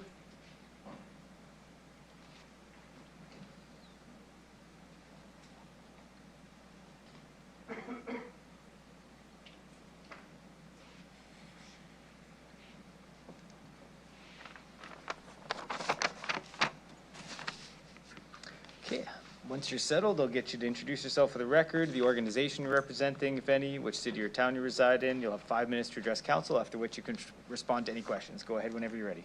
Yes. Through the chair, my name is Beverly McDougald, and I represent myself. And usually when I represent, I like to have a theme, and my theme is throwing people under the bus. When you start cutting services to people that need them, you are destroying the very fabric of our society. There are thousands of people living here in Regina who are just one paycheck away from living on the street. And you want to add to their stress by charging more to get a bus pass, cut routes, and cut hours of operation. This is supposed to be a season of joy, not a season of worry. Worrying about whether you have a job after these cuts. Worrying about how they will get to work and their children to school. The number 16 and 17 bus routes go by Riffle and Winston Knoll High Schools. It also goes to the Superstore. And the number 17 goes to the Northwest Leisure Center. Will these students stop going to school if there's no bus service, or they can't afford to take the bus, or their parents can't afford to get the bus pass for them? Shouldn't education for everyone be a priority? How will employers find employees to work shifts in hospitals, nursing homes, hotels, restaurants, gas stations, etc.? Employers are still crying about not having enough employees to fill positions, especially in healthcare. The number 15 bus goes to all the low-income housing units around the downtown area. It takes these seniors to Safeway, and it used to take them to the Cornwall Center, and to the Seniors Center on Winnipeg Street. With these cuts, will they now have to pay the ones in wheelchairs for a wheelchair accessible taxi to get them to appointments and to shopping?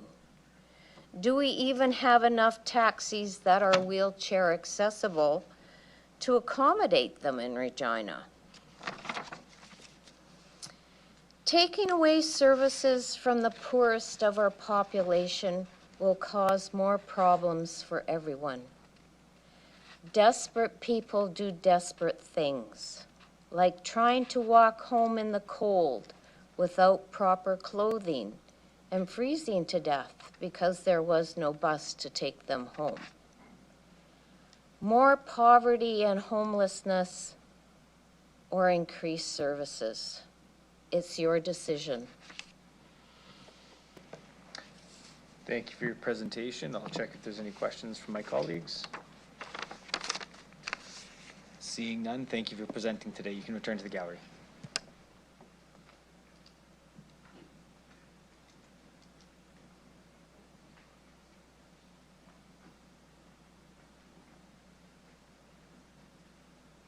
Okay, I'd like to call upon Delegation D 25-278, Mark Harmon.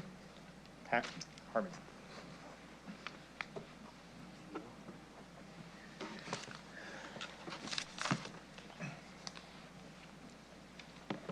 And Adam, sorry. Good to go, yeah.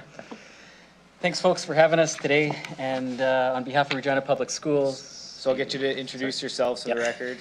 I'll give my usual spiel, and then organization you're representing, city or town you reside in, and then you got 5 minutes, and we can answer any questions after. Go ahead. Perfect. Adam Hicks, Regina Public School Board Chair, and long-term resident of Regina, and here representing Regina Public Schools. And I am Mark Harmon, Director of Education, Regina Public Schools, and a very proud resident of Regina as well. Mark's also our rock star CEO of our division, and we're so happy to have him as part of our group.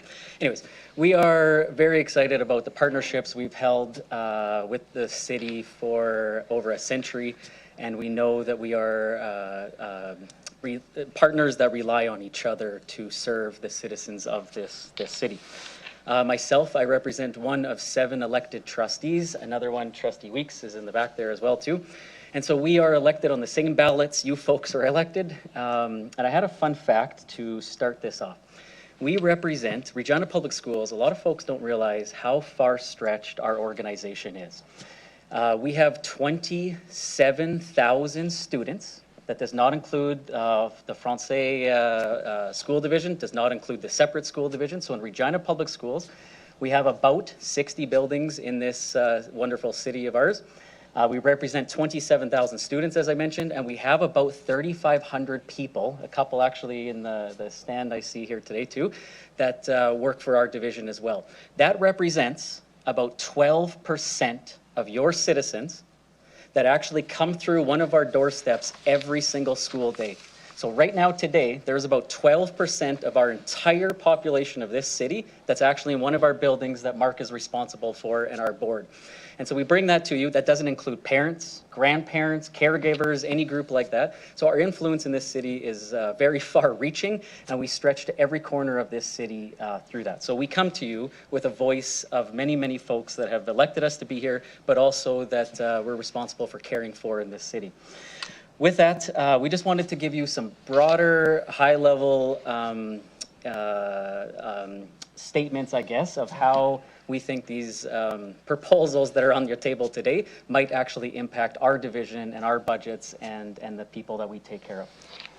So I will talk about the very first 3 items that we're sort of bringing forward, just as things that are concerned for us. And I'll start by acknowledging certainly the spirit of our partnership. It's very strong. And all 4 of the items we're going to talk about today are partnership items, things where our joint users really are our kids, our families, our communities. The first one is winter road maintenance. Reduction option 112, 110, and 113. The frequency and service standards applying road, school zones after storms being the first one. Of some concern for us, snow ridge removal, and also sidewalk clearing. And this really is basic student safety. Many of you would know that we have traffic issues in and around some of our schools. I'm looking at Councillor Burton and Wascana Plains. This will make those situations more chaotic and more dangerous. Sight lines will disappear. Kids will have the potential of sliding down snowbanks, etc. It is something that is for our mutual benefit. The second item I'm going to talk about is very quickly transit. Elimination of the high school special routes, which is reduction option number 124, and the removal of some low usage bus routes, reduction option 129. We have a number of students who get to school using public transit. You probably are aware that we have one funder, a single funder, which is the Minister of Education. We do not have the ability to raise additional funds. Currently, we are funded to transport elementary students, and we spend about $1.9 million more on that than we are funded for. So this is one of those things where we rely upon our partnership with the city to get high school kids to school. And it's one of those things where, again, the importance of attendance and engagement can't be overstated. It's a very important thing for kids, and we again, value our partnership and do rely upon public transit to get those kids to school.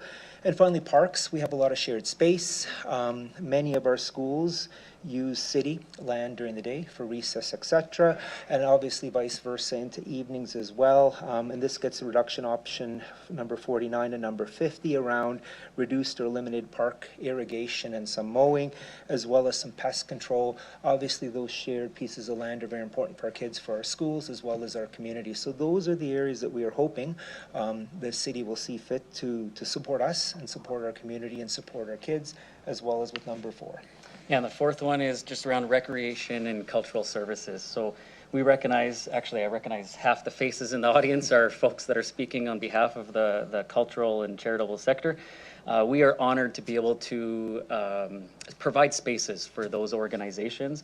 And we know that specifically funding for the Community Safety and Wellbeing Plan and the Community Investments Grant Program would have a negative impact among not just these organizations, but the families that we work with and the families that struggle to join those if there was no other options provided by the support of this city. And so we see that day in and day out about the engagement with our students and our staff in those extra programs and extracurricular services. Beyond that, we wanted to keep it short and sweet. We are honored by our positions that we have and the ability to bring forward beautiful citizens and citizens that are potential future taxpayers in this city. And we are very honored for that responsibility we have. And we just wanted to ensure that consideration was given to the impacts around our school division and our 60 or so buildings that we look after and the 30,000 or so people that we also care for. Thank you very much. Thank you. A couple questions for you. Councillor Turnbull, go ahead.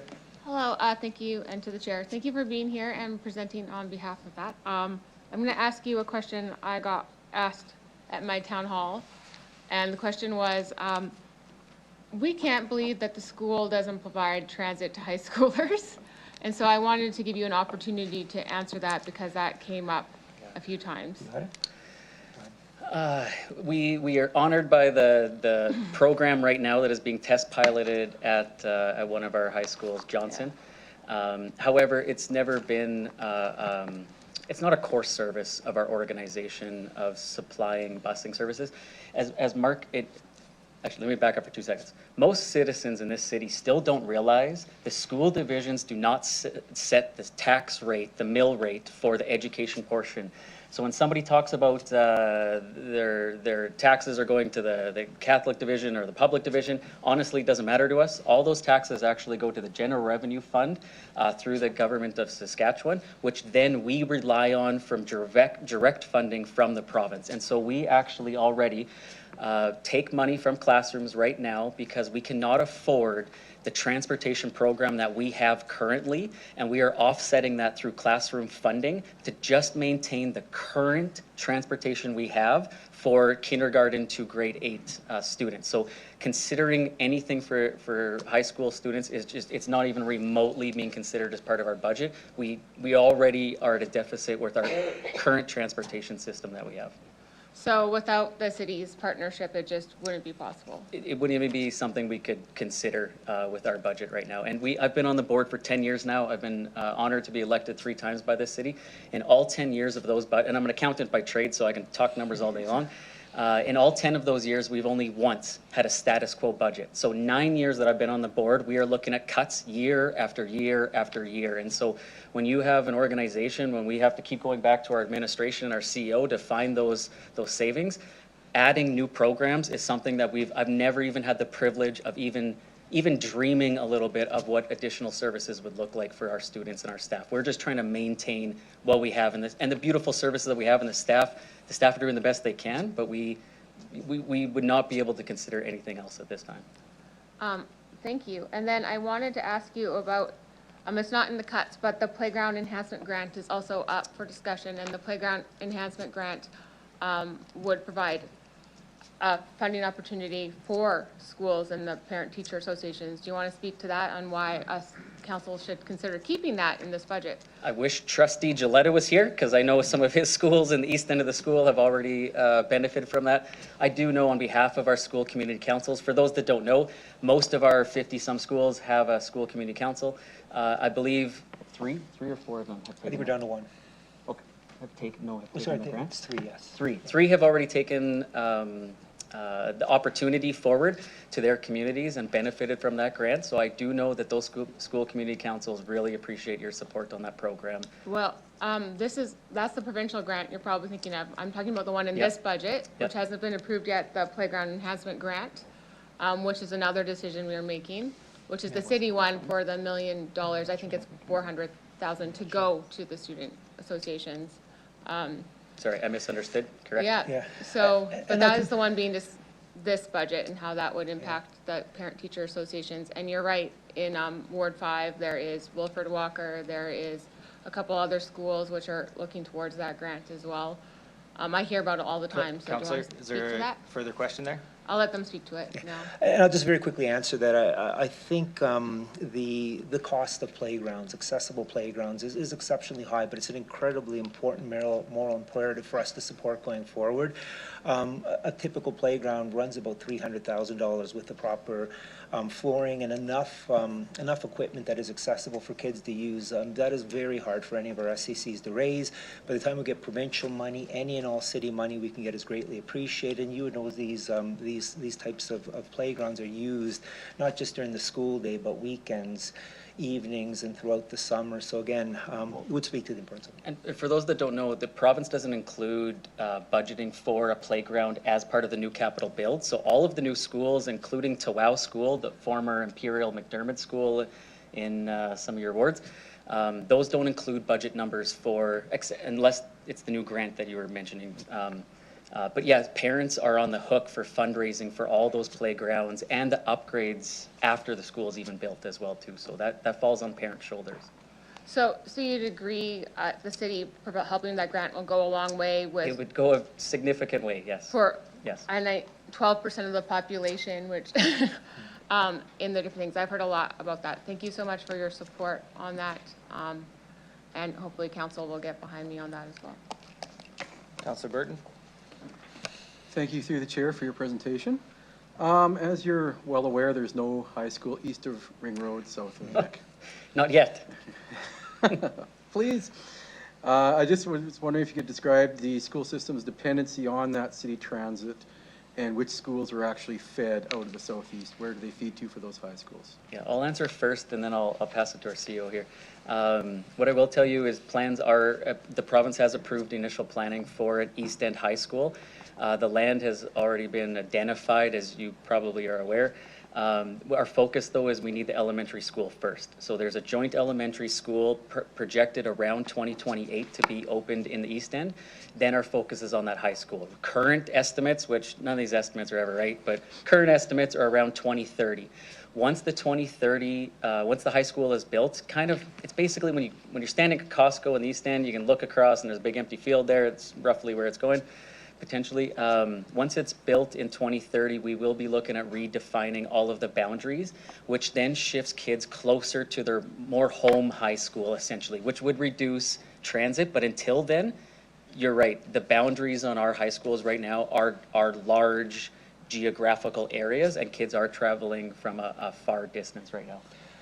And I'll just jump in and sort of go right to reduction option 129, which is the removal of the low usage bus routes, which basically will affect downtown and northwest parts of the city. 3 of the proposed route reductions have stops at Regina Public High School. So this would be Winston Knoll and I believe Balfour. And I believe for option 124, the elimination of the high school special route, I believe that is Johnson. But the reality is that we've created a system where kids can access high schools throughout the city, because we do have a number of specialty programs with the STEAM program at Johnson, the Balfour Arts Collective, etc. There's huge value in having a vibrant public transit system that allows kids to get to all of the schools. So if you live in the East End and you choose, for instance, to participate in a program that is in the other end of the city, you have a way to get there.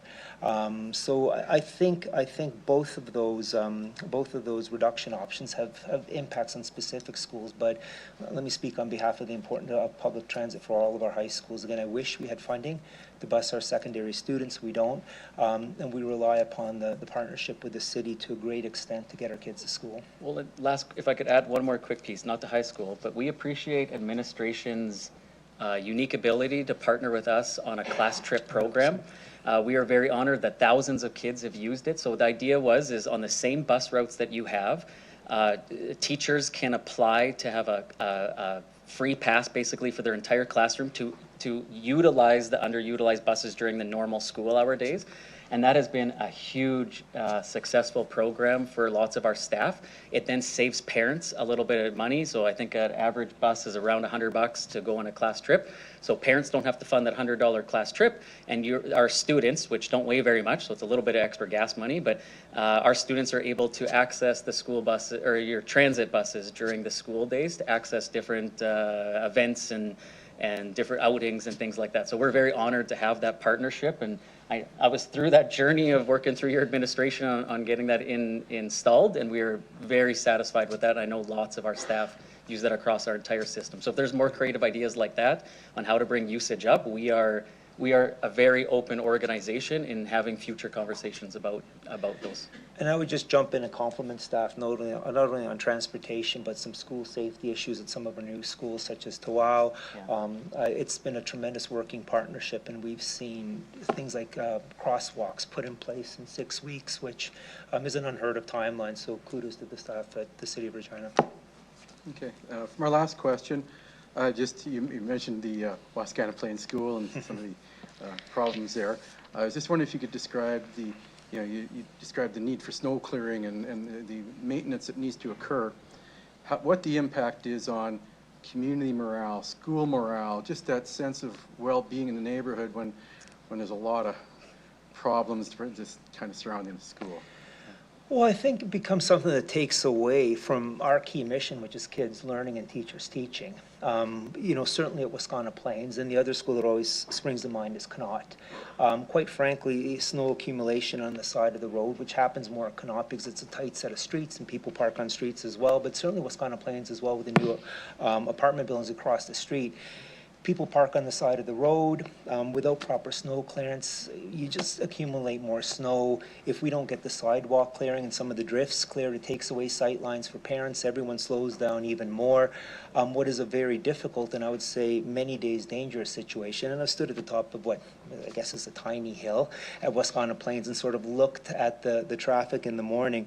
There's a lot of dangerous situations every morning, and I would suggest that the snow removal is really important. I mean, we don't have many issues at that school in September, not many in June, but boy, in sort of November through to March, it is just almost a daily going concern. And in terms of morale on the community, you would know, Council Burton, about the fights that have occurred in people's driveways, and people have called myself and called yourself. And really what it comes down to is a whole series of service providers working together, starting with the City of Regina, ourselves, and Regina Police Service.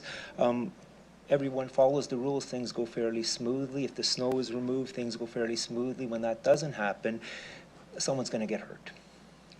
Thank you very much. I appreciate your dedication to supporting all our children. Councilor Rasevich, go ahead. Through the chair, I mean, I guess what I'm hearing is from transit you're at, if there's cuts, then there's a concern. But if it's maintained, you're okay. We at this time are not asking for anything additional. Right. We are not here. Okay. Yeah. Because last year we added 25,000 extra transit hours, and I'm assuming you're happy with that. Yes. So if we can manage 2026. We are in similar shoes as you folks are on our side, and so our goal is to maintain services, and you've heard some of that today, so we are not advocating, we are not in the position to advocate for additional, like, we would love that if you guys had a bucket of money somewhere high, but we know that budgets are tough right now, and increases to citizens are extremely tough, so taking away services right now would be really tough to our division. Yeah. Our presentation is about reductions. Yeah. And I guess if we could find some efficiencies, we'd be all for it. We're open for those conversations, 100%. Right, thank you. Yeah. Okay, seeing no further questions, thank you for your presentation today. You can return to the gallery.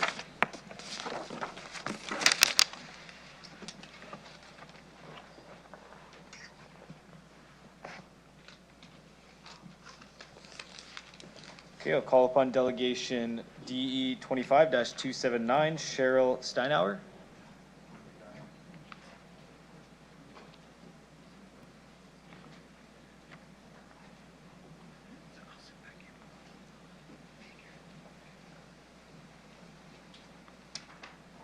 Is Cheryl Steinauer here?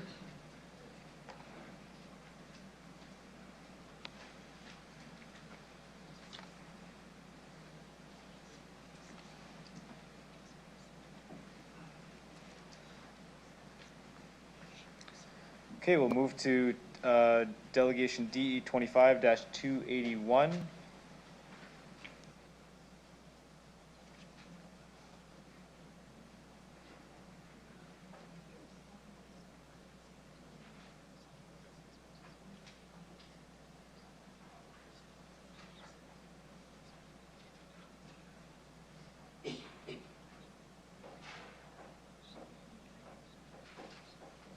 Okay, we'll actually move to delegation DE 25-284. Apurva Krishna Chaltni.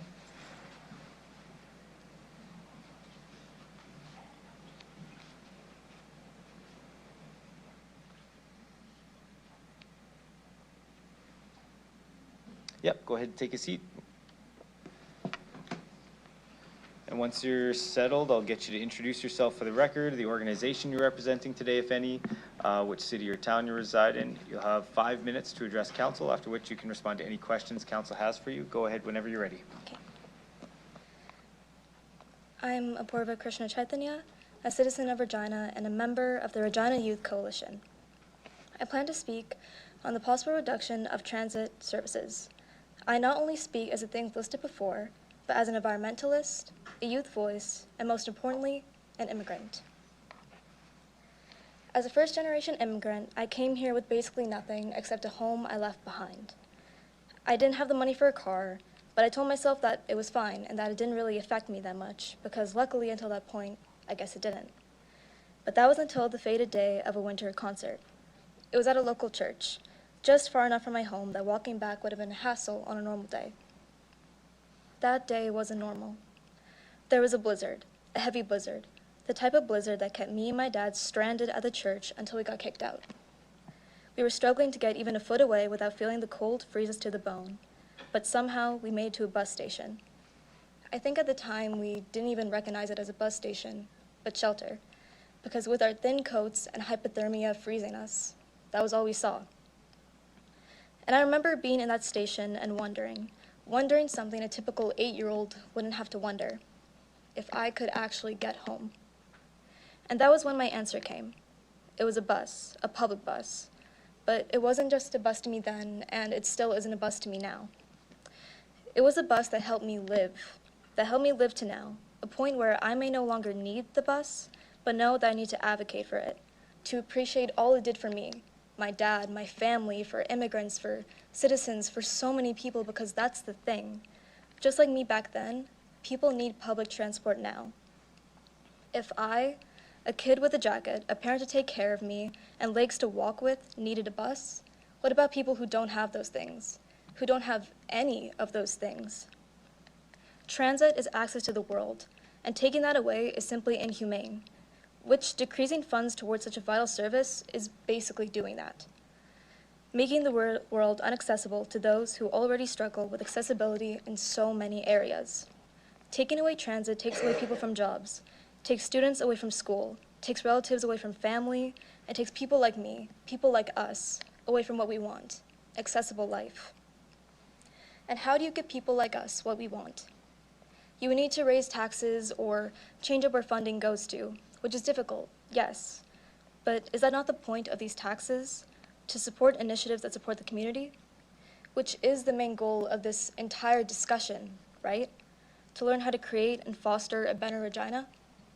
Because if we want to do that, instead of taking away funding from essential services like public transit, we need to instead invest in it more.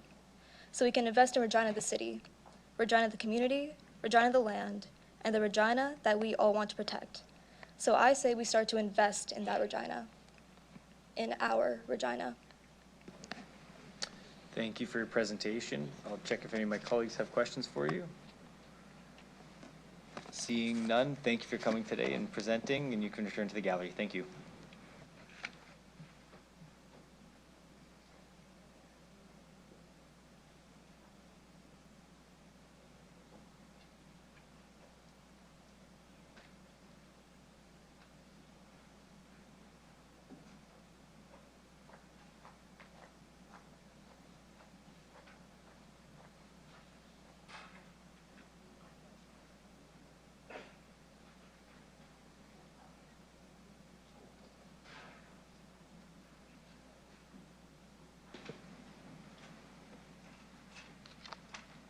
Okay, just for the record, delegations DE 25-281, DE 25-282, and DE 25-283 have all withdrawn their delegation.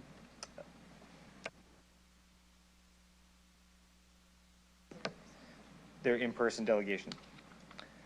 So we will move on to delegation D 25-312, Jackie Schmidt.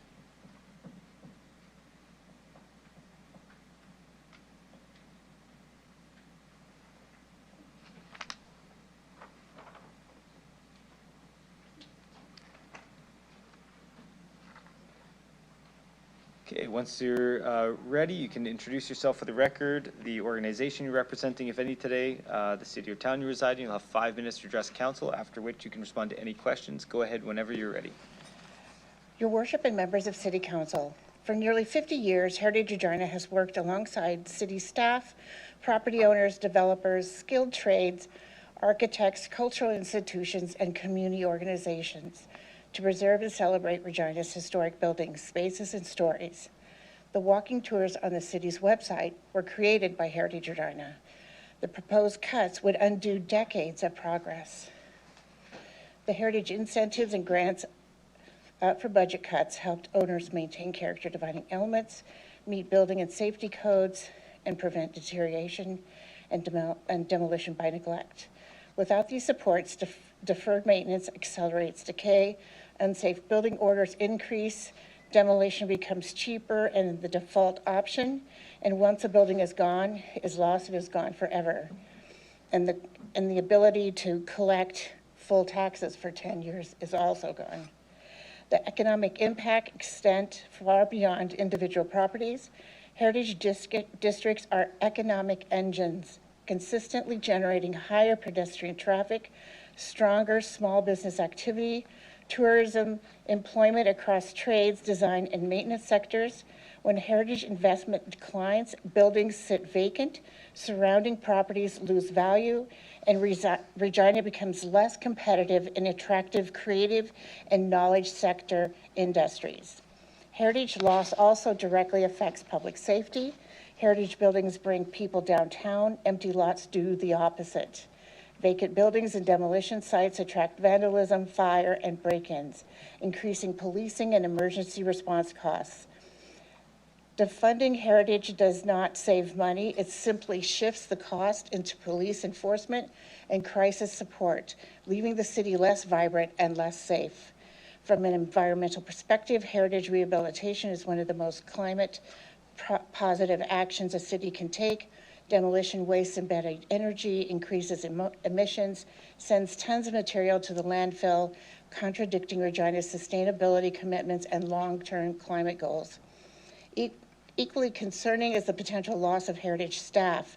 These professionals monitor designated properties, provide technical advice, enforce maintenance standards, and ensure compliance with bylaws and the official community plan. Without staff, there is no meaningful oversight, deterioration goes unnoticed, inappropriate alterations occur, and the city risks failing to uphold its own policies, eroding public trust, all which could be avoided with heritage staff.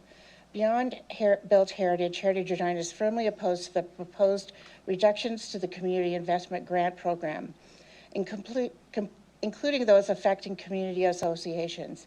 These grants sustain cultural programming, festivals, neighborhoods, initiatives, social supports, reconciliation work, intangible cultural heritage, such as oral histories, traditions, storytelling. Without them, opportunities disappear for children, seniors, disabled people, newcomers, and Indigenous communities, and low-income residents. Nonprofits cannot replace this funding. Many would be forced to scale back or close. Heritage Regina's grant funds 81% of our operating budget. I read a paragraph in a submission for this today that caused me to think about the return on investment that this brings to the city. In Regina, we are fortunate to be surrounded by tireless art workers and community advocates whose commitment to human connections make our city more diverse, supportive, and resilient. Arts and community initiatives bring a richness to the city life that cannot be replicated without the deep generosity these individuals offer their communities. Beyond their cultural impact, these organizations deliver an extraordinary return on investment through thousands of hours of volunteerism, time, expertise, leadership that far exceed the value of public dollars invested. Their work amplifies the city's resources, strengthens neighborhoods, and builds social infrastructure and supports well-being, safety, and economic value. Together, these organizations and their leaders create opportunities for reflection, empathy, and shared experience. The very quality that makes a city not just functional, but truly livable. About I 30 am seconds a left. volunteer. Taken together, these cuts would reshape Regina in ways that could take decades to recover from. Heritage, culture, and community programs are not luxuries. They are foundational investments in safety, livability, economic resilience, and civic identity. We encourage council to reflect on what Regina would lose without these organizations, buildings, programs, and volunteers, and who would lose access to education, cultural, recreation, and support as a result. Thank you. Thank you for your presentation. Do any members have any questions? Okay, seeing none, thank you for your presentation today. You can return to the gallery. Thank you. Okay, the time is 2:27. We'll take our mandatory 15-minute break now, and we'll be back at 2:42.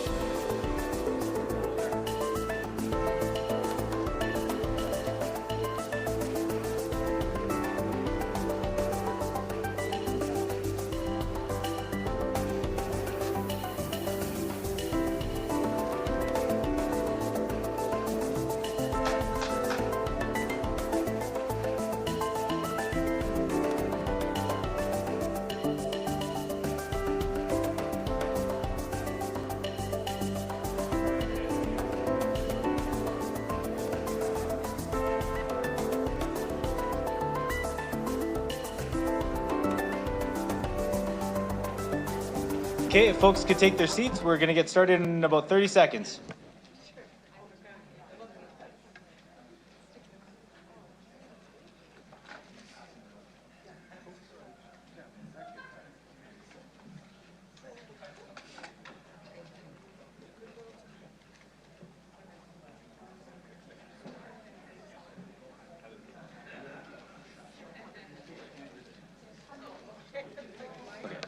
Okay, we'll call the meeting back to order. And next, I would like to call upon delegation DE 25-285 M Ironstar.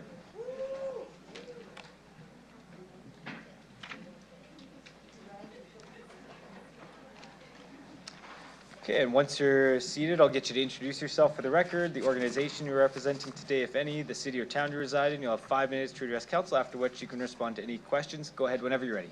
Okay, thank you. My name is M. Ironstar. I'm the Executive Director of the Saskatchewan Arts Alliance. We're a collective voice for the arts in Saskatchewan. We have over 50 member organizations and numerous individual and artist members, and I live and work in Regina. So, Your Worship and City Council, thank you today for the opportunity to speak. I'm here on behalf of many arts, culture, and community organizations funded through the Community Investment Grant Program, and as an artist, an arts administrator, and a citizen who cares deeply about the quality of life and well-being of this city. I want to begin by acknowledging something important. The arts and culture sector is incredibly grateful for the City of Regina's investment in the Community Investment Grant Program, and we do not take that support for granted. CIGP funding has helped our sector deliver vital programs, build partnerships, support residents, and create spaces that strengthen community life. As organizations, we are accountable to the people of Regina. We welcome every opportunity to communicate our collective impact. Together, we serve tens of thousands of residents each year, and although our sector has been underfunded for more than a decade, we continue to deliver high-value public benefits. This includes social connection, youth engagement, senior supports, newcomer and Indigenous cultural programming, and partnerships that make our communities safer and more resilient. These outcomes matter to residents. National research shows that 75% of Canadians feel that arts and culture strengthen their sense of belonging. Over the past couple of weeks, we've seen that reflected here at home. Regina residents are speaking out and speaking publicly about how much cultural programs mean to their lives, their families, and their neighborhoods. Despite this, the proposed reductions to CIGP come at a moment when current funding levels are already insufficient. The CIGP has not increased since 2012, even as demand and costs have grown. A cut now would make it impossible for many community organizations to meet community needs. It would undo years of partnership, progress, and public trust. These cuts also contradict the city's own strategic and cultural plan, which calls for inclusive cultural spaces, community participation, and a vibrant city centre, and increased investment in the CIGP. These plans were created with significant community input and reflect what residents have said that they want Regina to become. I also want to address one specific organization whose future has caused deep concern across our sector and community, the Art Gallery of Regina. The Art Gallery of Regina is a cornerstone of the Neil Bockwell Civic Arts Centre and a vital part of Regina's cultural infrastructure. The proposed defunding or closure of the AGR or Neil Bockwell space would have immediate and lasting consequences. It would limit public access to visual arts and remove one of the few dedicated community exhibition spaces in our city, jeopardize jobs, and compromise the ability of local artists to develop and share their work. The AGR has served Regina for decades. To risk its stability now would further weaken the cultural fabric of the city at a time when community connection is more important than ever. The economic case for protecting and strengthening these programs is also clear. According to the 2025 Artworks report, Saskatchewan's arts and culture sector contributes more than $2.2 billion to the provincial GDP and supports almost 20,000 jobs provincially. Broadly, in Saskatchewan, municipal investment accounts for over 20% of the total revenue that keeps arts organizations running. It's the third largest source of support behind only the federal government and the private sector. Cuts at the municipal level remove a cornerstone of the system and trigger exponential losses of external funding, especially from federal grant programs. When Regina invests in culture, the return is significant.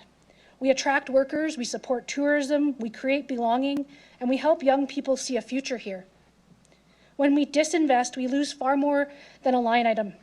We lose connection, stability, and the sense that Regina is a place worth building a life in.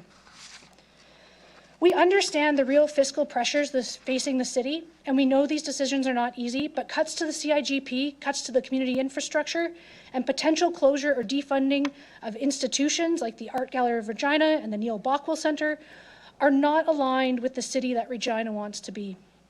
There is a path forward.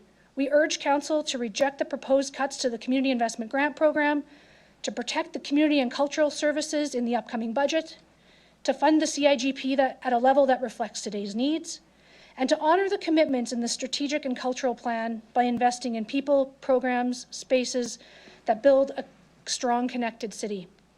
An investment in culture is an investment in Regina's well-being, economic strength, and long-term health. I thank you for your time today and for your commitment to the residents of this city, and I'm happy to answer any questions you might have. Thank you. Just a reminder, there's no clapping in the gallery. I appreciate folks' enthusiasm. I'll check with my colleagues if they have any questions. Seeing none, thank you for your presentation today. You can return to the gallery. Thank you.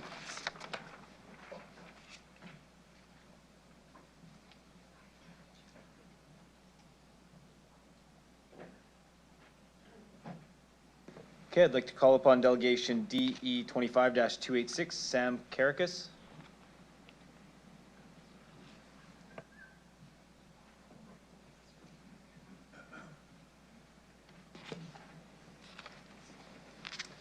Good afternoon. Afternoon. Get you to introduce yourself for the record, the organization you're representing today, the city or town you reside in. You'll have 5 minutes to address council, after which you can respond to any questions we have. Go ahead whenever you're ready. Good afternoon, everyone. My name is Sam Karakis. I'm the CEO of the RCMP Heritage Center and a proud resident of Regina. Thank you for the opportunity to appear today. I'm here to address the proposed elimination of the Community Investments Grant Program and the impact that decision would have on the organizations that rely on funding from this program, including the RCMP Heritage Center. The RCMP Heritage Center is one of Regina's flagship cultural organizations, along with the Saskatchewan Science Center, the Globe Theatre, and the Mackenzie Art Gallery. These high-profile organizations are unique in Regina, making a significant impact on the regional economy through operation of large public facilities, contributing to an engaged workforce, supporting local businesses, playing a major role in tourism attraction from global audiences, and creating services, opportunities, and spaces for the community to gather, learn, and experience. The RCMP Heritage Center is a nonprofit organization. We're not owned, operated, or funded by the RCMP. We are a separate charitable entity that does not receive operational funding from the provincial government and typically not from the federal government. Our revenue is self-generated through admissions, retail sales, some paid programming, facility rentals, donations, and grants, like the Community Investment Grant Program. This program is crucially important to our organization and others like ours in Regina. Today, I hope to demonstrate the economic and social impact this grant helps our organization to make. Through working with local companies and vendors and attracting visitors from around the world, our operation injects a considerable amount of money into the local economy. Our economic assessment indicates that for every $1 the City of Regina provides the Heritage Center, we generate $137 of economic activity. We leverage the $80,000 annual grant from the City of Regina to generate almost $11 million in economic impact annually. I'd like to provide you with some examples of how we make this impact. Since 2021, the Heritage Center has been successful in lobbying the federal government for funding to pursue becoming a national museum, which, when successful, will ensure an annual federal allocation of dollars to Regina for our operations. Since 2021, we've brought in $6.1 million in federal funding. This funding has been used to scale our team and operations and invest in the facility to provide a better experience to the community and tourists, having a direct and measurable economic impact in Regina. We have an additional commitment incoming in the latest federal budget. The Heritage Center employs 11 full-time staff and 7 part-time staff for a total of 16 full-time equivalent positions. These are also proud residents of Regina who pay taxes, buy groceries, put their children in sports and arts programs, and visit our cultural institutions. In the summer, we employ an additional 4 to 5 youth as summer students who learn valuable workplace readiness and learn how to be ambassadors of Regina. Every year, we collaborate with countless local consultants and Indigenous artists, elders, and partners. Over the past 3 years, the Heritage Centre has paid almost $400,000 to individuals through these partnerships. Our organization also invests in the Regina workforce. Last year alone, the Centre invested $47,000 in workforce development for our staff team, not only developing our residents, but also equipping our team with skills to enhance create a safer, more inclusive experience for residents and visitors. Every year, we attract tens of thousands of visitors from around the world. Around 65% of our total annual admissions are attracted from outside of Regina, and more than 30 countries worldwide. Because of this grant, we are able to host free admission days, special low and no cost events for Regina residents. Over the last 3 years, we've welcomed a record 4,900 Regina residents for free family events that showcase Regina's quality of living. Over the past 3 years, the Centre has provided over $500,000 of in-kind support to other nonprofits and community organizations, including the Regina International Film Festival, the Saskatchewan African Canadian Heritage Museum, and the Multicultural Council of Saskatchewan, to name just a few. We're a community facility and an important third space for people, meaning a space outside of their work or their home where they can congregate and socialize. As an example, every Thursday, we welcome a group of veterans who gather for a coffee clutch, and last year alone, we served close to 5,000 cups of coffee. Every year, we provide in-center programming to thousands of local students and virtually to students across the country. Over the past 3 years, we've connected with 60,000 students virtually across Canada in every province and territory. The Community Investment Grant Program supports vibrancy, livability, and prosperity in Regina. Reducing this funding rather than increasing it, as was proposed in the strategic plan, will have a detrimental impact on hundreds of nonprofits who are dedicated to making Regina a safe, inclusive, vibrant, and attractive place to live, grow a family, and start a business. As your community partner, I thank you for your careful consideration. Thank you for that presentation. I'll check with my colleagues if they have any questions. Councillor Mancinelli, go ahead. Thank you. Assuming you were wise enough to protect the community grant and you're successful in your bid for a national recognition for your organization, would that mean that we could redistribute your portion of the grant in future years if you have success for your bid?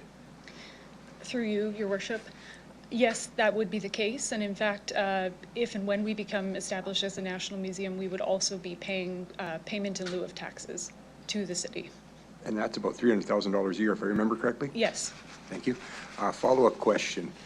How can the people in this room, the residents of Regina, this council, help you in your bid to become a national?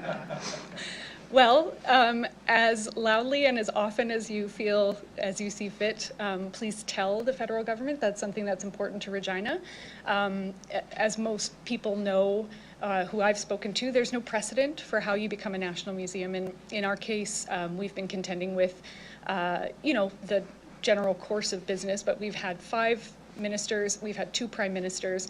The good news on that is that through those many people, they have seen the value of this project, but it does require the public to give their support.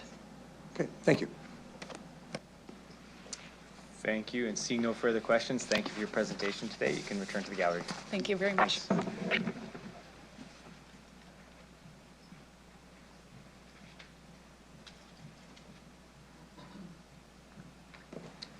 Okay, next I'd like to call upon Delegation D 25-287, Denise Simard.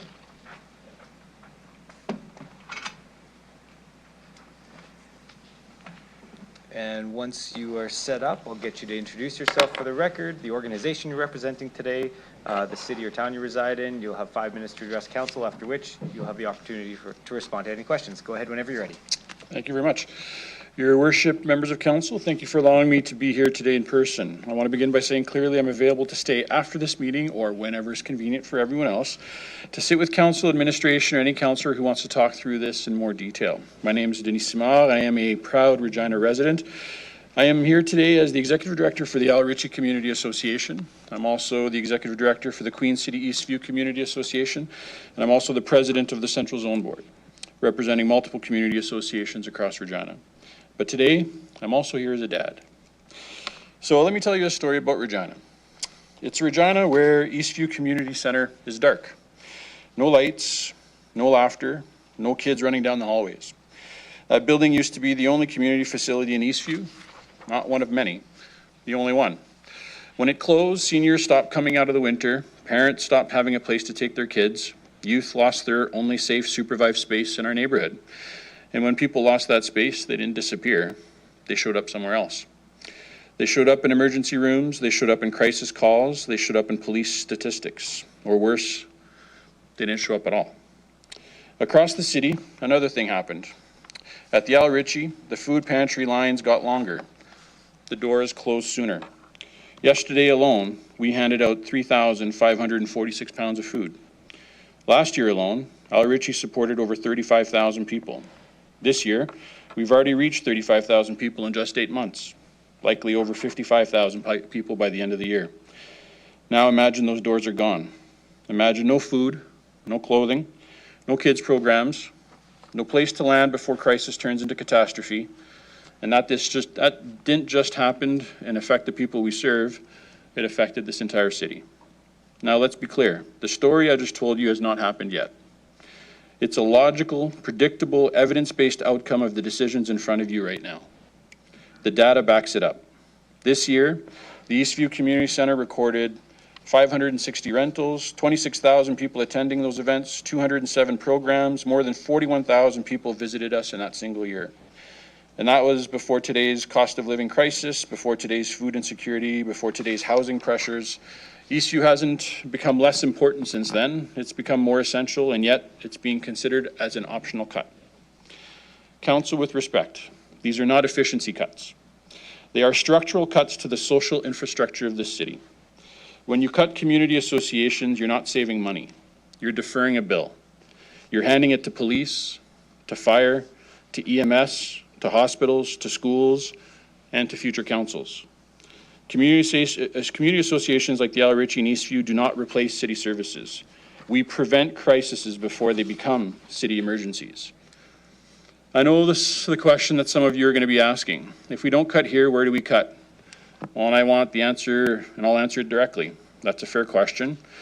But it's also a question that should have been answered before we arrived at this point, where the only options left harm children, seniors, and vulnerable families. You can pause or restructure capital recreation programs. You can phase infrastructure expansions differently. You can resequence growth ambitions. You know what you can't do? You can't pause hunger. You can't defer poverty. You can't delay community collapse. Once a community center closes, it rarely reopens. Once a neighborhood loses its only hub, the damage is generational. So why does this matter? Truthfully, I'm a dad. I have a daughter who's growing up in this city. One day she will decide whether Regina is a place to stay, to build a life, to raise a family. She will decide that based not on a mill rate, not at all, but on whether this is a city that takes care of its people. A city that understands that belonging is infrastructure. A city that invests in communities, not in concrete. So, Your Worship, members of council, please do not balance this budget on the backs of community associations. Please do not treat the only community center in Eastview as expendable. Please do not ask nonprofits to absorb impacts that even this city cannot afford. You still have a choice. The story I told you today does not have to become Regina's future. Thank you, and once again, I'm here, and I'm available to stay to talk, and I'm not going anywhere. Thank you for your presentation. I see Councillor Flores has a question. Go ahead. Thank you. Through you, Mayor. Hi, Denis. Thank you Hey. for being here today. Both Al Ritchie and Eastview are in Ward 6, so this is definitely something that's very close to my heart. Sorry, that was my 5-minute count. Very diligent, very diligent. So my question to you is, can you talk about all of the work that nonprofits and community organizations have to do to offset funding, given that many of these grants haven't been increased since 2012, so they're working with 2012 money in 2025? Well, yeah, so like the truth is if you actually look at our numbers where we're at for most of the nonprofit sector, we've actually taken about a 28 to 35% cut. And so even though the numbers haven't changed, cost of living has, our services costs, our rates for our staff, for everything that we're doing has gone up. Right now, you guys are considering the mill rate. You're talking about utility costs going up. Sask Power is doing the same. The province is doing the same. We are taking the hit at the bottom of the line at the end of the day. The reality is that the nonprofit sector, we are a safety net. We are the biggest catch-all when it comes to every single agency across this city. Every time anyone else fails, they turn to us. I have people walking through my door every single day who are saying things like, somebody forgot about me today. I have no food. How do I feed my child? I just got raped. I'm someone who just became a widow and I don't know how to take care of myself. We have the realities of facing every single challenge that walks through our doors, and we're expected to have an answer every single day. I have less money. I have less staff. What I have more of is love. I have more love. I have more appreciation for what we do, and I have more people in this room and other community associations that we rely on each other to do what we do every single day. But the truth is this, we are stretched. We have nothing else to give. If you guys are going to take the little, and I mean it, this is so little, the money for CIGP and other things that you guys are thinking that are even a possibility to cut, do you guys even realize that just the $2 million that CIGP represents, the 140 organizations, do you guys, do you know the conversation we should be having today?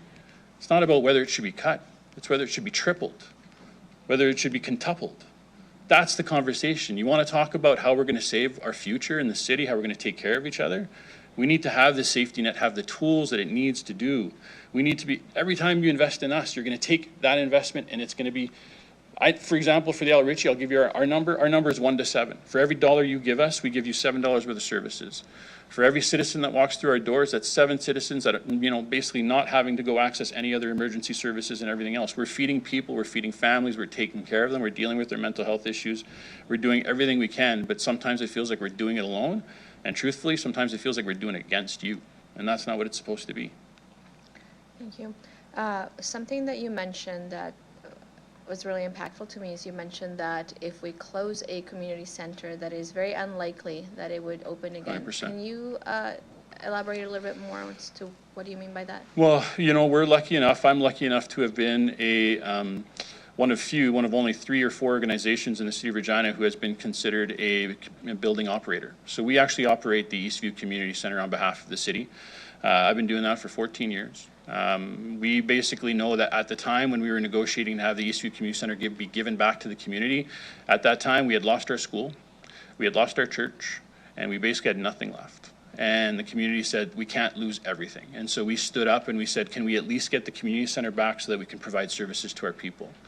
And it was a negotiation, but we got it back. And I'll be honest with you, I'm not going to give it back. I'm not doing it. It's the only thing we got left. It's literally the only space where our kids get to come every single day and be together. You want to know how it feels to have kids go to 4 different schools in our city and they don't have one in our neighborhood? They don't know each other. Our kids literally go to the park and they're bullying each other because they don't know each other. They don't go to school with each other. They have no respect for each other because we've not created a space for them to be able to do that, except the community center. We have a rule at our community center. You walk through our front doors, everything else doesn't exist. All the crap that you have in the community, sorry for using that word, but all that stuff doesn't exist the moment you cross the threshold of our door, and then you're in a safe space. And those kids get to actually have normal kid things. And that's the gift of that community center. We don't want to take away from that, and please don't take it away from us. Thank you for that. Just one last question. Given all the need out there, how can folks support these community organizations and programs? Well, I'll tell you right now, the amount of love that we have all the time, like I said, Al Richie right now, we're feeding 4,000 people a month, we're clothing 4,000 people a month, and the only reason I can do that is because the city of Regina keeps stepping up for us. They keep showing up and giving us donations. We have local businesses who want to support us. I've got amazing associations and businesses that want to do that. But I'll be honest, the one big thing that I feel that the city seems to not have in its budget, and I'll be honest, I think it's something that's really missing. You guys have a great relationship with business in regards to trying to leverage federal dollars, provincial dollars into new investments, new infrastructure. You want to know the conversation you guys aren't having? That was my other 5 minutes. The other conversation you're not having is all these nonprofits that are sitting in this room, we have access to federal funds because of who we are. We have access to federal funds because of infrastructure, because we're in the arts, because we're in community development, because we're in economic development. We're doing all these things. Do you guys realize you don't sit down with us? You don't ever have those conversations? Do you know how many billions of dollars that Ottawa does every year that nobody asks for? Over $5 billion every single year. Nobody even asks for it because they don't know the fund exists. If we could actually sit down strategically and have a conversation, all the nonprofits in the city with the city, and say, how could we go together and leverage as many federal dollars by looking at all our needs together? we would be unstoppable. We'd be the only ones doing it. We'd be unique. So, hey, there's my challenge. Thank you so much for that. That's some great insight. That's all for me. Thank you. Seeing no other questions, thank you for your presentation. You can return to the gallery.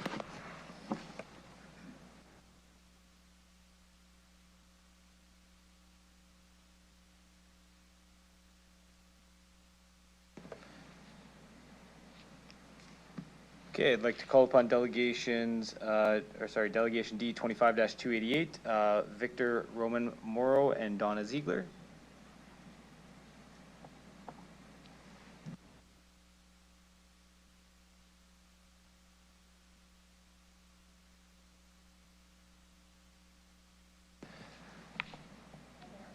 Hi. Okay, once you're ready, you can introduce yourselves for the record, the organization you're representing, the city or town you're from, and you'll have 5 minutes to address council, after which you can respond to any questions. Go ahead whenever you're ready. Great. Donna Ziegler and Victor Roman Morrow from the South Saskatchewan Community Foundation right here in Regina. So, Your Worship, members of council, thank you for the opportunity to speak today. I'm here on behalf of our local nonprofit sector to highlight that the local nonprofit sector is a vital part of our city's social and economic infrastructure. This sector keeps families fed, provides shelter to those in need of somewhere safe to stay. We help people find employment and be contributing members to this city.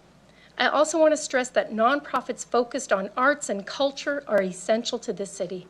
Our city thrives when there are things to be passionate about and look forward to, through things like dance or music or sports, facilities like the Floral Conservatory, seniors' homes, programs, and so much more. These give residents something to be proud of and feel like they belong right here. They give people passion to live here instead of somewhere else. They create vibrant, inclusive, and attractive opportunities for our residents. This aligns directly with the city's own vision of being a vibrant, inclusive, attractive, sustainable community where people live in harmony and thrive in opportunity. I want to take a moment to speak to the case for investment into nonprofits. Provincial data from Imagine Canada paints a very clear picture. Over 8,000 nonprofits in Saskatchewan contribute $7.6 billion to provincial GDP. They represent 7.3% of the entire provincial economy. The sector generates $10.8 billion in annual revenue, employs over 100,000 people right here, and volunteers provide the equivalent of 71 million hours. Much of this work directly supports the core well-being of our community: health, education, social services, arts, and so much more. This sector is a major economic driver and one of the most important social supports our province and this city have. I just want to talk for a moment to the local realities and the rising needs we see here. So our community foundation partakes in local research called Vital Signs Research. This is led in collaboration with Luther College and the U of R. It highlighted that nonprofits are currently facing funding gaps. This is what Imagine Canada calls a social deficit, which is when the need for services grows faster than the resources available to deliver them. And critically, city funding for this sector, as you've heard before, it hasn't increased since 2012. And that's despite inflation, population growth, and skyrocketing demand. This means that nonprofits are actually doing way more with way less every single year. In March of this year, the Community Foundation held a facilitated roundtable between Regina nonprofits and city representatives. It was attended by about 50 community leaders, many of which you're going to hear from today and already have, as well as some of the councillors in this room. Councillor Rashevich, I know you were there, Flores, Radins, Zakidniak, and Bachitsky, you were all there as well. And the discussions heard were consistent. Nonprofits need stable and flexible funding to succeed. And when they succeed, it means the community is succeeding. They need resources to recruit and retain staff. They need investment in facilities and their core infrastructure. And they need a shared commitment to early intervention and prevention, because addressing issues upstream saves exponentially more money and saves lives down the road while making our city a better place. So today our message is very simple. Cuts to the nonprofit sector are not savings, they are costs. Every dollar cut eliminates part of our city's GDP. It reduces essential services that prevent crisis, reduce inequality, and support residents before their needs become very much more expensive for the city to respond to. Funding nonprofits is not charity. It is a cost-effective investment. If we want a community that is safe, vibrant, and resilient, we must treat nonprofit funding as what it truly is, an investment in long-term economic and social well-being. So we're asking Council to maintain and, wherever possible, enhance its support for the nonprofit sector. Cutting investment today will hurt the people who rely on these services now, and it will hurt our entire community in the years to come. The nonprofit sector stands ready to continue delivering innovative, efficient, and essential services. It simply needs the city to continue standing with the sector. Thank you. Thank you for your presentation. I'll check if any member has any questions. Seeing none, thank you for your presentation today. You can return to the gallery. Thank you. Thank you.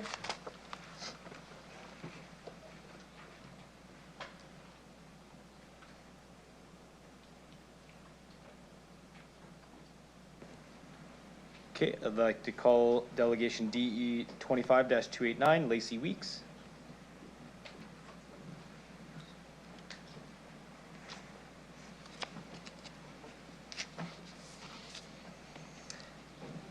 Okay, and once you're ready, I'll get you to introduce yourself for the record, the organization you're representing today, if any, what city or town you reside in. You'll have 5 minutes to address council, after which you can respond to any questions. Go ahead.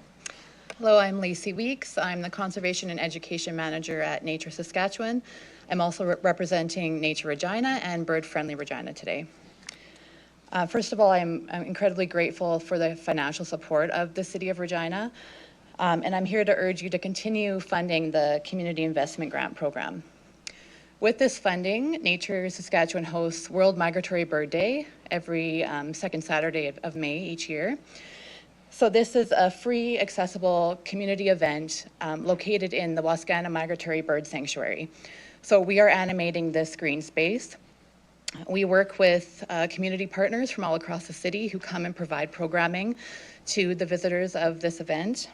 We work with many volunteers to put on the event.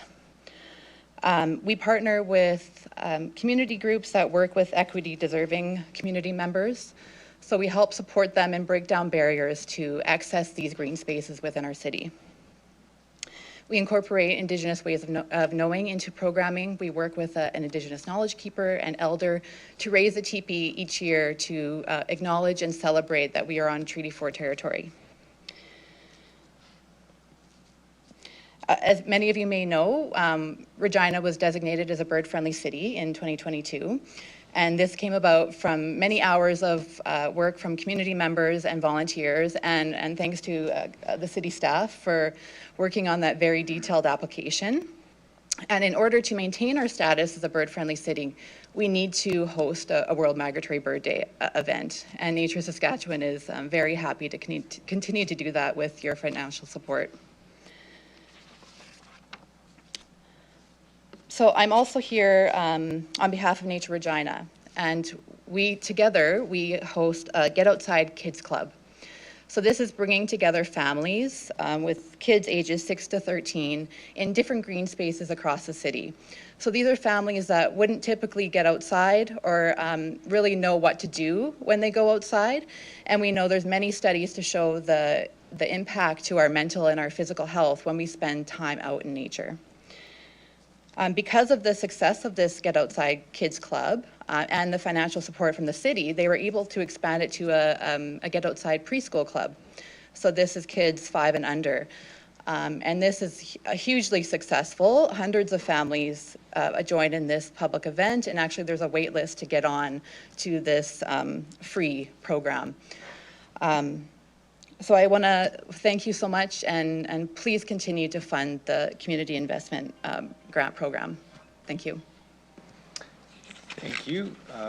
Check if any members have questions. Seeing none, thank you for your presentation today. You can return to the gallery.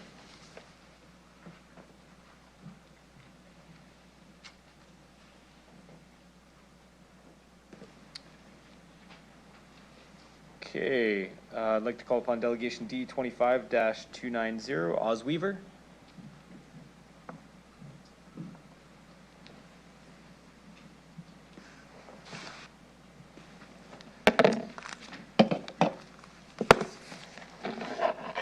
and I'll get you to introduce yourself for the record, the organization you're representing, the city or town you reside in. You'll have 5 minutes to address council, after which you can respond to any questions. Go ahead when you're ready. Thank you. I'm Oz Weaver. I'm the executive director of the Globe Theatre. We are located, the Globe is located in Ward 3, and I am also a constituent myself of Ward 3 and the far end of Lakeview, really close to the airport.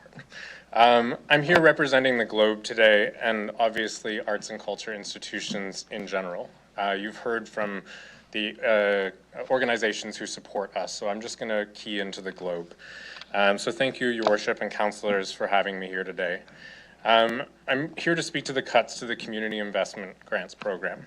I first want to read a quote by economist and playwright Mehmet Murat Ilden, who once said, "It is always easy to create an ordinary city.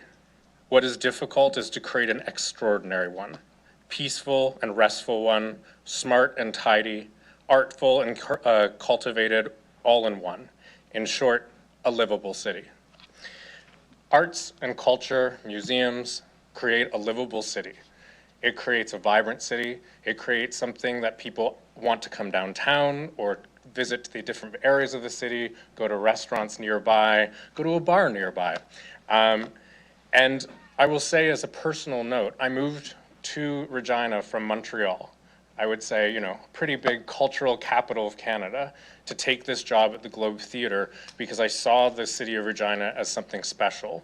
My colleague Heather Irvin, Director of Engagement, who's here with me today, grew up in Regina, lived in Toronto for 20 years, and is or a little less than 20, sorry to age you, and moved back home because of the cultural vibrancy of the city of Regina and what the Globe Theatre's doing for that vibrancy. Arts and culture, as I said, are the cornerstone of a livable city.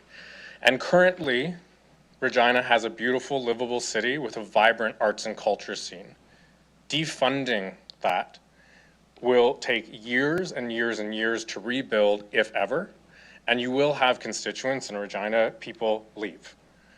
Those people who are paying our property tax, who are making the city livable. If there's not something to galvanize the city together, then why would people stay? You know, another thing that's come up several times is we have not even seen an increase for over a decade. The Globe Theatre currently is leveraging a $128,000 city grant into a $5.3 million budget. Some of the numbers that we look at the Globe Theatre. Last season, 31,000 people came through the Globe Theatre. This year, we're anticipating 43,000. 25% of the last year, so 8,500, were from out of town. So that's creating tourism.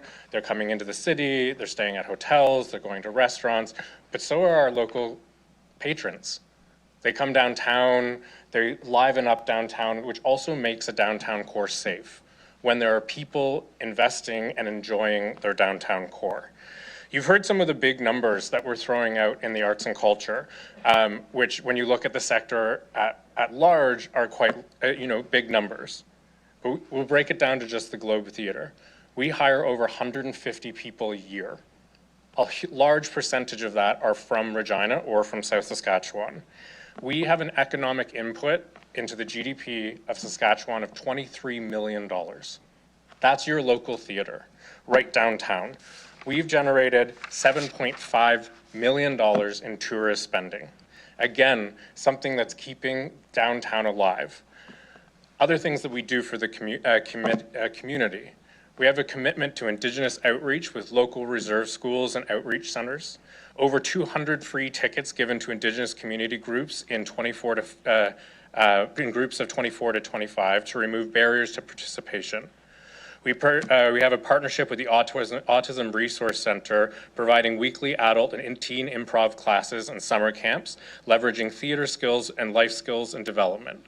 We provide 12 scholarships to youth for theater classes in 2025, free after-school acting classes to Mother Teresa Middle School.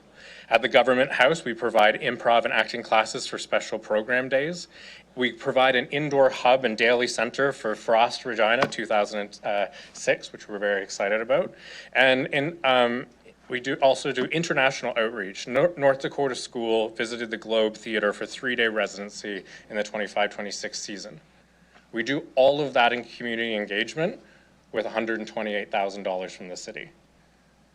Any cut to the cultural infrastructure program of this city will decimate what we have built downtown, what you have all built. I know I'm new to Regina, but very happy to be here. And that will be extraordinarily hard to rebuild, if ever. So we implore you at the Globe and on behalf of the arts and culture sector of Regina to keep the funding where we have it. And of course, we would implore you later down to look at increases as we've been stagnant for over 10 years. Thank you. Thank you for your presentation. Councillor Flores, go ahead. Thank you, through you, Mayor. Hello, thank you for being here today and for sharing everything you've shared. A little while ago, you were part of a panel through a downtown event talking about the importance of the arts, and there you talked about the economic impact of the arts, and I was wondering if you could please share some of that information with us today. Through you, Mayor. Thank you, Councillor Flores, and thank you for being that, and thank you to the RD Bid for hosting that and the library for hosting a great free panel. Luckily, I have my numbers in front of me. M. Ironstar already spoke to cultural impact and what we do in Saskatchewan. So we can look even bigger.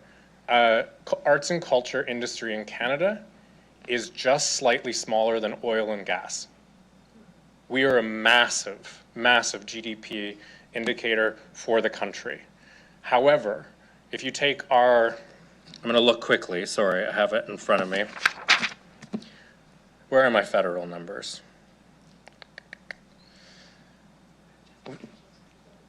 So we have a 67 to 68 billion dollar impact on the GDP of Canada.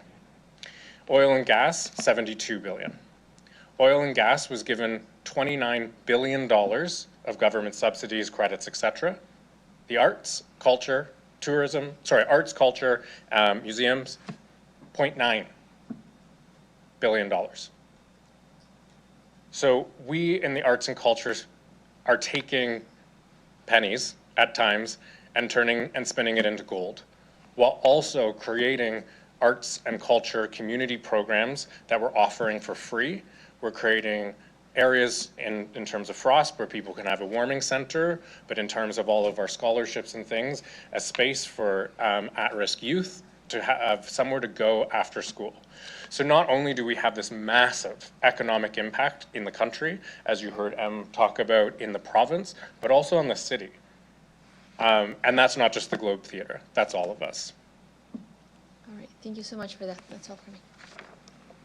Thank you. Seeing no other questions, thank you for your presentation today. You can return to the gallery. Thank you all. Thank you.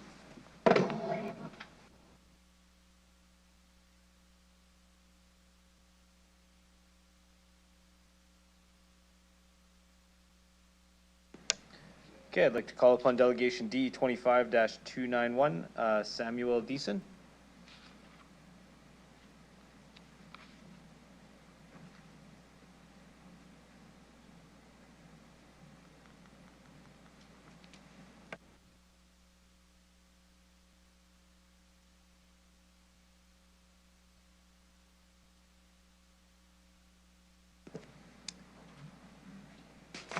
Okay, I'll get you to introduce yourself for the record, the organization you're representing, and what city or town you reside in. You have 5 minutes to address council, after which you can respond to any questions. Go ahead when you're ready. Thank you sincerely. My name is Samuel Deason, Executive Director of the Regina Symphony Orchestra. I'm joined by Jackie Schmidt, Sydney Frank, Tamsin Johnston, Eric Timperman, and Christy Tucker, who represent some of Regina's finest musicians, administrators, and volunteers. And we are all proud residents of the city of Regina. Dear Your Worship, Mayor Baczynski, and members of Regina City Council, we're here on behalf of the RSO to express our gratitude for the city's long-standing support through the Community Investment Grant Program and to share how vital this program is to Regina's cultural, social, and economic life.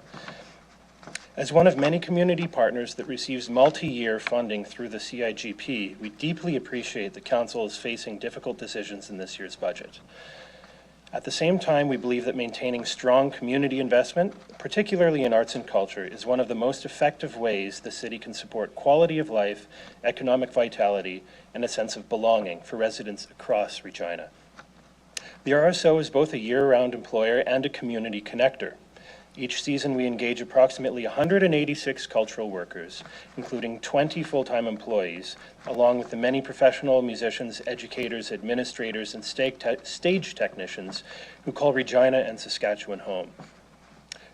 With the city's investment, we present main stage orchestral performances, more than 30 free concerts throughout virtually every part of the city, and education programs that reach thousands of children and families each year, including students in neighborhoods that have limited access to the arts. The RSO's work is part of a larger provincial story. Across Saskatchewan, arts and culture sector contributes approximately $2.2 billion to provincial GDP, generates about $216 million in tax revenue, supports almost 20,000 jobs. These represent real paychecks and careers in communities across the province. At the national level, research shows that arts and culture generates about $29 in economic activity for every $1 of federal investment. Public dollars invested in culture are not simply a cost, they're a high-performing economic investment. The social impact of this investment is just, if not more, as important. According to the National Arts Response Tracking Survey, 75% of Canadians report that attending arts and culture events positively impacts their sense of belonging in Canada. Cultural participation supports the same goals that City Council has identified around community safety, inclusion, well-being, and city pride. Independent analysis from the Arts Response Tracking Survey has also documented the wider spillover impact of the arts. Participation in arts and culture activities stimulates the creative economy, improves employability of individuals, strengthens social cohesion, community life, and the integration and belonging of newcomers to Canada. It improves health and well-being, and it helps reduce social isolation. It supports local businesses and contributes to a vibrant residential and property market. It helps create attractive cities for top talent, entrepreneurs, and innovators. These are exactly the conditions Regina needs in order to grow and thrive. At the same time, the arts and culture sector remains fragile. Many organizations operate with extremely lean staff teams, limited financial reserves, and rising costs. Stable, predictable municipal operating funding through the CIGP is often the first in support that allows organizations like ours to unlock matching provincial, federal, and private investment. When that foundation is strong, we're able to plan responsibly, retain skilled musicians and staff, and deliver high-quality performances and educational programming that reflects and advances Regina's diversity and aspirations. When that foundation is weakened, the impact is felt far beyond any single organization. From our perspective, the CIGP is one of the City of Regina's most effective tools for building a safe, welcoming, and dynamic city, a place where people want to live, work, and raise their families and invest.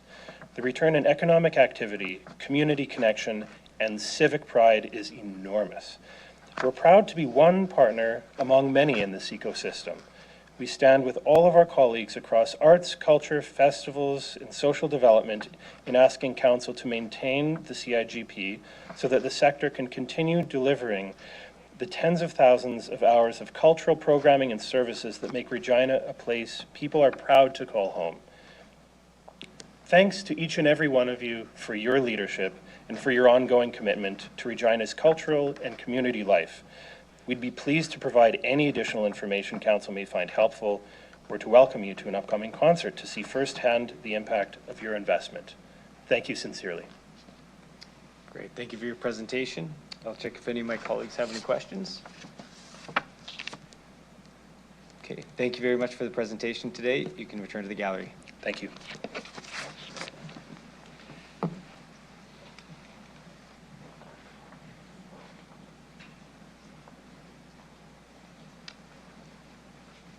Okay, I'd like to call upon Delegation D 25-292, Shelley Sayer and Gloria Patrick.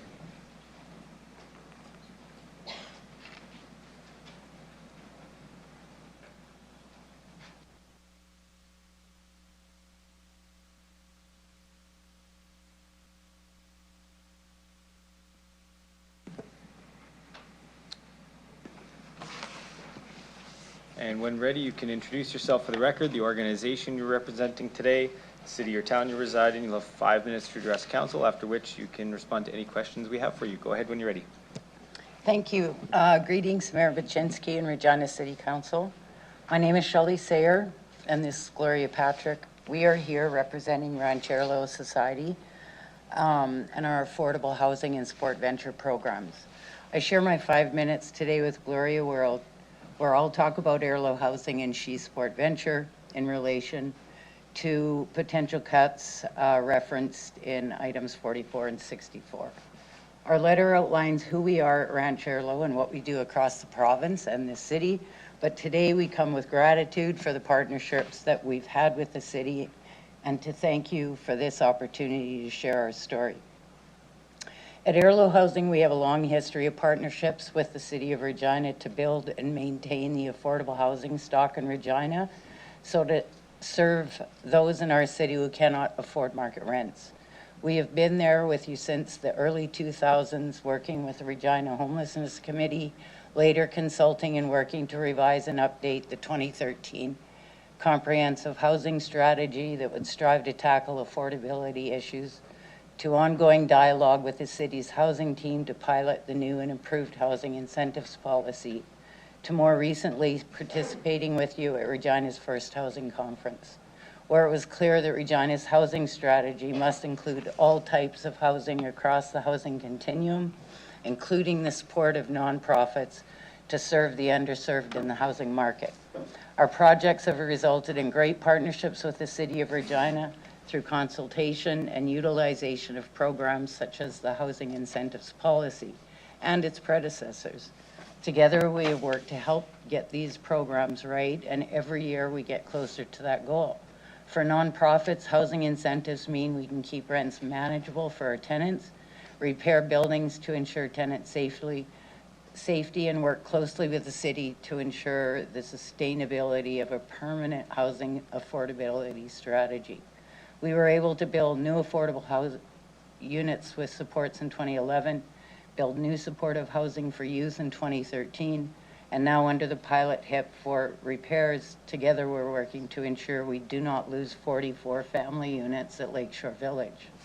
Elimination or reductions to the housing incentive policy now will surely undo the work we have started and the progress we've made in the past.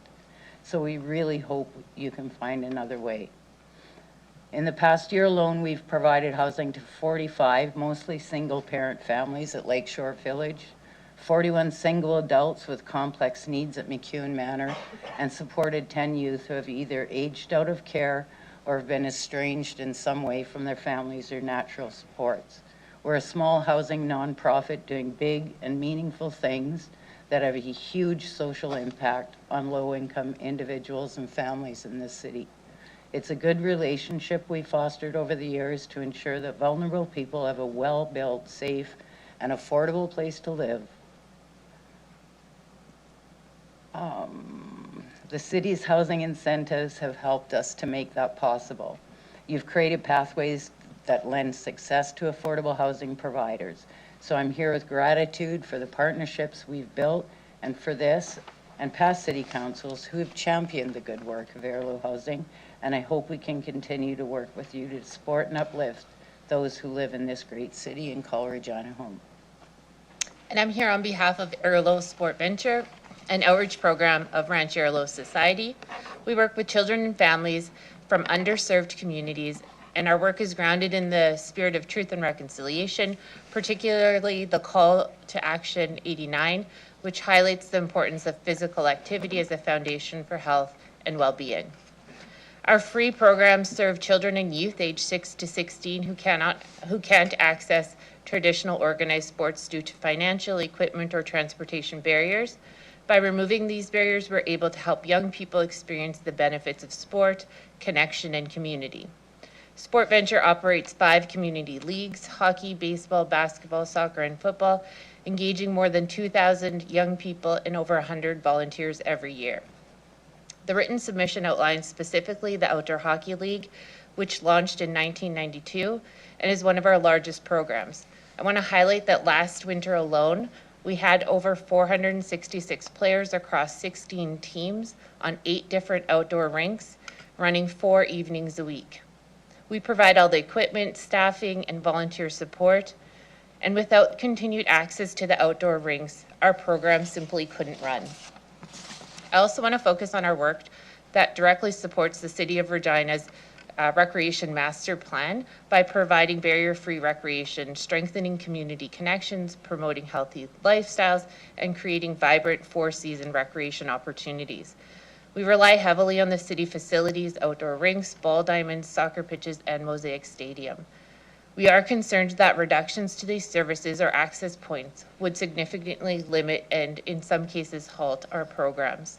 Well, 30 seconds left. Last summer, we were able to utilize the community investment grant and partnered with the City of Regina and Rio. We were able to offer community play days to over 300 participants at each of the events. We're grateful for the partnership with the City of Regina. And as you consider these service reductions, specifically to the outdoor rinks, we ask that you recognize the vital role that these facilities play in supporting the children and youth in our community. We remain deeply grateful for our partnership with the City of Regina, and we're hopeful to continue our work together. Maintaining accessible recreation is simply not an investment in sport, it's an investment in community health, social connection, and well-being in our city's young people. Thank you for your time and your commitment to supporting a healthy, active, and inclusive Regina. Thank you for your presentation. I'll check with my colleagues if any have any questions. Seeing none, thank you very much for your presentation today. You can return to the gallery.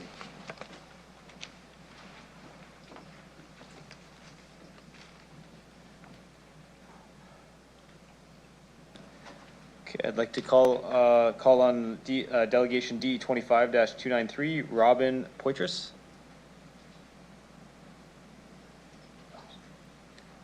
Is Robin in the gallery?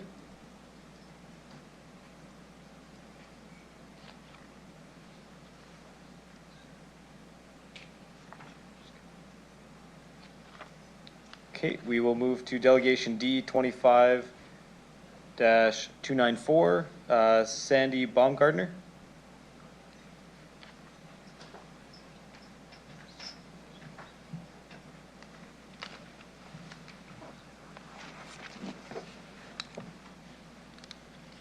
Hi. Good afternoon. Okay, I'll get you to introduce yourself for the record, the organization you're representing, the city you live in.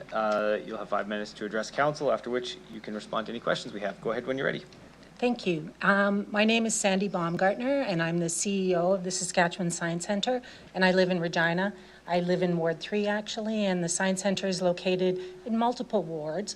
There was a battle between Councillor Razovich and Flores because you're right on the border, so I think we'll share the Science Centre today. Thank you for the opportunity to be here. And also I wanted to make a personal thank you to each and every one of the councillors and the mayor for the time that you've put in to review and deliberate and discuss this budget. It's not an easy time for you, but the time that you've all put in with your town halls, answering emails, phone calls, doesn't go unnoticed. It might feel that way, but I think that I very much can appreciate the hard work that you've all done up until now. I'm here specifically to speak to the proposed elimination of the Community Investment Program, which would obviously, as you've heard already this afternoon, would have a huge impact on our community. I was more specifically surprised when I saw the budget adjustment Appendix M13 come out publicly, because it runs very contrary to what I read in your strategic plan. On October 22nd, you unanimously approved a strategic plan. Mayor Bashinsky, when you introduced that, you talked about the collaboration and the consensus amongst councillors and administration. So to see the elimination of the Community Investment Program, which was actually one of the action items in your strategic plan, I saw very much a disconnect. So I, having been an organization that just recently, in fact last week, our board approved a new strategic plan with action items, and I think it would be very awkward for me to go back to my board and say, I'm not going to do these actions. I understand the restraints and the issues that you're facing with budget, but it did really seem like a disconnect to me. About a strategic plan is your roadmap moving forward, not a menu for potential things that you're not going to do into the future.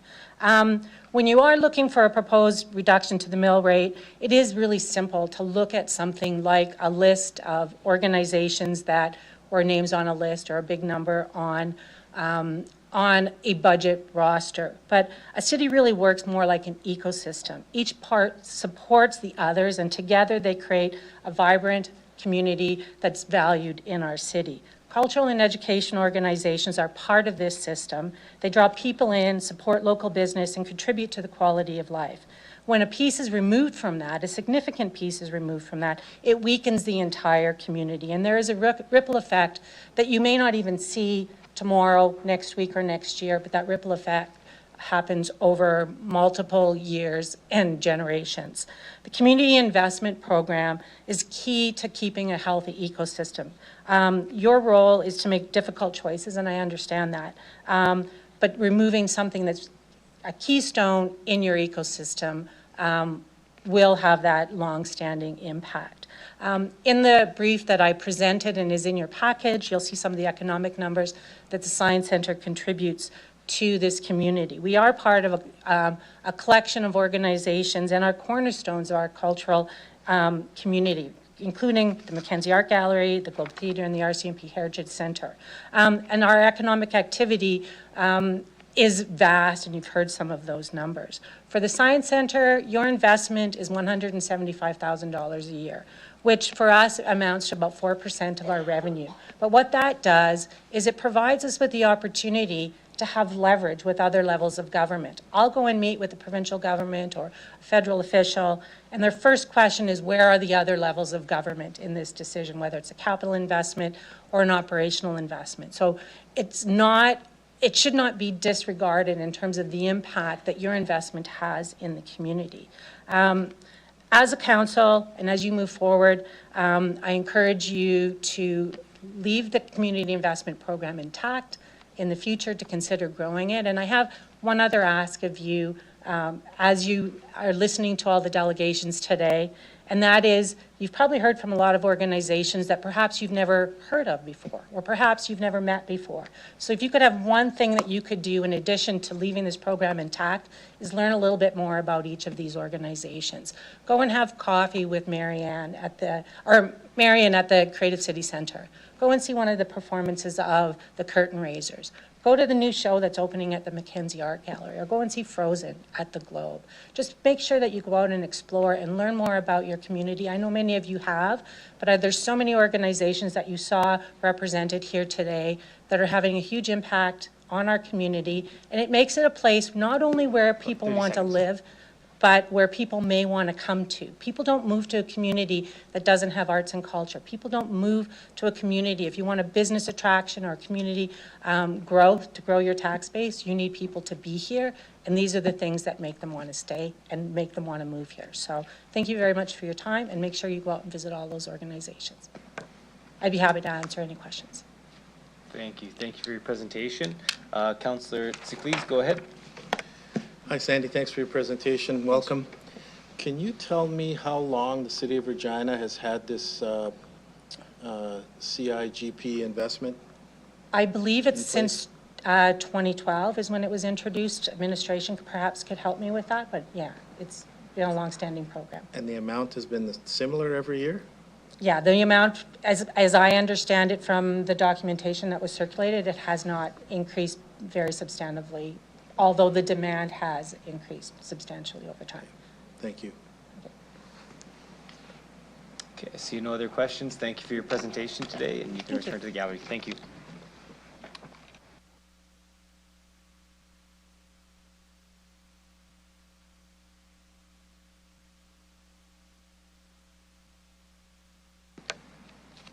Okay, I'd like to call upon delegation D25-295, Brian Lewis and Tynesha Eaglechild.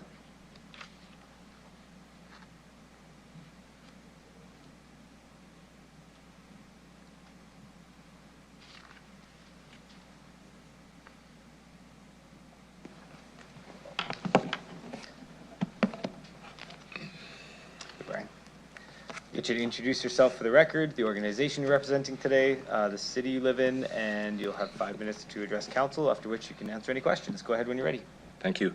Tanisha had to send her regrets. So my name's Brian Lewis. I represent Growing Young Movers Youth Development, which is a nonprofit that works out of the Mama-Way-Atatin Center in Regina. In fact, Tanisha had to go back because we have our staff Christmas turkey dinner for about 60 young people right now. And I want to be there, but I needed to be here.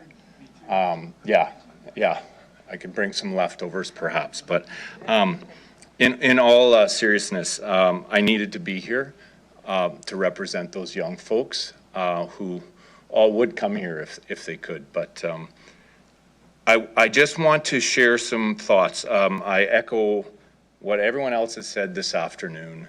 I remember someone saying, they're never going to cut these dollars. This is essential.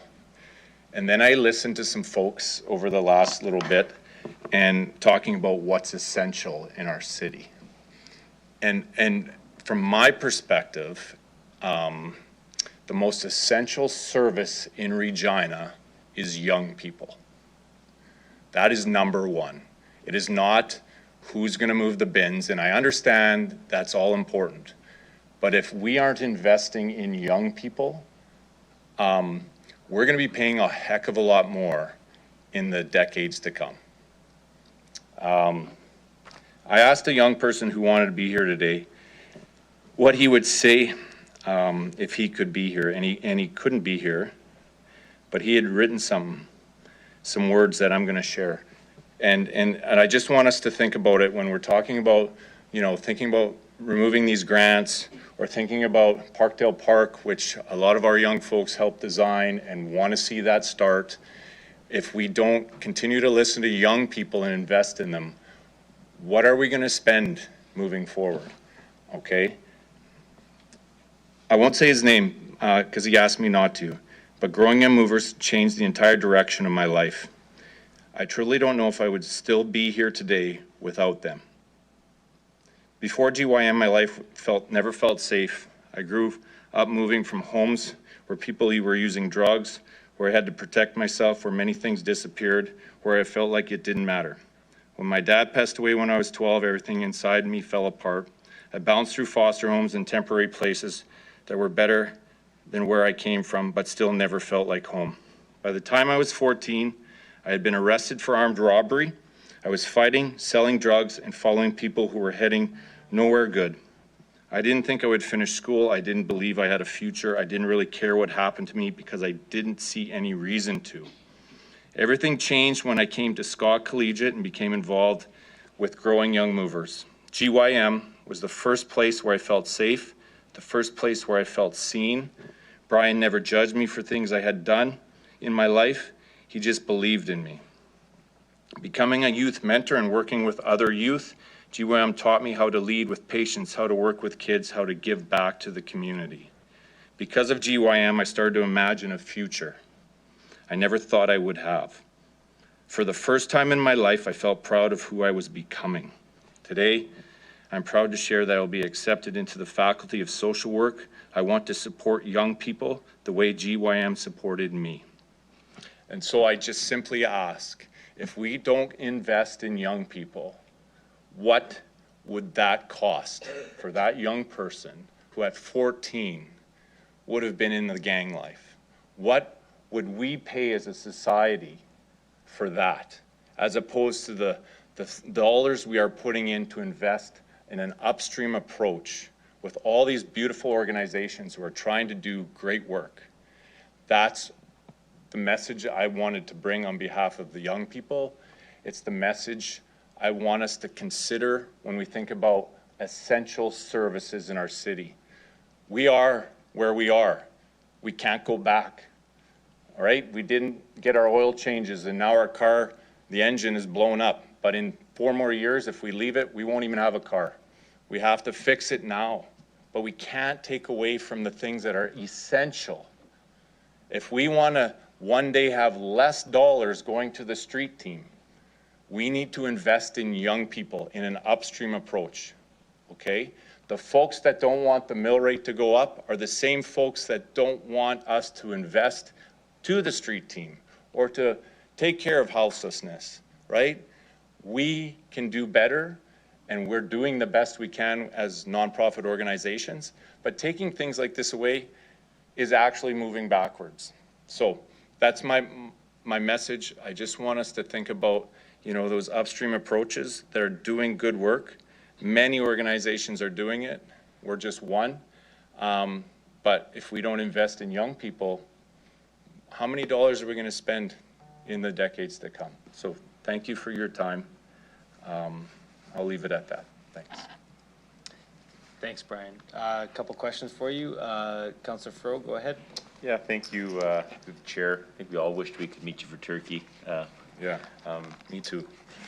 My mom was an educator and often talked about sort of empowerment and looking to the future. So my question for you, just given that you have the benefit of speaking with young folks all the time, if you were to give us some advice through this budget cycle of looking to the future, you know, what are the things that those young people you talk with every day, what is it that your sense is that they want to see out of their city if they so choose, that would make them sort of want to stay and, you know, be an active social worker, right, and contribute in our community versus leave?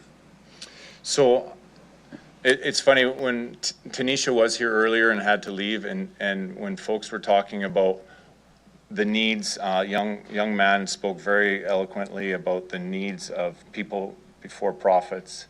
And I just saw Tanisha nodding her head. The things that young people need, like she was part of that group that designed Parkdale Park. And if we say we're going to pause and not do Parkdale Park, what that will do to those young folks, right? When they finally believe that people are listening to what's going to revitalize North Central Regina, and then say, we don't really need a park. And I get it. I get that we have tough numbers to deal with.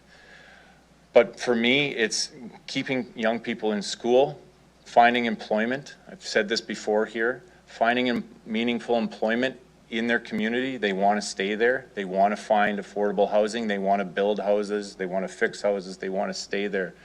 But getting them through school, through grants that the city offers, allows us as a nonprofit to work with Scott Collegiate to be able to help support them get through school, because it is not an easy task. Unlike me, believe me, I wasn't the brightest guy in school, but I had the support, is what I'm saying. A lot of these folks have barriers. When we talk about transit, when we talk about housing, we talk about, you know, finding their next meal. So for me, the big one is we can't uninvest in young people. That's our number one, okay? Or we're going to continue to see the rise in all the costs of reactionary measures that we are in, you know, needing to do in this city right now. If my, you know, 10 years, 20 years is we work other organizations out of work by getting more kids employed through school, living and contributing in a positive way to their community. We don't have to fund as much for reactionary things that we have to do right now. And I'm not saying we shouldn't do them. We need to do them.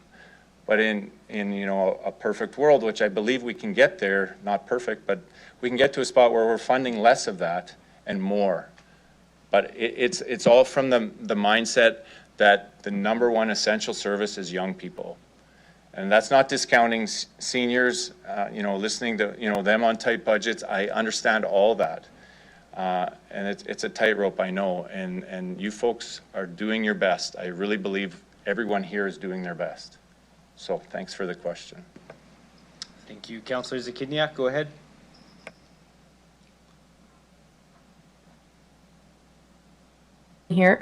Sorry, can you hear me? Yep. Yes. Okay, my mic wasn't unmuting. Thank you for being here. You talked about some of the impacts of the work that Growing Young Movers has on the youth that you work with. Can you give some specific, you mentioned a couple, but if we want to preserve the work from Growing Young Movers, can you give some specific examples? You can reiterate them or others of what we should be protecting in this budget to protect the work that Growing Young Movers is doing specifically? So, forgive me if I don't have it worded right. There's a piece under Recreation and Cultural Service known as Centering Youth Project Grant. So funds that will help sustain the funding of youth employment and the work done in the Mama-Weyattin Center. Obviously, the Community Investments Grant Program, we do get some funding from that as well. We've proven that what we're doing in that center is working. The number of young people that are graduating high school, the number of young people that are working in the center and continuing to stay in school when it is a struggle for many of these folks. So those are two. Obviously, the Centering Youth Project Grant is something that can help sustain funding for that center. An elder that works close with us for over a decade now, Joseph Natalho, he has taught me that we cannot give or provide things for young people and then take them away. That's happened in his world his whole life. Come in, drop, offer a program, run out of money, leave. We've never done that, and we can't have that happen. So, you know, we've been funded through Building Safer Community Fund for a few years now. Those funds will disappear. How do we continue the momentum and keep things going to allow the work that's happening at that center to continue? We cannot, you know, for a second think that this will just magically continue to happen. The funds need to be there. The Mama-Weyattin is surrounded by 4 elementary schools in what I would, you know, argue is one of the most underserved communities in our city. But we have talented, beautiful people that are young that want to stay and work there. And then just lastly, thanks for the question, but going back to, you know, the phase 1 of Parkdale Park, for over 2 years, young people from North Central, young people were asked by past mayor, city admin, to what would you want? I went and visited Regent Park in Toronto, a very underserved community, for a long, long time with Mitchell Cohen. And Mitchell was standing with me on a green space in Toronto. And he said, the city wanted this to be phase 7 of this 7-phase plan. And he fought tooth and nail. He said, it has to be phase 1. And I said, okay, tell me why. Because young people, the community needs to see we're serious. So this park might be like, oh, take that 1.5 mil, we'll push the park back a year. But you don't understand what that would do to all the young people who know that they designed it, they talked about it, they were asked what could be done for our community. To take that away from them is continuing along the path that they've seen for a long time now, and that's empty promises. Folks say things that we want to hear, but we aren't seeing action. So those are the big ones for me. Thanks for that question. I hope I helped. You did, yeah. I just want to follow up about the Centering Youth Project Grant. I'm glad you mentioned it because I actually haven't received details about it. Are you, and I'm aware of this change that we need to, I just want to confirm, is that for sure what that is supporting? Because like I said, I haven't received those details, so I just want to make sure, do you know with certainty that that's the grant to help with when your federal grant is no longer there? From my understanding, when that BSCF dollar goes away, those dollars go away, the notion of having sustained funds to the center to help continue funding all this, this upstream approach to supporting young people, that's my understanding. Okay, I'm glad you flagged that. I'll have to ask administration for more details. Thank you very much. Thank you. Okay, thank you. I don't see any further questions. Thank you very much for your presentation today. Can we return to the gallery?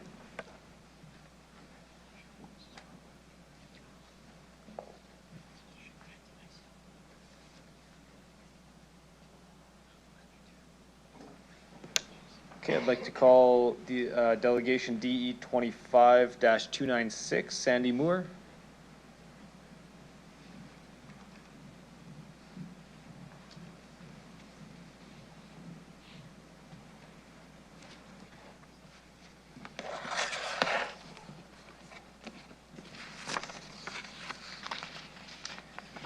Okay, once you're settled, I'll get you to introduce yourself for the record, the organization you're representing, the city or town you reside in. You'll have 5 minutes to address council, after which you can respond to any questions. Go ahead when you're ready. Okay, thank you. Good afternoon. My name is Sandy Moore. I'm the Director Curator of the Art Gallery of Regina. I'm accompanied by our board president, Danielle Dumali, and former board chair, Jovial Buenavente. And we are all residents of Regina. Danielle and I are property taxpayers in Ward 3. And first of all, I want to thank the City of Regina, His Worship, Mayor Chad Baczynski, Mayor of Regina, and Council for your past support of the Art Gallery of Regina. The city's investment in our gallery through the adjudicated Community Partner Grant Program has enabled us to offer free, meaningful exhibitions of contemporary art for over 50 years, enriching citizens' lives, mental health, and sense of belonging. However, the options considered for the budgets threaten vital organizations, programs, and facilities, prioritizing modest property tax savings over investments that make Regina a vibrant, livable city. Having moved to Regina from Vancouver for its vibrant cultural community, I'm deeply troubled by these developments. I mentioned that I moved here from Vancouver, not to brag, but to illustrate that as someone who did not grow up in Regina and does not have family, Regina's cultural community is the only thing that keeps me here. As Director Curator of the Art Gallery of Regina, I strongly oppose budget options to eliminate the Community Investment Grant Program, item 60, M13, and close the Neil Balkwell Civic Arts Centre, item 58, appendix M13, the facility in which the Art Gallery of Regina rents its premises. These proposed cuts affect not just me and my organization, they negatively impact the Art Gallery of Regina's 400 plus members, 80,000 visitors, and all residents of our city. Eliminating the Community Investment Grant Program would imperil the Art Gallery of Regina and many other nonprofits. Sudden loss of this essential funding cripples organizations' ability to leverage other revenue and fulfill multi-year commitments to our funders. If organizations were forced to close because an important source of grant income were withdrawn by the city, grants from provincial, federal, and foundation sources would also cease to flow into our local economy. Cutting community investment grants would force layoffs and likely closures of nonprofits, getting by on the bare minimum. Cutting the Community Investment Grant Program would ultimately reduce local spending and shrink tax revenues as individuals and organizations leave our city.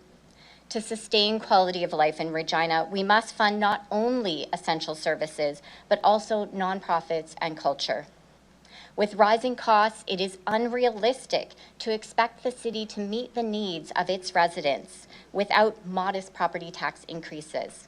Services provided by nonprofits cost very little. For example, the Art Gallery of Regina's annual Community Partner Grant amounts to less than 30 cents per resident. In return, citizens of Regina receive an astounding return on their investment through exhibitions that foster empathy and present new perspectives. With minimal resources, we deliver engaging programming free of charge year-round, including tours for schools, youth, and adults with disabilities. Another proposed cost-saving measures is to close the Neil Balkwell Civic Arts Centre, a facility that operates at capacity and is envied by visitors from much larger cities. Rather than shuttering a thriving centre, the city should consider expanding it to meet demand. Closing the centre could also result in unforeseen costs, such as increased vulnerability to crime, shifting financial burdens, and the responsibility for an empty building to emergency services. The Neil Balkwell Civic Arts Centre also houses the Civic Art Collection. Moving the collection or storing it in suboptimal conditions risks destroying the historical, cultural, and economic value of these holdings, which belong to all citizens of Regina. There is a misconception that art and culture must justify themselves through direct financial returns. While their value lies in intangible benefits, fostering empathy, connection, and emotional well-being, as well as enhancing residents' understanding, sense of purpose, and satisfaction, especially in a city with few natural attractions, Art and culture are economic drivers. A recent report from the Canadian Chamber of Commerce states that the art sector generates $29 for every $1 invested. In summary, cutting these programs and services makes Regina less attractive, shrinking our tax base as people and organizations are lost. A small increase in property taxes will go largely unnoticed, but losing our cultural institutions would have a lasting negative impact. I urge City Council to reject options that sacrifice community well-being for marginal tax savings and to prioritize investments that strengthen Regina's future. Thank you for taking the time to listen. Thank you for your presentation. I'll check with my colleagues if anybody has questions for you. Seeing none, thank you very much for presenting today. You can return to the gallery.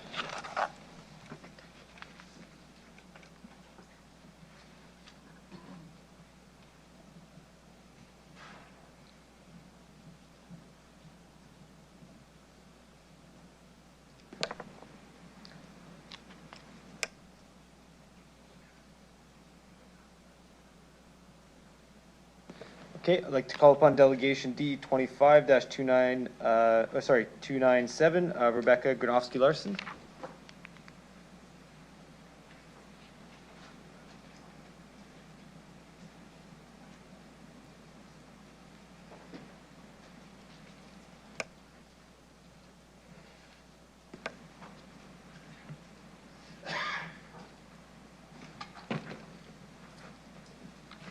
Okay, once you're settled, I'll get you to introduce yourself for the record, the organization you're representing today, if any, what city or town you reside in. You'll have 5 minutes to address council, after which you can respond to any questions. Go ahead whenever you're ready. Thank you. My name is Rebecca Gronowski-Larson. I reside here in Regina. I'm representing myself. I have also been presenting on behalf of the Anti-Poverty Ministry. I did present yesterday, so I'm not going to take up too much of your time, but I did want to give a brief report back on, so we held a, community members have been mobilizing because we're concerned both about the cuts, and also we wanted to put forward a people's budget process where we could talk about what kind of a city we'd like to build, and also about what services are really essential to building a vibrant, healthy community that we would all want to live in. So we gathered on December 6th. We had people speaking on behalf of Breaking the Divide on Climate and Transit, Saskatchewan Coalition Against Racism, Voices for Justice and Police Accountability, Strong Towns, Housing Advocates, the Regina Public Interest Research Group, the Queen City Improvement Bureau, and other labor folks speaking on behalf of the transit union, municipal workers. And it was a very informative gathering to see so many incredible organizations that really keep our community one that we would want to live in. We've heard from so many young people who are talking about the importance of things like transit when you think about some of the things that most advanced, like climate justice, racial justice, economic justice, cuts to transit to me should be a non-starter. If it honestly, it's been very moving hearing all of the really amazing delegates come out on behalf of transit, because it really astounds me that we're seeing cuts to transit when we already pay the least per capita compared to most of the comparator cities on transit. We have the fewest service hours compared to many of the cities that we were comparing it to. If anything, we should be increasing these funds.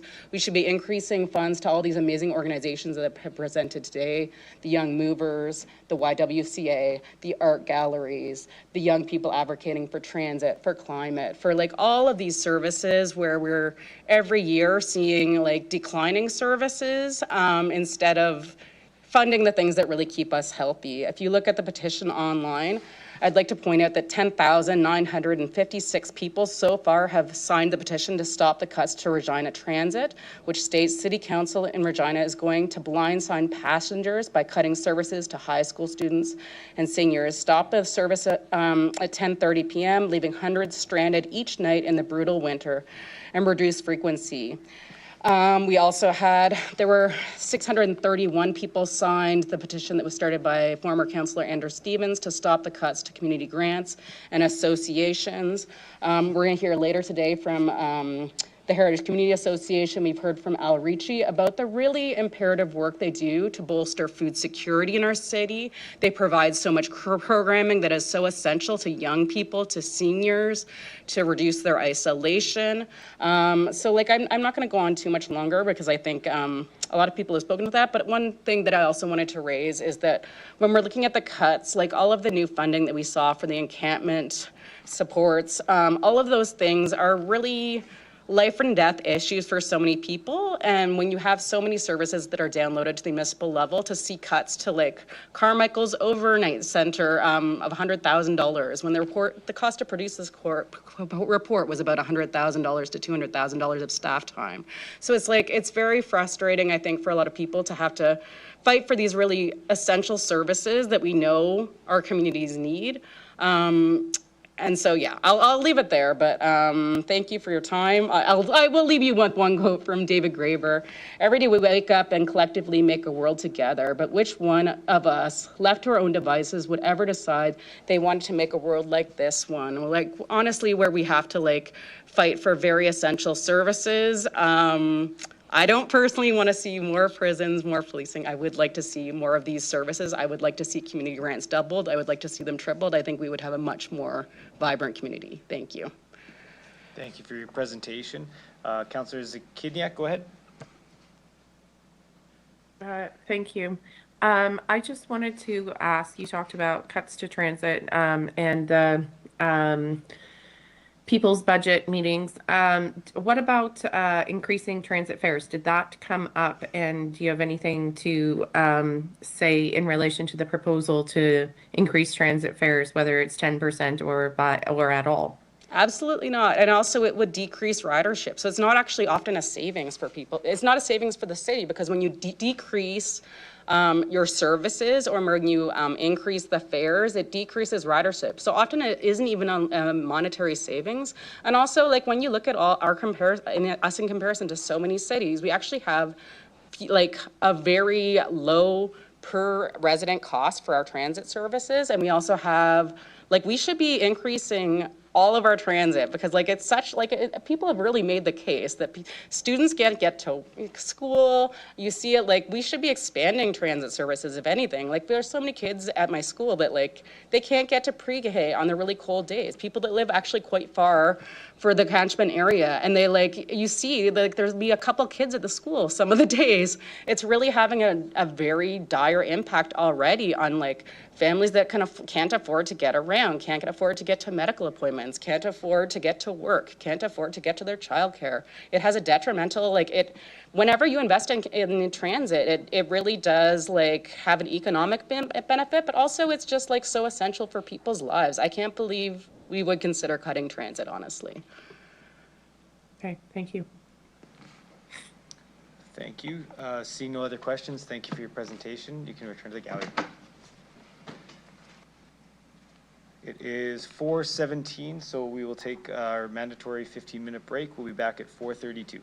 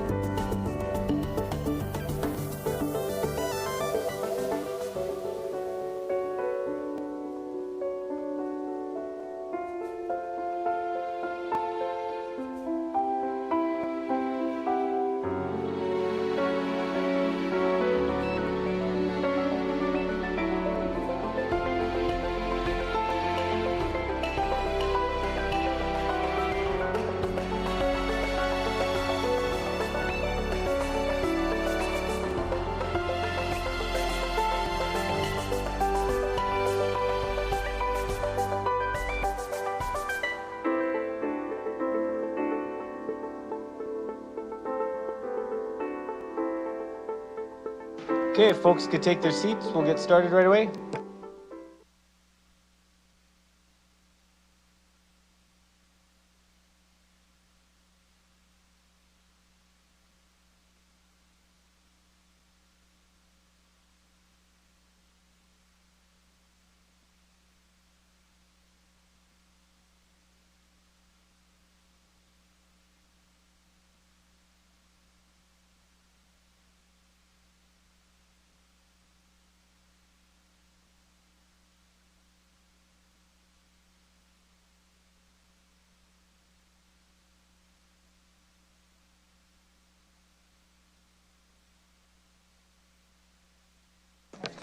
Okay, we'll call the meeting back to order.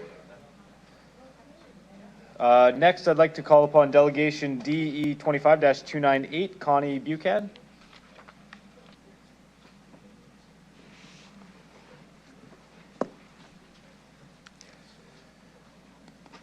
Okay, once you're ready, I'll get you to introduce yourself for the record, the organization you're representing, if any, what city or town you reside in. You'll have 5 minutes to address council, after which you can respond to any questions we have for you. Go ahead whenever you are ready. Well, my first question is, how do I raise this seat? Great question. On the, Dan, Councilor Rasevich, you got it? Oh, The other side? Other side. Here? let's just switch it with this one. There you go. There's a joke in here somewhere. How many councilors does it take to raise a seat? I don't know. Well, there, that was a solution, already fixed one problem, right? There we go. All right. Okay, my name is Connie Buchan, and I live in Regina, and today I'm representing the Regent Park Community Association. I have lived in, our community associations are vital to residents' quality of life throughout this city, but I'm speaking today only on behalf of my community association. Our CA pretty much fell apart during COVID. We are still rejuvenating and growing our activities, programs, and volunteer base, and we're having good success. If we lose funding now, none of that will continue. At this point, residents are becoming involved and appreciating what we do for them through all the volunteer efforts we are making. Our community members are connecting, and this is improving our neighborhood. I grew up in Regent Park. The city used to supply all the programs and services, especially for kids. Now, many programs and services happen only through a community association and other groups like ours. The city cannot ignore and disrespect the services community associations are providing their citizens on behalf of the city, not if they expect to maintain the historical and mutually beneficial relationship that we've had over the years. I would like to now talk about one way the city can specifically save $1 million at least. The new accessibility requirement plan, while lovely on paper, is not feasible or required. And I say that as a mom who had a child who used a wheelchair. In the 90s, I lived in Regent Park with my son, and we drove to a park that we could use. It was a good day for both of us. It was an exciting outing. The newly proposed requirements for every park in Regina to be accessible. Instead of every park, regardless of size and or location, being accessible, I would like to rethink the playground enhancement grant and the accessibility plan that is proposed for this budget. Instead of every park being accessible, I would like to propose that 5 to 9 destination parks be created, and they be larger parks with accessible play structures throughout the city, spaced in, say, every quarter or every quadrant, and leave the small pocket parks or community neighborhood parks as hubs in subdivisions like mine. That way, the community associations can create what they can afford and what they need. This would eliminate the need for the newly proposed $1 million in the new grants of the playground enhancement grant. Sorry about that. It would also save the city money on building all the parks that they fully fund themselves. An example of this would be the park we are trying to upgrade the equipment in our neighborhood on McNaughton Avenue. We have to do this as a capital project in phases because of the overwhelming costs. If we didn't have to live up to the new accessible requirements in our little pocket park, we would be able to do the project for half the cost and have it completed within 1 year. Nothing in the design of that particular park has been upgraded since the 1960s when the park was created in the subdivision. This upgrade would enhance the lives of the children and families in our neighborhood and the nearby school students at Elsie Marinock and St. Mary's, and would save money in the long run for the city. If there is more financial capacity to increase the number of accessible parks in the future, that would be something that could be discussed at a future budget meeting. I would like to have the City Council rethink the whole accessibility and the number of parks that the city needs at this point and what they can afford. Next, because I have a little bit of time left, I'd like to talk about this process that we've engaged in for this budget season. It has certainly gotten a lot of people riled up and paying attention. Maybe that was the goal, I don't know. But I think it could have been handled a lot better and on the communication end and saved a lot of people, including councillors, unnecessary stress. About 30 seconds left. With 30 seconds left, I just want to say that the 594 pages negates it being seen as a transparent process. Please look at other ways to save money and don't touch the things that enhance the quality of life for Regina residents. Things like the Floral Conservatory, Neil Bockwell Center, and community associations are very important to all the citizens of the city. You can see some other comments that I had made partway through my written report that was submitted. Thank you for your presentation. Councillor Trimble, go ahead. Hello, and thank you to the chair. How did you find this more expensive to build an accessible park? Like, what about it is making it more expensive for you? The poured in place base doubled the cost. Okay, so the actual floor covering? Yes. So the poured in place isn't a requirement of an accessible park. Did you know that? We're being told, I was told contrary to that by the people we've been dealing with in the city. So it, did you look at different design ideas for this playground, or were you just given a limited one? Who told you that it would be more expensive to build an accessible park? Do you want his name? Yeah. Jamie Scott. Okay. And did they show you many options for different types of playgrounds, or did Nope. they? So they just showed you one option and said that it was more expensive? Yeah, and they said it had to be poured in place. So did you know it's actually? Councillor, this seems like a very specific example of one. This might be not so much a budget overall conversation, but it might be one to take offline. Just have a conversation about that specific initiative. Okay, well, this was what she came to speak about. And so the enhancement grant would help community associations to apply for that and to be accessible for everyone. And that would actually leverage the Councillor, is there a master question in there? No, I'm okay. But have you looked at other design options or looked elsewhere? Yes, we have. Okay, would I be able to meet with you after this Yep. meeting to go over some design options? Yeah, for sure. Thank you. Okay, seeing no other questions, thank you for your presentation today. You can return to the gallery. Thank you.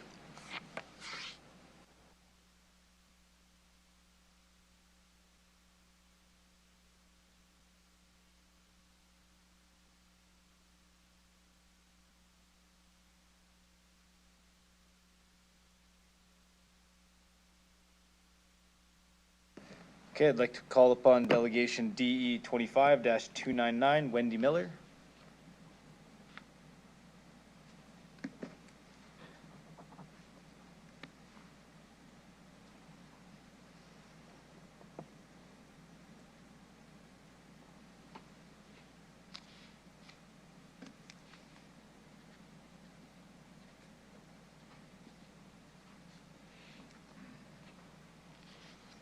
Okay, I'll get you to introduce yourself for the record, the organization you're representing today, the city or town you reside in. You'll have 5 minutes to address council, after which you can answer any questions we have for you. Go ahead when you're ready. I'm Wendy Miller, and I reside in Regina. Today I'm representing the Heritage Community Association. Today, I, like many others, are sitting in front of you in regards to the budget. I have sat here many times before in regards to the budget and many other things, but today I speak on the impacts that this year could have on the HCA and the trickle-down effect. We are not here to ask for a handout. We see ourselves as an essential partner to the City of Regina. We are your eyes and your feet on the ground, providing you with vital feedback from the heritage community and extending the reach of your staff, communications, and programmings. The work that we do is multifaceted. As a nonprofit registered charity, we have greater capacity and flexibility than sometimes an institution like yourself. We have the ability to respond directly and quickly to the changing needs and context in the heritage community. Many of our programs and services help to improve food security, safety, and a sense of belonging and connection within the heritage community, along with arts, cultural activities, and our continued commitment to the calls of truth and reconciliation. Currently, we receive Phase 1 funding of $66,000 per year as our core funding from the City of Regina for HCA. Please note that there has been no increase to this amount in 5 years. No bonus for performance review, no increase to line up with cost of living and inflation overall, just an increase to the need of services and supports that we provide to the community that we work for. All of the rest of the funds come from an array of grants, sponsors, fundraising efforts, and we piece this together so that our initiatives that we provide to the heritage community meet the needs of the heritage community. Almost half of our budget is supported by many of the COR, Community of Regina, grants. These require application, selection, and reporting of funds. In 2024, we received $149,018 in various grants that were City of Regina. That is almost half of our budget. What is the impact, measurements, and outcomes of defunding the Heritage Community Association? HCA is a contributor, not a consumer. We are transparent, we ask for what we need, and we are conscientious of not taking from others who could use funds better. We serve quality programs on the needs based in the heritage community first and foremost, with dignity and pride at the top of the list of a community that is in constant crisis. We strive to provide barrier-free programming in order to meet the needs of the heritage community and for our programming to be accessible and successful. All of it is at no cost or at simple cost recovery. We continue to strive for parity, not pity, and we work in many collaborative efforts with various partners for the overall good of the heritage community. The cost of this budget exercise is to the taxpayers. I am actually curious on what the cost of this document alone was. I'm confident that it was more than my base funding for the entire year. Not only has this cost dollars, it has cost a lot of people and organizations their time and worry, which when you are over capacity to begin with is a lot. It has been an aha moment to HCA, a small nonprofit who, thanks to this budget exercise, has come to recognize the value in ourselves and the work that we do. Because when we take ourselves out of the picture, we notice there is a lot of impact to many others, including yourself, City of Regina. HCA is doing an excellent job of adapting ourselves to a picture that is forever changing in our community.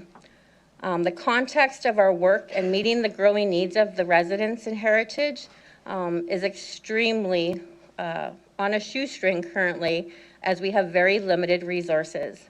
But as many nonprofits do, we become very resourceful when we don't have the funds. We stretch ourselves for very long periods of time, and we are asking the city to recognize the amazing work that we do and the value it accordingly, just as many others have asked you this afternoon to do as well. We are not here to ask for a handout. We see ourselves an essential partner to the City of Regina. We provide you with vital feedback. We continue to show up for our community and where we are asked for you. Unfortunately, we have no fat to trim. We are already bare bones, and our budget cuts would mean that HCA potentially would not exist at this point. We have a tiny staff, no union, no pension, no big wages, no health and dental benefits, not even enough parking spots, and lastly, no performance review with a bonus. But what we do have is a whole lot of heart and a fantastic community that truly does appreciate all that we do. The cost to us, and I'm sure many folks in this budget exercise, including yourselves, has been a lot of unpaid time that was put in with no one to send the bill to during our busiest time of serving the folks of Regina in the heritage community. Thank you for your presentation. Councilor Flores, go ahead. Thank you, through you, Mayor. Thank you, Wendy, for your presentation, and I just want to say thank you for all the work you do. Heritage is another community center that is in Ward 6, so this is very important to me. Can you please talk about all of the work that goes into having to apply with too many grants, given that we don't have you don't have one grant that you can depend on?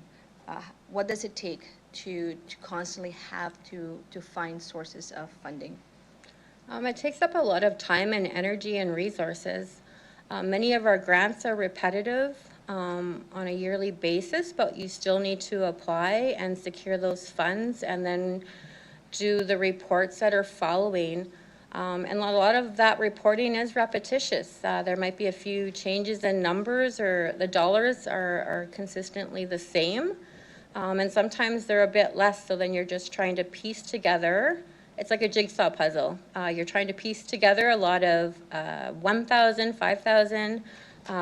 You know, the biggest amount is the 66,000 from you for our base funding. But a lot of it is just small amounts, and it creates a uncertainty for our staff, for being able to hire staff and keep staff. It's an awful way to work, but we understand that the grants are getting tighter and there's a lot more folks applying. We do recognize that the 66 does help us leverage other funds, and that is really helpful. However, 66,000 doesn't pay for an executive director and keep the phone line on. So we're very aware of the need to find more funds. So that's a constant pressure within the nonprofit world. And we're also very aware of, you know, trying to not be top heavy, because the people we serve, those funds really need to go to them. And so if we're fundraising, the money raised is done what is said is going to be done. If it's buying, you know, 500 pizzas, we're buying 500 pizzas. But it's extremely tiring, and it really does dictate what you can and cannot do. So if funds don't exist, then programs don't exist. Thank you for that. And the Heritage Community Association is housed within a city facility, the Mitakuye Center. But I understand that a lot of the programming that you guys do happens there. So can you talk about how HCA helps activate city facilities? In a sense, I feel like folks sometimes assume that that is city programming. We are housed over at Mitakuye, and we do activate that space. If you took us out of the picture, there wouldn't be a lot of community programs. It would be more, you know, individuals with their teams, volleyball, basketball, that sort of thing. But we do take pride in treating that space as if it's our own. And sometimes people actually do think that it's HCA's, and we remind them that this is City of Regina and Regina Police Service, and we are housed there alongside. HCA does do a lot of work in that building that is not under our mandate or our mission. We do support the city staff. We do support the folks who come into the building in crisis. And it's a different animal in that community. If we look probably the last 2 weeks, I can say that HCA probably has put in at least 5 calls to RPS for support with our folks, or, you know, medical care for our folks. So what we are in that building is not just a community association. We are a space that people drop in, but we're also there to keep our participants safe while we're in that space, and then support your staff as well that are operating that space. All right. And there isn't any extra funding that you guys get for doing that additional work or any extra support. It's just assumed that it's going to be done by somebody. I think it's just the way the ball rolls. We happen to be very confident in our skills, and we're very effective in what we do. We like to consider ourselves as a team with the City of Regina, but we don't have the perks of you know, potentially wage or pension or benefits. You know, one thing I have been bringing up in conversations at various meetings is, you know, is there room for HCA to have a staff in the office with a city staff, since we're doing a lot of that ongoing support and work anyways. So it has been brought up at meetings, and we're just finding out where our place is in that space. It's hard to work within 2 systems. You know, we have the Regina Police Services up on the 3rd level. We have City of Regina on the 1st level with us. And obviously the 2nd level is still empty as we, you know, figure out what that space needs to be for the community. But we do activate that space constantly. And whether it's seniors or youth or our most vulnerable folk, we just make it work and activate it. You guys spent a lot of money on it, so we want it to be activated and used. All right. Thank you. And just one last question I'll ask. A similar question to what I asked Denis is if folks in the community wanted to support Heritage Community Center or Association, what could they do? Folks who want to support our community association, it's everything from volunteering to sponsoring. It's really just showing up, and a lot of in our community is, you know, promoting shopping local in our community. Our businesses are suffering. Promoting Thompson Community School, where we know, you know, we're putting calls out for even proper MITs right now. So there's lots of ways to support, and it doesn't always have to be financial dollars. We really appreciate when, you know, when the casino was able to send their volunteers over for the luncheon last week. That's really a lot of heavy lifting, and we have a lot of part-time or casual staff, and so it really does just take a little bit of that capacity away. You know, from delivering meal kits to delivering the Santa for Senior gifts this week, we do a lot. And our key for that community is working for the heritage community. We put them first and foremost. That's why we get grants.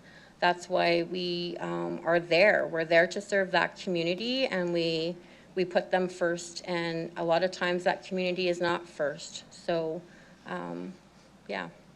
Thank you so much, Wendy. That's all for me. Okay, seeing no other questions, thank you for your presentation, and you can return to the gallery.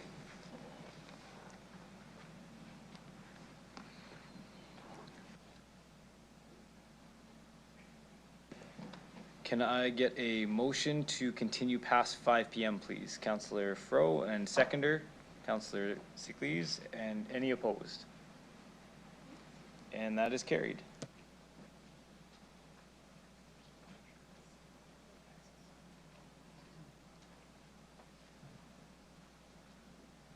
Okay, I'd like to call upon delegation DE 25-300, Ellen McLaughlin.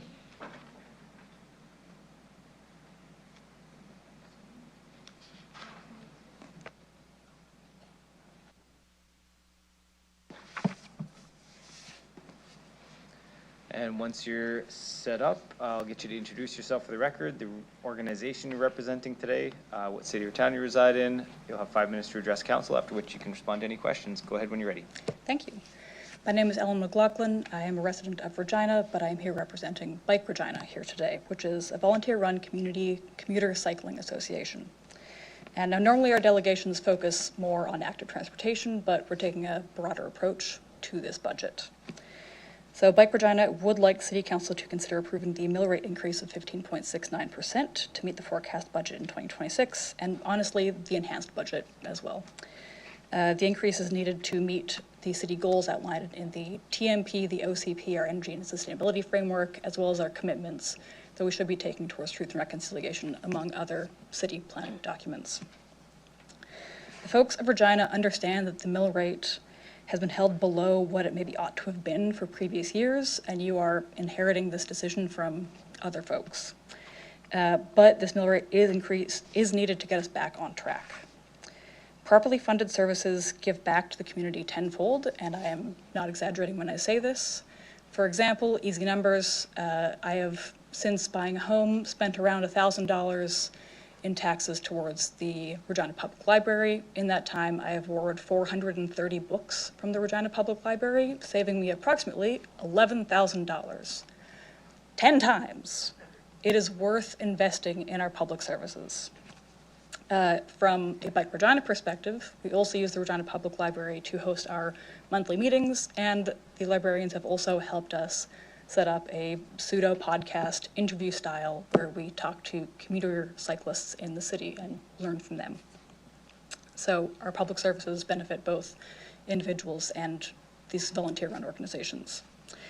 Of the over 130 proposed cuts needed to implement a lower mill rate, it fundamentally does not address the cost of living to Regina residents.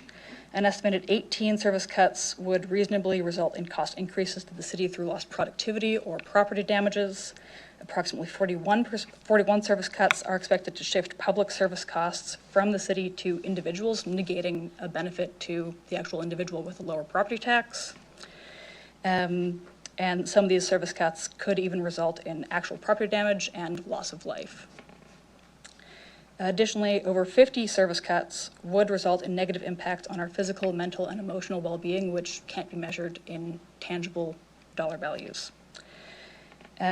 Through cuts to culture programs, spaces for children, youth, and seniors, community centers, and more. An estimated 38 service cuts come at the cost of city employment, 230 full-time equivalent jobs, and either through layoffs or by deferring or canceling their creation. This doesn't capture any job losses with our community partners who rely on city grants. And 230 people or more without a reliable income does not sound like a solution to affordability. As a commuter cycling organization, Bike Regina is keenly aware of equity impacts and the barriers to participation still faced by many identity groups in our city. From an equity perspective, at least 50% of these cuts disproportionately affect marginalized communities or equity-deserving groups who's experiencing housing insecurity, senior citizens, transit riders, youth and child programs, 2S LGBTQIA and gender equity issues, folks with increased health risks and accessibility programs. The principle referred to as universal design shows us that services that lower barriers to housing, access to nature, access to transportation such as buses, bike lanes, sidewalks, and snow clearing, and access to art provide us all with a net benefit.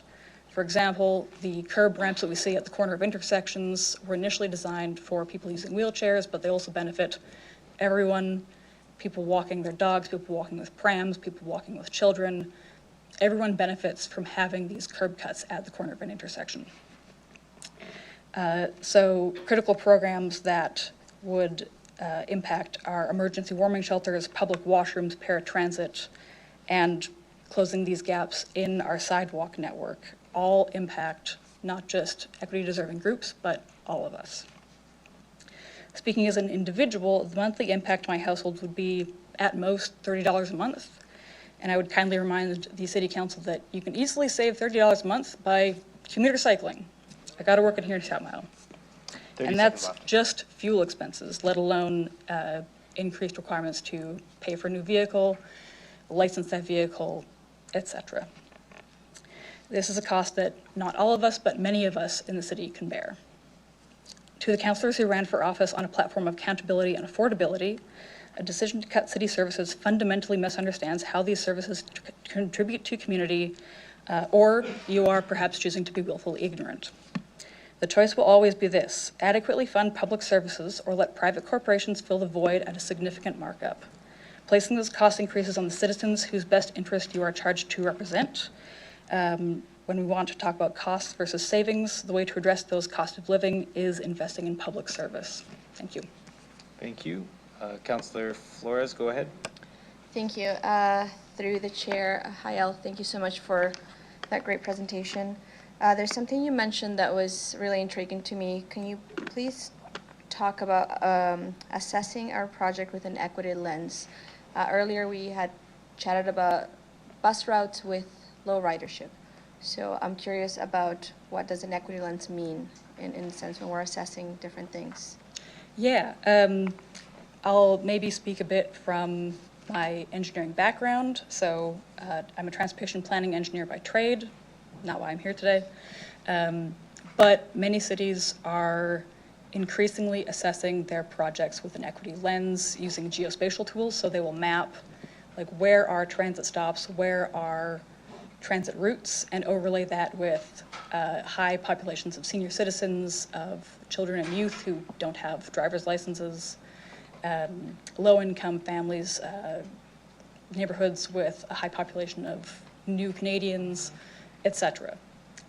So while a route might be classified as low performing because we've deemed ridership or profitability as the performance metric, it might be providing service to children, seniors, people who can't afford to drive, and that equity lens would maybe indicate that different ways of measuring performance should be prioritized. All right. And just one last question. We heard basically a similar account from many advocates in the community, but this perspective you're bringing with is as a transportation engineer. So would you say that an equity lens is not just a feeling, like we feel like this is nice, but do we have data to back that up that this is a good thing to do? I don't personally have the data on me, but yes, we do have data that backs up that equity is a good thing to do. Any closure in equity gap,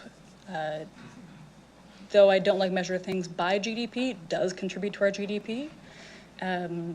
Things like access to washrooms allowed women to be part of the workforce. If you can't go to the bathroom in public, then you can't really participate in public life. And so that can carry on to all aspects of the discussion of equity. I do have some summaries. So with about 50% of the cuts disproportionately affecting equity deserving groups, from hearing delegations today, it's very clear that like even these rough estimates are an understatement of how much this would impact groups, but at least 6 of these cuts would directly impact First Nations and Indigenous initiatives, such as the Indigenous Framework, and as a result of having no statistics on how our city operates around Indigenous initiatives, it becomes easier and easier to cut initiatives that support that. So by not having a framework to work within and have data about how we're performing, it's really easy to rationalize not funding things. At least 15 of these cuts would impact low-income folks. 7 of these cuts would impact youth and children. At least 2 cuts to the Regina Senior Center, et cetera, would directly impact senior citizens. 5 impact folks with health risks. 4 impact vulnerable road users, so that's pedestrians, cyclists, skateboarders, rollerbladers. 15 would impact transit riders. 8 would impact folks with disabilities or accessibility issues. And 4 would impact gender and sexual identity factors. So it's pretty diverse, it's pretty widespread, and all of those do come at a cost, either tangible or intangible. Thank you. And this actually one last question is in terms of Bike Regina's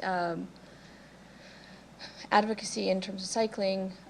Right now, we have a number of bike lanes and active transportation routes that are not completed. What would it how would it impact our community for us to be able to complete the active transportation network that we have planned but still have yet work to do? So active transportation growth only really happens when there's a complete and connected network. So the only reason we can drive anywhere is because we have complete and connected road networks. If I have a road that's not connected to anything else, I can't really drive anywhere.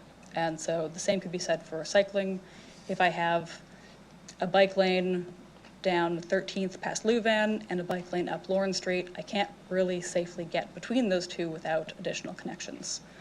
So the mode shifts we have identified in the Transportation Master Plan and the Energy and Sustainability Framework are only going to be realized if we invest in active transportation infrastructure like bike lanes, bike boulevards, etc. And to that point, investing in bike lanes has shown to have at least doubled to tripled increase in value back to the community. So stores immediately beside bike lanes often see an increase in consumers coming in and buying goods from them. Houses near bike lanes see an increase in property value. The value of bike lanes carries on past just the reduction in collisions and our hospital visits, you know? All right, thank you so much for that, Al. That's all for me. Councilor Zakinia, go ahead. Thank you. Based on, you were talking about some of the impacts of the proposed cuts, there are some folks who would say that it's not the city's responsibility to take care of social programs or to assist some of the groups that you were talking about who would be impacted by the proposed cuts in M13. Do you have a response to that, like to that line of thinking? Oh, this isn't the city's responsibility. The city should go back to basics. Just curious if you have a perspective to share on that. Fundamentally, it is the city's obligation. If the city is to offer any services, then it should offer services to everyone, not just people with privilege. If you fund what we deem basics, you instantly prioritize what we consider, like, quote unquote, normal. Someone who works in the suburb, works downtown, lives in the suburbs, 2 kids, white picket fence, a dog. If we look outside of that, there are so many other people in our city that do not meet that description. And we are still city residents. We still pay taxes. We are still part of this community. We still make Regina bright and beautiful and the reason why people live here. So we can't just fund, quote unquote, the basics, because who do the basics serve? And if the basics don't serve everyone, then there's a problem in what we consider basics. Okay, thank you. And what is your profession again? You mentioned it, but can you just repeat that? Yeah, I'm a transportation planning engineer and road safety professional. Great. And just from your professional background, do you have a response to this idea that if we increase fares, that somehow that'll bring more revenue to the city for buses? So that's one of the proposed cuts. Should we increase fares with the idea that that'll bring more revenue to the city? Do you have a perspective on that? Yes, I think it was articulated very well last time. There is a risk that increasing fares will decrease ridership. There's some counterintuitive logic to it. We increase fares, it should increase our budget, but if I'm using transit because I lack funds to own a car, then increasing fares might be the tipping point in no longer being able to use transit. And so, yeah, you do risk losing ridership. And for some of those folks, then they would be left with minimal to no alternatives then. Is that in that scenario? Yeah. Okay. Okay, thank you. That's all I have. Okay, I see no further questions, so thank you for your presentation today. You can return to the gallery. Thank you.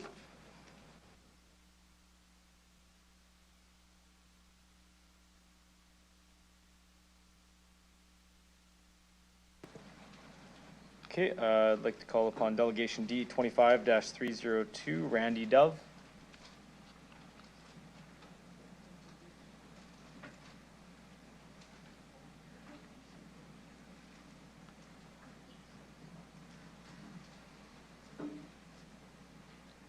And once you're settled, I'll get you to introduce yourself for the record, the organization you're representing today, the city or town you reside in. You'll have 5 minutes to address council, after which you can answer any questions we have for you. Go ahead when you're ready. Thank you. I'm Randy Dove. I'm the president of Pickleball Regina. I live in Regina, and I'm pleased to be here today. Pickleball Regina represents 1,200 members in this community.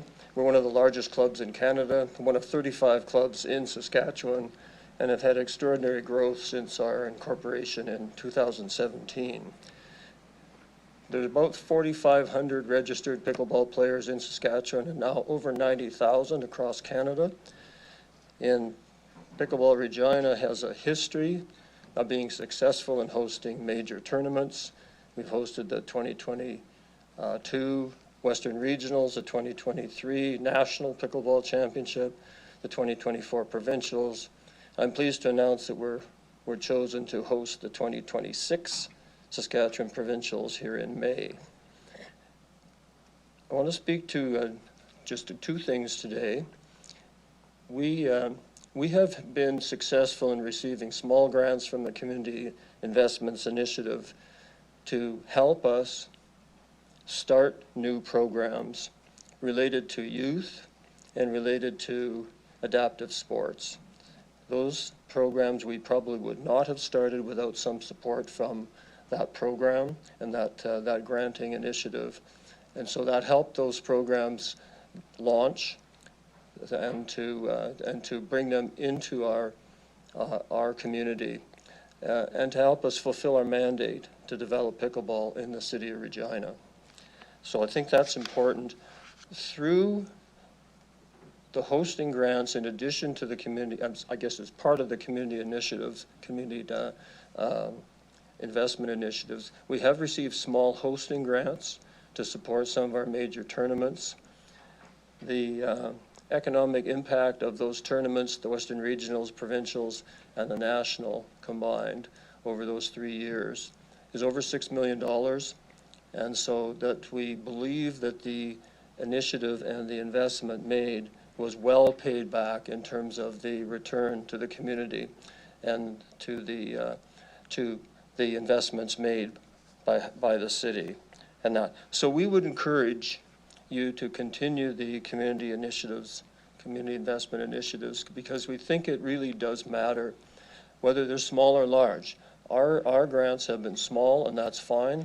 We do rely on our members, and we do rely on local sponsors as part of our funding. And that the small grants give us that opportunity to experiment and develop programming that we might not have done without them. The other thing I want to talk about is the master recreation plan, which I understand is on the table for potentially for review in 2026. Our interest in this is that because there are places in the budget where pickleball funding has either been pushed down the road and then not recommended at all in terms of you looking for places to help with your funding issues here in the city. We would argue, and we guess we would contend, that you're working off of dated information in related to pickleball. The 2016 Master Recreation Plan was developed at a time when pickleball here was really in its infancy. And so while that plan, as I understand it, still informs decision-making and probably contributes to the fact that in the budget material, pickleball is shown as priority number 51, and in that range, in some surveys before, it was seen as a medium kind of priority. And we think that the renewal of the recreation master plan would help update, help us to understand how the change has happened in the growth of that sport in this community. It's not what it was in 2016. It's much different. It's much different now. So we would ask that you consider funding that review, because we think it's important, not just for us. We think it's important for all recreational pieces in the city, but we do think we've had no voice in it up to now, and we think that's inappropriate and would ask for your support. Thank you. Thank you. Councillor Burton, go ahead. Thank you, through your chair. Thank you for the presentation, Randy. I guess as we need the information to make decisions and the future recreation plan study comes up, would you categorize pickleball's growth as being significantly larger than almost any other sport that's emerging or new on the landscape in the past 10 years? Well, pickleball is the fastest growing sport in North America. It's reflected here in that when pickleball started here in 2015, 2016, it was started by 15 people in this community. We now have 1,200 members. There were clubs in Regina and Saskatoon. There now are 35 spread across the province. The growth has been exceptional. We just passed again. We passed over 1,200 members here in the last couple of weeks, and we expect by the end of 2026 we'll be over 1,400 members. It just continues to grow. We appreciate the support we've had from the city at both Douglas Park and Mahon courts, and we think that it's important that the recreation plan reflect the current situation and not inform people on information that's 10 years out of date. Thank you. I echo your comments to get all the information to allow us to make proper decisions. Thank you. Councillor Rasevich, go ahead. Through the chair. So right now I know there's a lot of pickleball happening at Real, and I heard, you can confirm this or not, but I heard that you're going to be moving out of it and building in your own facility or something. Is there something like that, or what's happening? The Queen City Pickleball Hub is a privately owned organization that provides indoor pickleball for the winter months. Much of pickleball in the summer is played outdoors.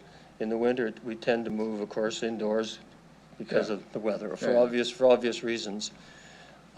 There have been difficult conversations with Real and their officials as far as the lease for the owners of the Queen City Pickleball Hub.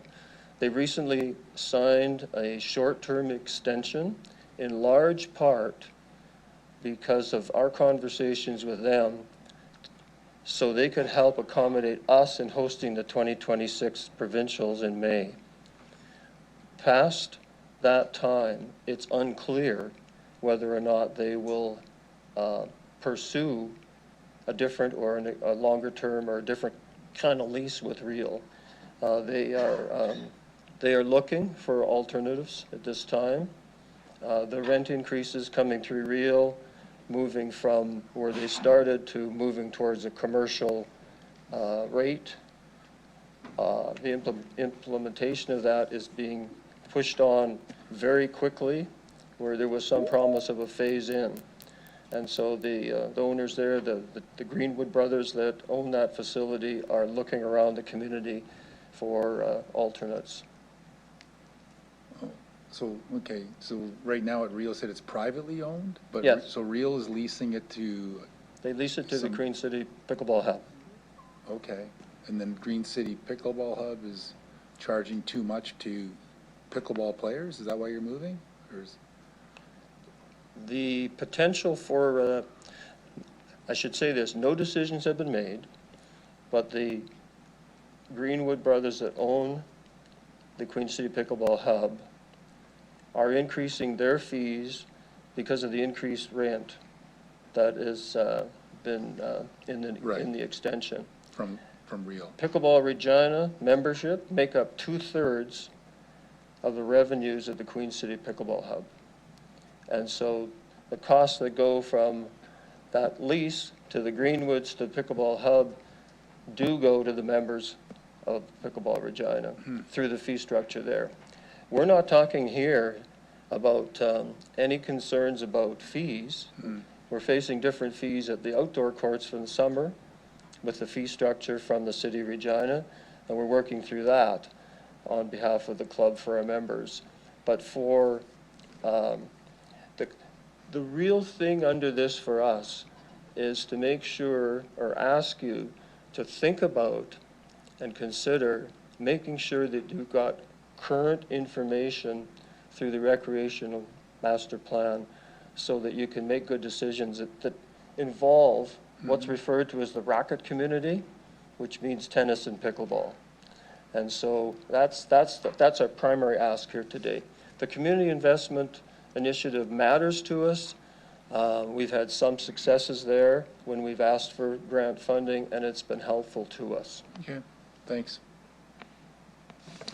Okay, I see no other questions. Thank you for your presentation today. You can return to the gallery. Thank you.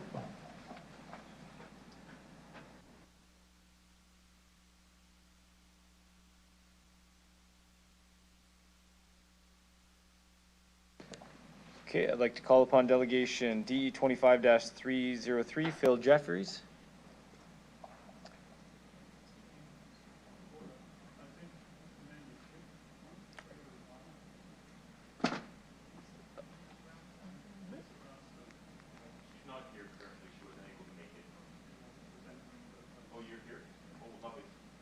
Sorry, what was the name?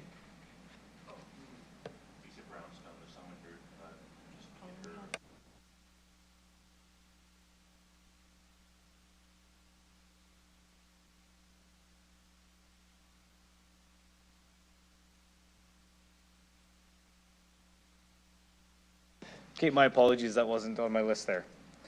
Okay, so delegation D 25-301, Lisa Brownstone. Everyone. Okay, I'll get you to introduce yourself for the record. No, that's okay. Shirley Dixon. I'm here instead of Lisa Brownstone, and I'm here with the Friends of Holy Rosary Park. I'd like to say good afternoon to the Worship Brzezinski and the city councilors and to the staff that you all do such a great job for the city of Regina.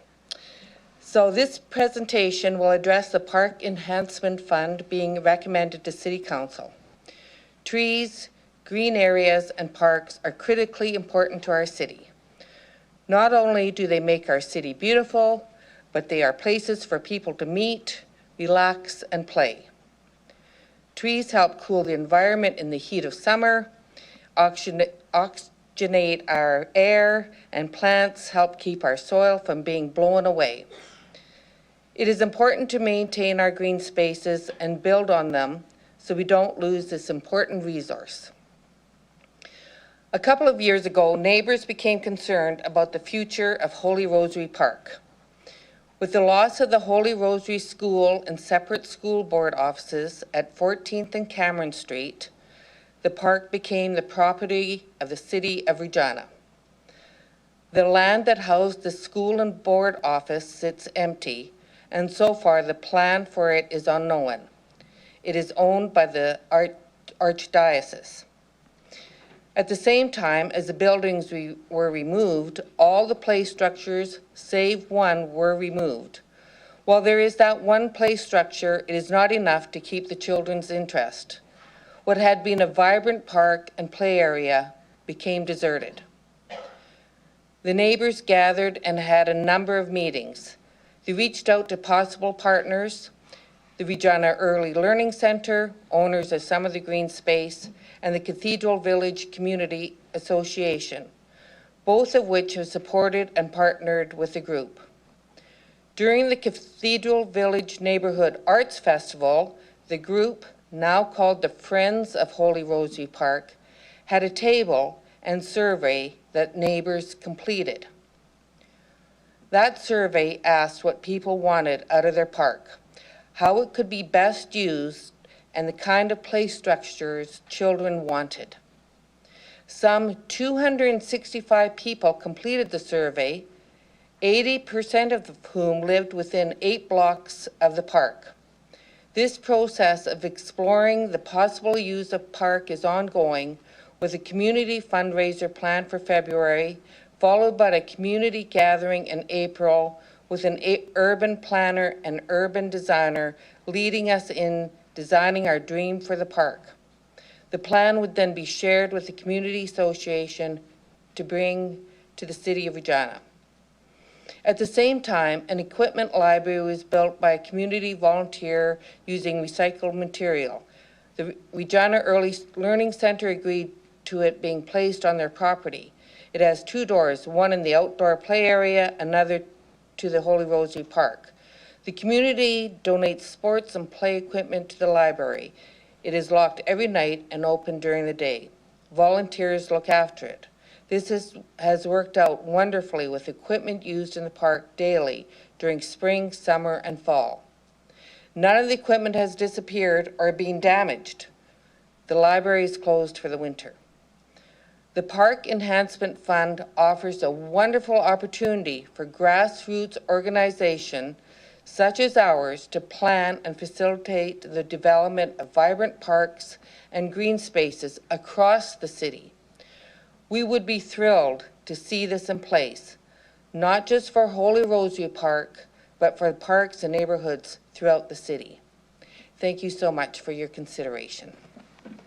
Thank you. Councillor Fro, go ahead. Yeah, thank you to the chair. Welcome, Shirley. Nice to see you again. It sure sounds like there's a lot of volunteer time, expertise, and likely money associated with your work. My question to you is, as we look at this potential fund, which would be an enhancement, given the budget that we have today, would we be wise, if we're being mindful of money, to look at this as a way to stretch our dollars further? I think I heard you say that Holy Rosary is one of many examples in the city. It was a park, now it sits empty. But would we be wise to, or might we see that dollar as being sort of the multiplier effect of it being stretched further, given what you've said? I'm just wondering how you would look at an enhancement like this, as an expense or as something to kind of take that dollar and make it 4 or 5? I would say it's not an expense when you're thinking about community and about how it enhances not only children's play but adult play, so it helps everyone. So I would say it is an enhancement, and in the end it keeps people healthier, active, happier, less isolated, and not only for Holy Rosary, but for every park in the city. So I would really recommend that you not take away money for parks. You give back more, and the community will thrive much more for that. Thank you very much. Appreciate it. Councillor Trimble, go ahead. Thank you, and thank you for being here and speaking about the enhancement. So with the possibility for this fund, do you think that lots of playgrounds could get built with less money as like a leverage point? So like with the community partnerships, we're building more playgrounds with less. Like Holy Rosary would like to do some fundraising, so we can do our own funding, knowing how much it costs to build a vibrant playground. Yeah. So there is help within the community to have that happen. Yeah, and did you know there's basically 152 playgrounds in our city? Yes, well, Holy Rosary is a playground that needs to be developed. Right now, it's just a plain landscape. So we really would like some assistance to develop the park. And when we're looking at 152 playgrounds in our city, this is one of the best ways we can actually get to 152 playgrounds versus just one a year. Don't you agree? I agree. Yeah, so it is a way for us to take our tax dollars and stretch it, perhaps making 5 or 6 parks with $1 million versus one playground. Isn't that correct? Correct. And so it's really got a really great return on investment in such a little dollar, especially when we're talking about deferred maintenance, correct? Correct.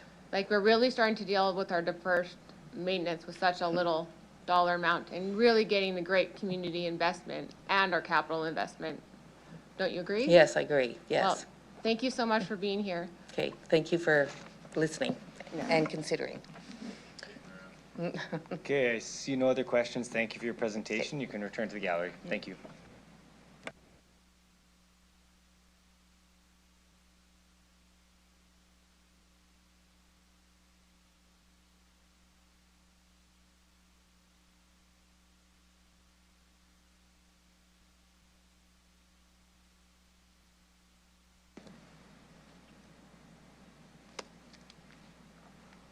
Okay, I'd like to call upon delegation D 25-303 now, Phil Jeffries.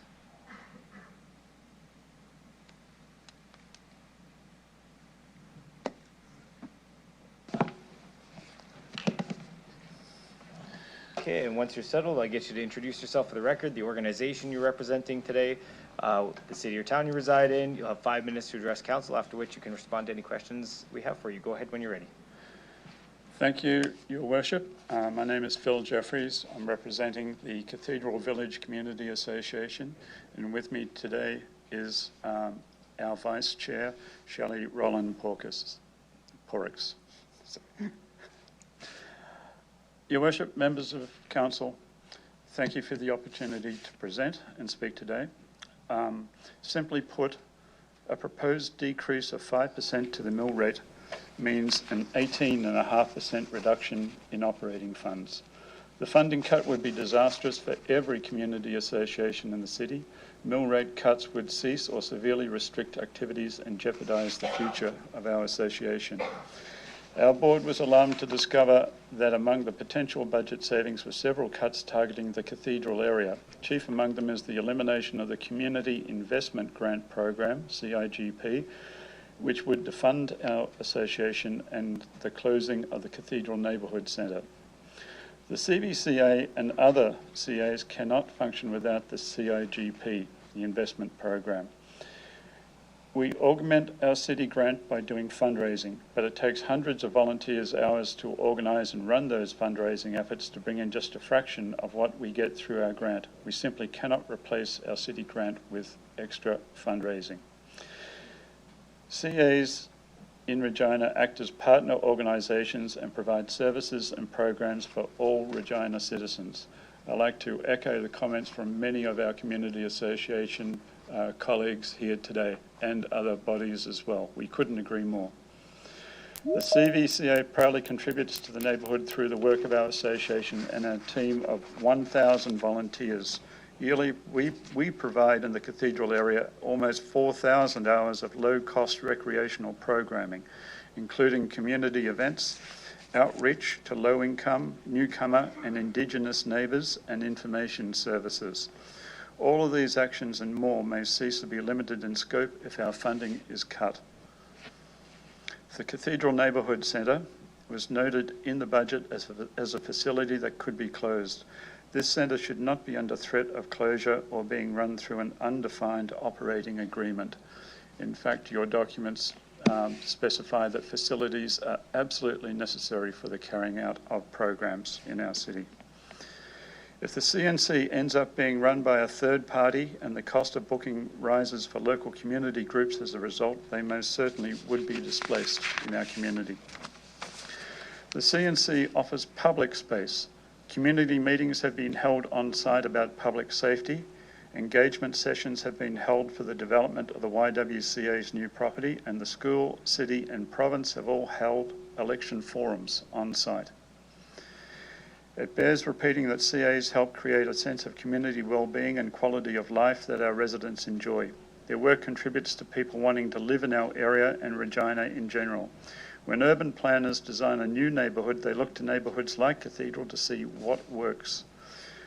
The Community Safety and Wellbeing Plan may be a strategic priority for Regina, but it will be more difficult to achieve if CAs are unable to deliver services on behalf of the city.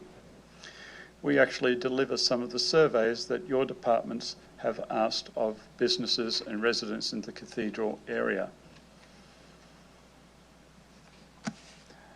Our programs are priced in such a way that they are affordable for Regina residents. We strive to make them affordable to people of all incomes.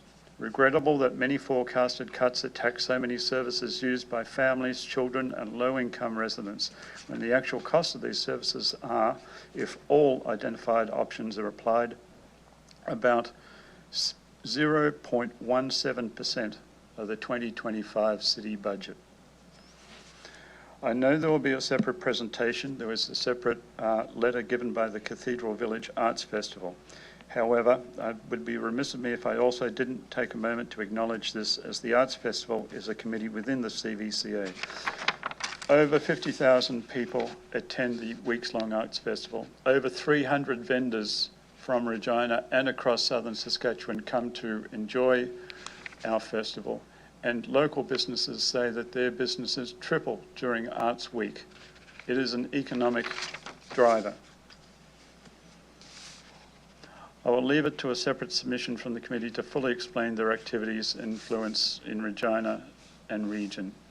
Lastly, it should be noted that stakeholder consultations for the 2026 budget have lacked communication, consultation and coordination. On one hand, we're being asked to sign off on a multi-year funding, 5 and 10-year leases for various activity agreements with the city, and then on the other hand, we are learning that our very existence is in question. The community grants are supposed to provide certainty and stability to our funding so we can focus on provision of services. We can't plan and support our communications if our funding is unstable. CVCA argues that we are 30 seconds left. We are an indispensable part of our community, as is every CA in Regina. If we did not exist, the residents would miss us. City councillors would also miss us. Community services such as ours, along with other parks and culture services, are expenditures which help prevent future problems, as others have said today. When the community doesn't have a place to meet or doesn't have activities for children, youth and seniors, then they have communities with more acute social problems. We need to continue to build Regina. Strong and vibrant communities are a fantastic way to help do this. I look forward to working with you all in preserving our CA and pursuing this goal. And I'm happy to take any questions you may have. Thank you. Councillor Fro, go ahead. Thank you. Through the chair, I can't count the hours I spent as a kid in our community center, and thanks for your leadership. My question, I just wanted to pick up on something you said earlier, that the community association sees himself advancing a lot of city priorities. And so my question to you is, when we think of community associations and community centers, should we think of them as sort of beneficiaries of grants, or should we think of them as partners in actually advancing city priorities on our behalf? We're not here to just ask for a simple handout. We're asked to help drive our community. We all live in and enjoy our community in Ward 3, the Cathedral area specifically. As I said, we help deliver council programs. We work with others. We arrange meetings in delivering community well-being, transit, the re-architecture of 13th Avenue in the long term. We work with fellow businesses. We help to enhance our economic future. This all comes through in one way or another through the community association. We poll, we speak, we listen to local businesses, groups, communities. We're a part of the community, and we hope to continue so for many years in our future, guys. Any other way of operating would severely hinder our operations. We don't know what would happen if the centre closed. We don't know what would happen if we had something called an operating grant, of the details of which I've been trying to obtain but haven't been able to for 2 weeks. And we need more information. We need to work better with the city so that we can help deliver city services to this city in a much better way. And as a result, we all benefit. Thank you. The last question through you, and agree with you as well, is we've heard that in many cases some of these funds have been stagnant and adjusted for inflation are materially reduced over the years. So my last question would be, given that we're talking about budget today, if we could find a stable and predictable way to increase revenues to our associations and to some of our community organizations that help enrich our city. In your particular case, what do you see some of the added benefits in terms of the reciprocity that you mentioned in terms of how we're partners in this after all? Thanks. You need a plan. At the moment, we are being asked to sign off on CIGP grants for the next 4 years. We're in year 1 of the plan. Each year, the grants are slated at $30,000. We're losing 2% each year. That means there's no plan for the future. we're looking at cutbacks every year if we keep doing this. This is not a plan, this is just a way to balance the books, and it doesn't work for this city. I would say at this point, we had more money 20 years ago. From my calculations just today, and I've been trying to get information from the city about this for the past week and haven't been able to, we receive about 78, 79% of the budget in grants that we did 25 years ago, and that's before inflation. We make do with this grant. It fills in. We can't do without it. We're happy for the amount, even if it's only 78, 79% of what we got before. You need to gradually increase and account for inflation, other factors, and have a plan for this city so that you build a community. You don't build car parks over the last 30 years. We're better than that. 25 years ago, I was working downtown. A 6-story car park was demolished and you ended up with a ground level car park, and it's still there today. We were a laughing stock when the mayor of Winnipeg at the time called us a great city for building car parks. And I haven't seen an awful lot of development to counter that, which is a sorry state of affairs. I think we need to build our communities. We need to build our city downtown. We're near downtown and we're part of the outer communities. We're all part of the same discussion. Work with us. We also work with inner city, we also have the Regina Street team working with us, which is about to have their funding cut through a funding rearrangement. This is probably unforeseen, but as your administration pointed out, it's a consequence of these budget discussions if you're not careful. And they do an awful lot of good work with people in all of our communities. You don't want to see something like that stopped. You don't want to have the community associations affected through this 1-year budget. You need to look forward with what you're doing and the repercussions of whatever tough decisions you have to make. In fact, you're being asked to make tough decisions. You shouldn't have to. This should not be as tough a decision to make. You should be looking ahead on a 5-year plan, a 10-year plan, whatever, so that when you come to this time of the year, you don't have to sweat the little things, which is what you're doing here. Thank you. Okay, thank you. I don't see any further questions, so thank you for your presentation. You can return to the gallery.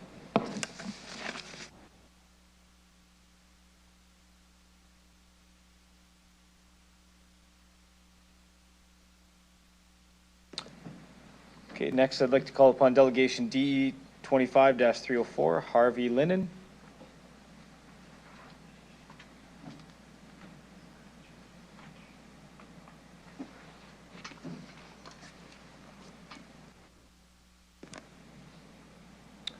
Okay, once you're seated, I'll get you to introduce yourself for the record, the organization you're representing, if any, today, the city or town you're residing. You'll have 5 minutes to address council, after which you'll have the opportunity to respond to any questions. Go ahead when you're ready. Thank you very much. I'm Harvey Linnan. I'm president of Theatre Regina. I live in Ward 1, and the Theatre Regina facility that we're charged with operating is in Ward 8. And the Theatre Regina is not a theater program, it's a theater facility. The theater facility began almost 40 years ago, 38 years ago, as a partnership between community organizations in the arts and culture who got together, needing space that didn't exist in the city. And 40 years ago, we made an arrangement with the city council to acquire that facility on the condition that we would run it and operate it as volunteer organizations. And we've honored that for 4 decades and had a wonderful, wonderful working relationship with the city of Regina. It's been a terrific partnership. Theatre Regina strongly encourages the city of Regina to continue delivering all the programs that you have in arts and culture, and you've heard many, many presentations on that yesterday and today. Arts and cultural organizations provide significant services and benefits to the people of Regina that no one else provides, and which are required for a vibrant community that wants to attract new residences, and new enterprise. The arts and cultural organizations bring in large amounts of resources in terms of funds that community groups generate and in terms of volunteer personnel that conduct the work of those organizations. And the arts and cultural organizations, in doing so, are the City of Regina's most efficient partners, carrying out essential city building in close connection with citizens and at a fraction of the cost that the City of Regina would be required to pay if it had to take on all of those essential services itself. And in which case, in some other cities in the prairies, the cities do take on those facilities that the community here operates with volunteer hands. Theatre Regina is a case in point. The support we receive from the City of Regina provides a high-use facility that is active 24/7 year-round for community arts and cultural organizations. A huge benefit and source of year-round economic activity that in many other cities is fully operated and paid for at a much higher total cost, totally by the municipal government. Theatre Regina does this work on a business financial model that means that the majority of the theater funding is generated from the community organizations themselves and from citizens at large, but not from the City of Regina. And Theatre Regina, therefore, running the Regina Performing Arts Center, the city's role is proportionally small, but that very critical City of Regina contribution sustains a much larger economic and community benefit for the people of Regina. The City of Regina's role is therefore both critical and at the same time extremely cost-effective, extremely efficient, and very, very powerful in leveraging a great deal more human, organizational, and economic investment in the betterment and the appeal of our community. And so we encourage all support for all arts and culture funding with the Theatre Regina Performing Arts Center as an example of how that works as a very effective investment in the community. Thank you for taking time to hear our appeal. Great, thank you for your presentation. I'll check if there's any questions. Seeing no questions, thank you for your presentation today. You can return to the gallery.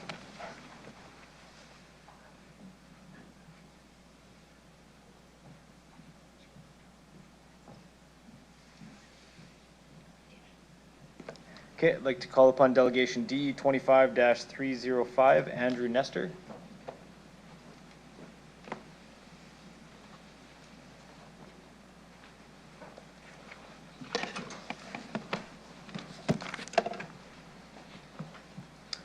Okay, once you're settled, I'll get you to introduce yourself for the record, the organization you're representing, if any, which city or town you reside in. You have 5 minutes to address council, after which you'll have the opportunity to respond to any questions. Go ahead when you're ready.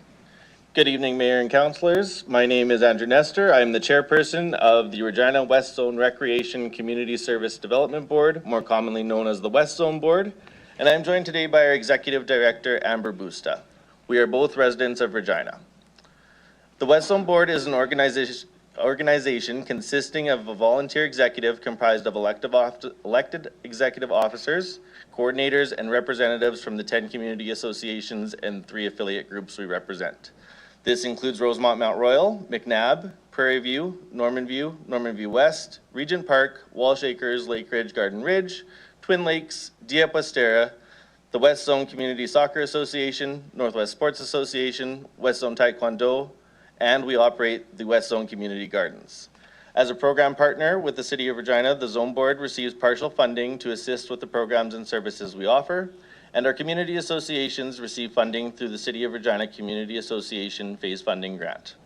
Our mission is to enhance the quality of life of the residents of the West Zone through recreation and community service development, with our goal of supporting programming, recreation, transportation, leisure access and accessibility in the West Zone, and to support our partners in their mandates. We are speaking today to oppose the budget reductions that will directly impact service delivery for our organization and our partners. As mentioned, our organizations are led by a volunteer board of directors who commit countless hours each year to ensure that every dollar is used to its fullest potential. Many of the proposed reductions will reduce or eliminate the ability for our organizations and our partners to continue to provide the programs that we have for decades. A number of other community associations and zone boards have spoken to the specific items that would cause great deal of impact, but I'm just going to highlight a couple more. So the elimination of the community investment grant program would be an immediate and devastating impact. Many of our organizations would be unable to continue operations at all. Organizations that have external resources would need to drastically reduce their delivery. Discontinuation of support for the outdoor rink program would also have a devastating effect on many of the community associations, with them unable to continue that. The reduction in the community cleanup grant would result in community associations no longer being able to complete cleanup events or host depots, and the zone boards would struggle to maintain operations should the zone board funding be removed. Another from the comments of the other CAs and zone boards, the way that this has been gone about to suggest these reductions, potentially, and it is referenced in there, affects the relationships that we've built with the organizations that we have if we are not able to continue to do so. Damage to relationships, and then just similar things like the cost of this document is could be used in a better way. This also does not include new funding that is not going to be made available or could potentially not be made available to us, like the playground accessibility and anything else that, as people have mentioned, we effectively have had a reduction in funding by not having increases in funding throughout the last many years. With that, I am open to any questions anyone may have. Councillor Turnbull, go ahead. Hello, thank you for being here. You mentioned the playground enhancement grant. And just wondering, would that be super meaningful to your organization and community to be able to apply for that?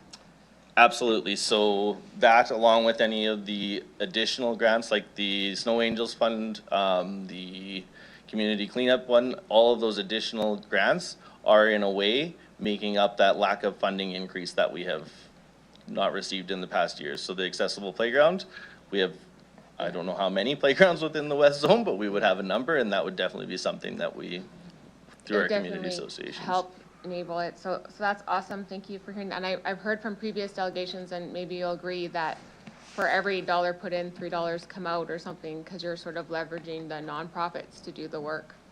And it's really taking some of the burden off of the city to do it. Yeah, through the chair. So our all of our organizations have either no staff or very limited staff. Amber, while she is our executive director, is a part-time executive director. So we're able to, as Al Ritchie Community Association and the Central Zone Board spoke to, we're able to see we can take $1 and make it a $7 value. So we would, if it were something the city were interested in looking at, there are other things that the zone boards and community associations could potentially take on. For example, the horticulture flower pot program that's up for elimination. That is something that the zone boards or community associations may be willing or able to take on, and it could cost us $1 where it's costing you $7. I'm interested in that. I haven't heard of that yet. So your zone boards or community boards could possibly help with the horticulture flower programs? So that was on the M13 appendix or whatever, is something that could be removed outside of the downtown. Rosemont Mount Royal Community Association already operates 2 sites called Blooming Communities where they're putting flowers in. One's at Martin Collegiate and then the other at Mabel Brown Park. And then along 11th Avenue, McNabb operates a number of flower pots along there. So I can't speak on behalf of those organizations without consulting them, but I would feel it would be within their realm. to support that, Okay, so there'll be some opportunities for partnerships. and in other areas. And then I noticed you're the West Zone Board, so how does the field and turf affect you? 'Cause I know that from previous things, So- and fertilizing the parks. So I don't know that there'd be a drastic impact with the fertilization piece of it. For the number 49 reclass of Class B to Class C parks, the outdoor soccer program would be drastically impacted by that. However, that's not to say all Class B parks are being used by us. So central scheduling would have that data, and working with central scheduling to identify which Class B parks aren't being used would be a good starting point, rather than saying all Class B parks should have reductions of services. Well, thank you so much. I certainly support community programs and grants. It's really the best way to get the most out of our dollars and make our community the best. So thank you so much for being here and sharing your thoughts. Okay, and seeing no other questions, thank you for your presentation today. You can return to the gallery. Thank you. We are at 6:01, so we have to take a dinner break. We'll take 30 minutes, and we'll be back at 6:32.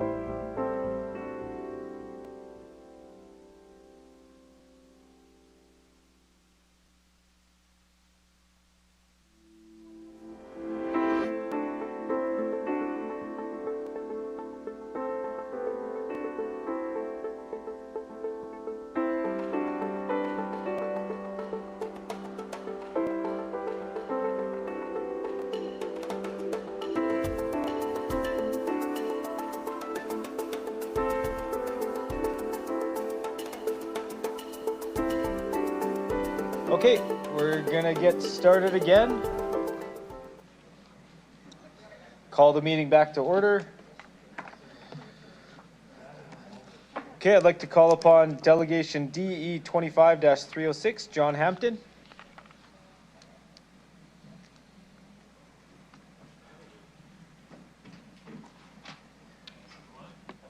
Let's see if this turns on. Oh, it's in the middle. There we go, got There you we on go. there. Okay, so All yeah, right. thanks, John. I'll get you to introduce yourself for the record, the organization you're representing today, the city or town you reside in. You'll have 5 minutes to address council, after which you can answer any questions we have. Go ahead when you're ready. All right. So, hi everyone. I'm John Hampton. Happy to be spending my evening with all of you here today. So I live and work in Ward 1, Regina, Saskatchewan. Yes, and I want to start by thanking you all for your support over the years and also the dedication to finding a sustainable model for growth in this city. I'm speaking on behalf of the Mackenzie Art Gallery today, which last year welcomed over 84,000 visitors through our front doors, but also reached over 680,000 people through our touring programs, off-site programs, and online programs. So I'm here to advocate for the continued support of the Community Investment Grants Program, which supports essential community infrastructure that delivers significant social and economic return on investment for our community. And investments in arts and culture are long-term investments. So they work hand in hand with other social services in that arts and culture are proactive and preventative ways to address social problems such as addictions, mental health challenges, houselessness, and also equipping people with the critical skills and creative skills to address, to live in an increasingly complex world that we live in. So the Mackenzie is one of many organizations supported through the CIGP. We use that support to advance all 4 strategic priorities identified by the city in the strategic plan: the vibrancy, livability, infrastructure, and prosperity, and also directly support 2 of the 3 core principles: reconciliation and IDEA. So the Mackenzie currently receives $308,000 through the CIGP program. I will point out our closest point of comparison for this is the city of Saskatoon, which provides approximately $7 million to fund the Ramey Modern, which is significantly more than the entire CIGP program, just to put some context into that. Saskatoon does have a slightly larger tax base, but that tax base has been steadily increasing alongside their investments in quality of life, which has helped them attract and retain citizens. And I don't want to live in Saskatoon myself. I get recruiters phoning me every year, and I don't want to live in Victoria, Calgary, Toronto. I want to live in Regina, and that's because I really believe in what this city can be, what it represents, its history as well. Every day I am advocating for Regina. I travel across Canada to sing praises for this city. We, as the Mackenzie, generate earned media in the Globe and Mail, New York Times, Hindu Times, at least through my time there I've seen. We connect with political, cultural, and business leaders to celebrate our vibrant cultural sector. One of my roles and my passions is to encourage philanthropists, politicians, and businesses to invest in improving quality of life here, which in turn helps our citizens thrive. It attracts people to move here and to stay here. And these investments come from people who live here in the city, as well as millions of dollars in out-of-province support. As co-chair of the Business and the Arts Canadian Arts Summit, I work to connect business and arts communities to ensure mutual growth. But if the city were to pull back from the CIGP, my advocacy is seriously undermined. How am I supposed to tell a multinational company that Regina is the best place to build cultural infrastructure, or tell a private arts funder that it is wise to invest in our city if our own city doesn't think it's worthwhile to invest in making Regina a vibrant and livable city? Every single private corporation and funder that I speak with wants to know what the city's plan is for culture and whether their funds will be amplified in a city with a bright future or if it's a sinking ship. The Mackenzie serves as a flagship organization for the city, but we're part of a broader network of organizations that are essential to the cultural health of our community. The organizations funded by CIGP are essential for us to function. They support creative youth, train artists, create opportunities, excitement, and energy in this city, and we could not succeed without them. The most extreme cuts outlined in M13 would represent mass layoffs, closures, price hikes, reduced programming and services. They would signal a lack of ambition, a duller Regina, and risk increased attrition of young people, entrepreneurs, and skilled labor. They would represent a lack of belief in Regina, a resignation to a shrinking tax base, and a future of declining relevance. So today, that's why I advocate to maintain and in the future to grow the CIGP, to follow the strategic plan as you continue to contemplate how to build up Regina. I hope that you remember the people speaking over these 2 days, their passion and how all of these people are champions for the city of Regina. So we're all here as allies to help grow the city into an even more vibrant, livable, and sustainable community. And earlier this month, when we opened the Governor General's Awards in Visual and Media Arts Exhibition, Prime Minister Carney said that we are the cradle of Canadian culture. And I don't care what's political allegiances we have, that is a belief that I think all of us here can get behind and try to figure out a way to live up to that honorific. So thank you for your time, and happy to answer any questions that there may be. Sure, I'll check if my colleagues have any questions. Councillor Sick, please go ahead. Thank you, Mayor. Through you. Hey, John. Hi. How does Saskatoon swing such a big number? Do you know? Well, Saskatoon, it's been growing steadily, of course, when they became the Ramey Modern. One factor that's different there is that it's a municipal gallery, and it's they had a city council that really believed in an ambitious vision for the city and growing the city through having these world-class facilities and building up the cultural industry. And then that is partially how they secured some of the largest donations in Canadian history from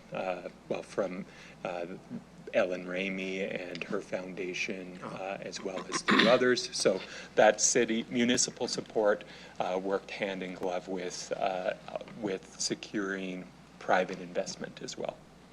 Thanks. Okay, thank you. Councillor Fro, go ahead. Yeah, just briefly, if I can, through the chair, I just want to make sure I understood you correctly. The $7 million, am I correct that was a capital as part of the capital campaign, whereas the annual contribution would be more along the lines of $200,000? Annual contribution. So this year alone, it's just under $7 million. That's so every year. So the capital contribution, I don't have the numbers off the top of my head, but I believe it was a $28 million capital contribution for the new. Well, thanks for the context. I know you're about to embark on some important work yourself. Appreciate it. And thank you for all your work. Thank you. I don't see any further questions, so thank you for your presentation today. And you can return to the gallery. Thank you. Thank you, and good luck with the rest of the week. Thank you.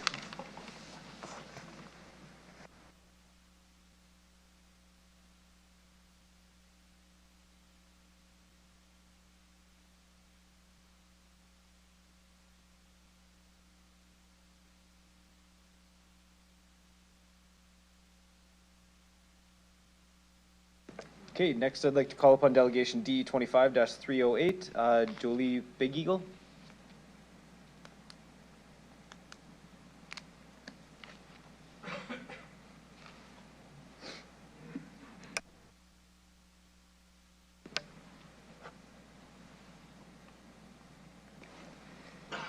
Okay, once you're settled, I'll get you to introduce yourself for the record. the organization you're representing today, if any, which city or town you reside in. You'll have 5 minutes to address council, after which you can respond to any questions. Go ahead whenever you're ready. Okay, Ambawashte. Good day, Mayor and Council and staff. My name is Jolie Bigil Kakwedwe, and I'm speaking today as co-founder of the Buffalo People Arts Institute and City of Citizen, Regina Citizen. Our mission is to bring back the Buffalo mentally, physically, spiritually, and emotionally through traditional Indigenous arts. We have been facilitating this work since 2015 in the communities of southern Saskatchewan with an emphasis in Regina. My personal mission, which aligns with the nonprofit, is to create safe environments in the city of Regina for Indigenous people to gather and rejuvenate our language, culture, and ceremonies, and further to ensure we advocate and encourage our allies in supporting this mission. I'm here today to share my concern for the potential financial reduction in funding for the Indigenous Relations Department, such as the decrease in funding for full-time employees from 16 to 2 and other reduced departmental funding.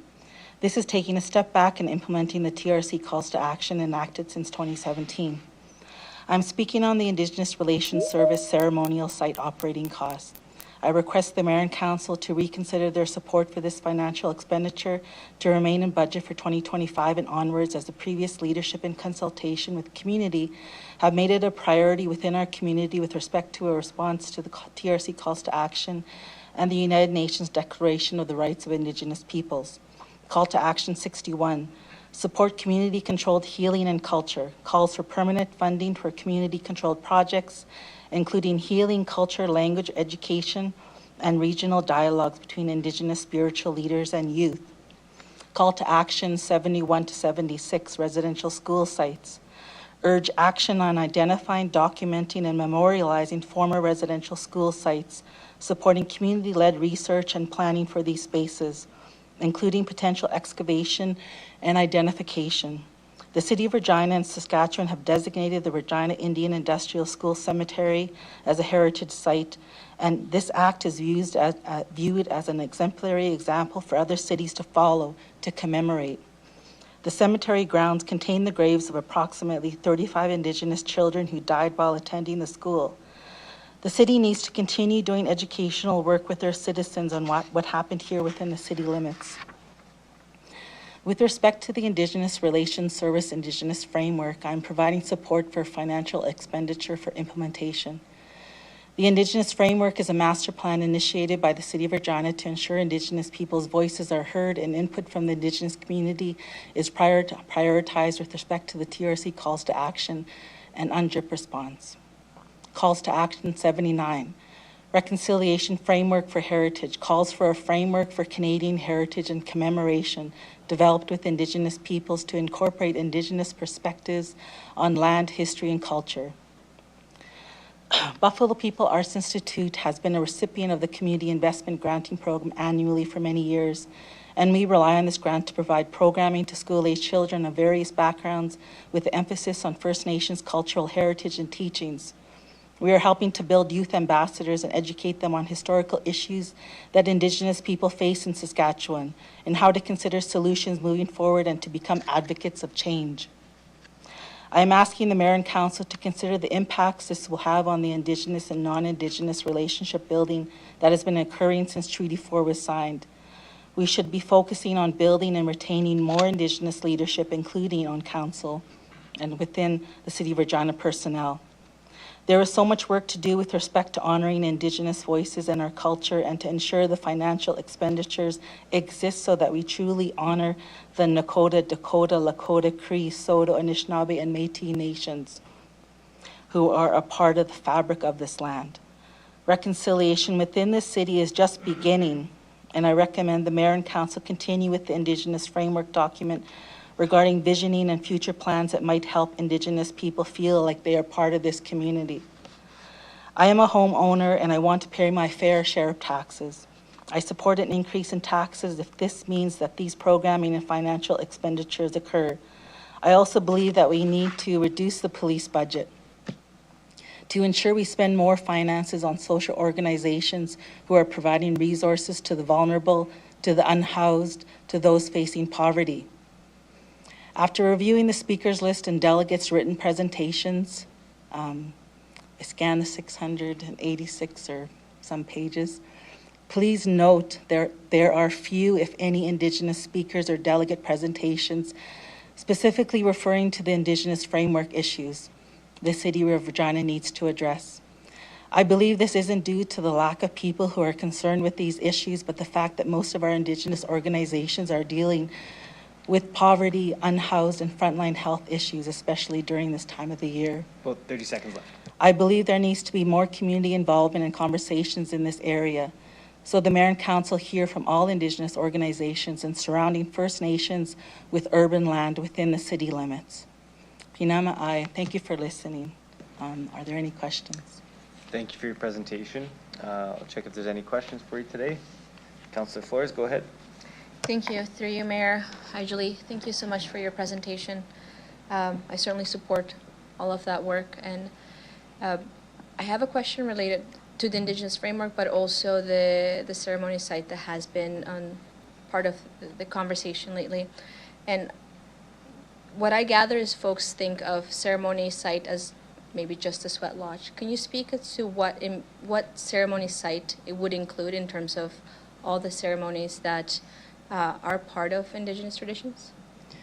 I think, you know, I was fortunate to go to the last sweat that the city hosted at the end of September, and you know, have known Harry Francis for a few years, have done some work with him in the community, and he was one of the ones who asked me to come and be in support of the site, and so, you know, I know that you know, I've seen, you know, some of the social media out there regarding this, and you know, I've been to numerous sweat lodge sites where, you know, there has been infrastructure created so that it could be 24 hours, 7 days a week.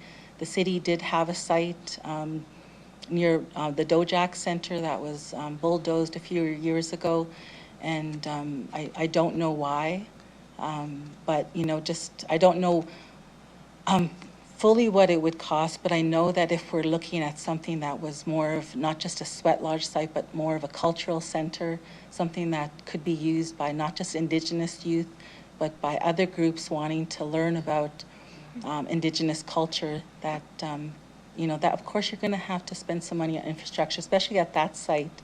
You know, it's sandwiched in between two golf courses. I think it's a camping site, and I know that there's going to be infrastructure that's going to come to that site that's going to be needed, and it's a fairly large site. So I think, you know, the leadership was visionary and you know, addressing the calls to action in this way. And of course, it's going to cost money to make the site usable all year round. So. Yeah, and you want to make sure you build it right, because I've also been to sweat lodge sites where they've had structural issues, where they've had issues related to moisture, right? And so if it's going to be built by the city, it should be built right. Mm-hmm. Thank you so much for that. I really appreciated what you said. This would not be a space only for our Indigenous community members, but for other folks in the community as well. Can you please speak about what is the significance of, in terms of reconciliation, to have a gathering place that is for Indigenous community members, but also open to other people? Why is that important? Well, I think, and you know, in the work that I do, I work at the Mackenzie Art Gallery, and indigenization and decolonization primarily as two of the main areas that I work in. But I also work with other groups in the community, such as Scott Collegiate, Growing Young Movers, work with the elders of different organizations. And but I also work with Mother Teresa Middle School, you know, and although I'm not Catholic or Christian, you know, part of the work that is being done in the community is around faith-based. And so, you know, I think that that's important to recognize that Indigenous people aren't the only ones that can do this work. I know that I'm one voice at this table, you know, and that there's a lot of other voices that should be here. And you know, and so we need, and I said it in my statement, we need more ambassadors. We need more people from the non-Indigenous community to support the work of TRC, to support the work of UNDRIP, right? And so we need education, and that's where the city needs to come into play. We are only a small organization. We only get 17,000 from the Community Investment Program. We've asked for increases every year. And so we are one of the organizations that does a lot of work in the community with a very minimal budget, right? And so we do need allies within the community to support the work of TRC, to support the work of UNDRIP. We cannot do it alone. And it is for the benefit of the whole community. If the less people that are unhoused, facing poverty, and if we're able to make sure we share the wealth in different ways, not just financially, then it makes the community better. And so the Indigenous framework and some of the recommendations in the Indigenous framework speak to addressing some of those issues. And so, but it's important that our allies help in moving forward with that agenda. Fantastic. Thank you so much for that, Julie. That's all for me. Councillor Turnbull? Well, thank you for being here and your perspective. I've been fortunate enough to go to 2 sweats now.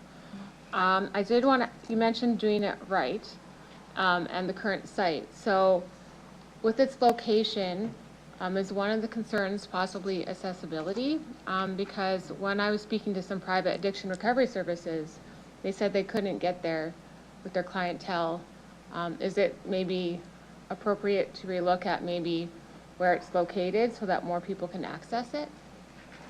I wasn't involved in the initial discussions on the location, and so I can't speak to specifically that location. I know it is far and there's no transit out there, definitely. So I know that you need a car to be out there, and you also need better directions, right? And it is sandwiched between the 2 golf courses, so there is some issue regarding people being able to be seen, that they're not interfering with the business of the golf courses, that they're there for ceremony. So I right now I'm in support of the location, but I definitely would fall back on the elders that recommended that location. Because in your opinion, it would be best for it to be able to be accessed by as many members, as people as possible, right? So I think finding a way to make it more accessible through transportation should be looked into more, I think. I don't know if you have any more opinions on that or not. To be honest, and this is, I'm really aware of crucial conversations, and if this was my opinion, and only my opinion, it should have been relocated back in the spot it initially was, near Paul Dojak Center. There's a place right there. It's accessible by bus, by bike, by pathway. It's right jutted against the Wascana Parkway. If I was consulted, I would have voiced my support for that location. I agree. Thank you so much. I think it needs to be accessible to as many members as possible. Thank you. Okay, seeing no other questions, thank you for your presentation today. You can return to the gallery. Thank you. Thank you, everybody.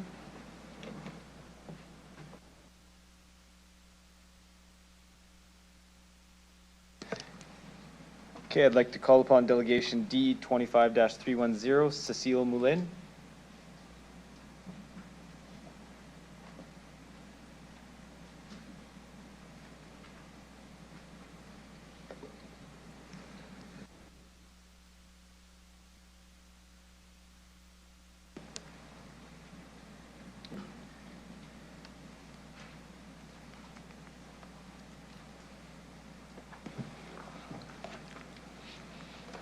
Okay, and I'll get you to introduce yourself for the record, the organization you're representing, if any, today, the city or town you reside in. You'll have 5 minutes to address council, after which you can respond to any questions we have. Go ahead whenever you're ready.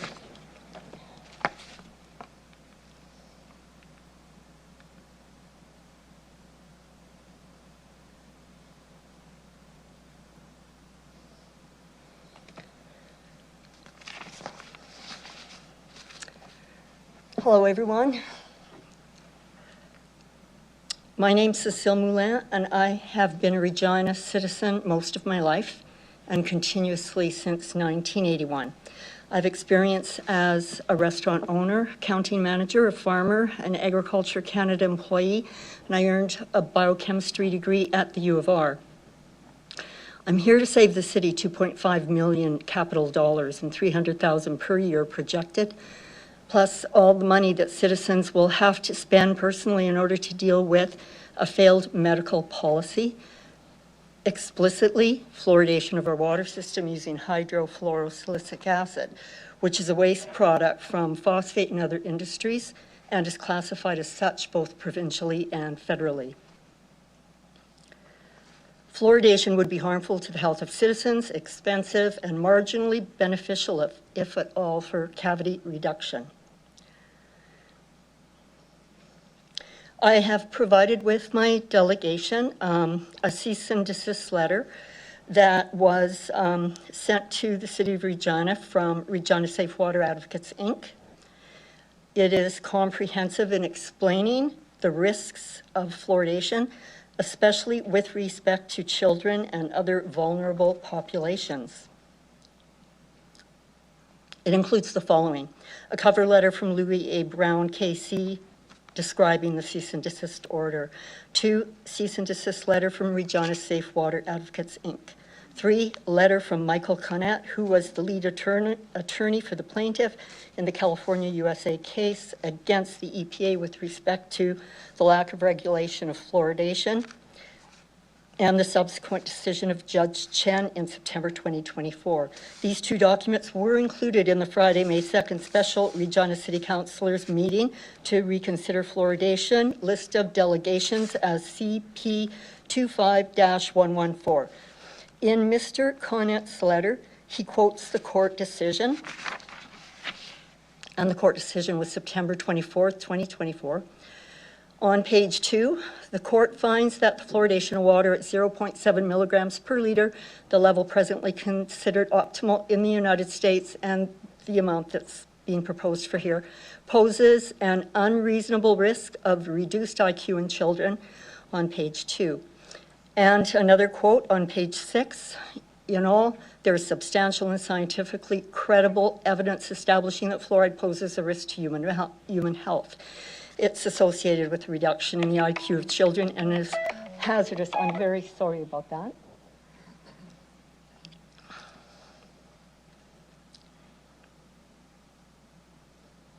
And it is associated with reduction in the IQ of children and is hazardous at dosages that are far too close to fluoride levels in the drinking water of the United States, and this risk is unreasonable. In the cover letter from Louis Brown, who was Regina Safe Water Advocate, Inc.'s lawyer, he states that it would be a waste of taxpayers' money if funds were allocated to fluoridate our water, only to have a justice of the Court of King's Bench order the city to stop doing so. Also, please see in the letter the calculation of possible lost wages. In Regina, assuming 2,800 births per year, that's Stats Canada data, totaling $1.7 billion per year lost wages for each year of fluoridation. This could potentially lead to legal class actions. I'm asking for councillors to omit the expense that we should not have to start for the first time ever now. We've never had it. We're not going to miss it. But many of us are going to suffer if we start it, physically, neurologically, financially. We cannot afford it. We now have a federal dental plan. This is what our children, especially in low-income families, need. Not fluoridation of water using the hazardous substance called hydrofluorosilicic acid.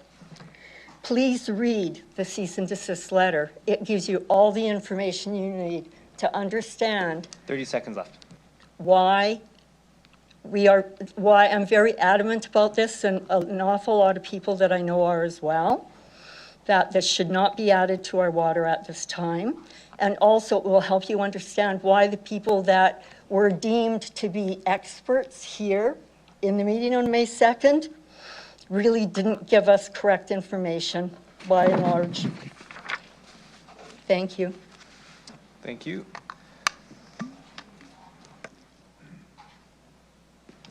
Councillor Rasevich? Through the chair. I just want to see if there's a parallel.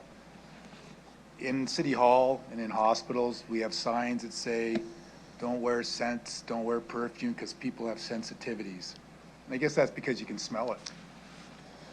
So just because you can't smell fluoride, or you can't taste it, would you say that people could have sensitivities? Yeah, some people do have sensitivities, that's known.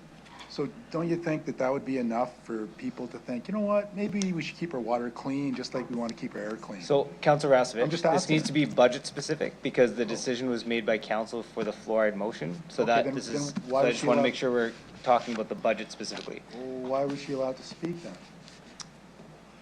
Because she was speaking to her initial comments were around saving $2.4 million on the budget, so. Okay, would you like to save 2.5 million? Absolutely. I'd like it to go to transit, actually, probably, but anywhere you really deem it the most important. But while the least important has got to be fluoridation of the water. Thank you. Okay, seeing no further questions, thank you for your presentation today. You can return to the gallery. Thanks. Thank you very much. You too.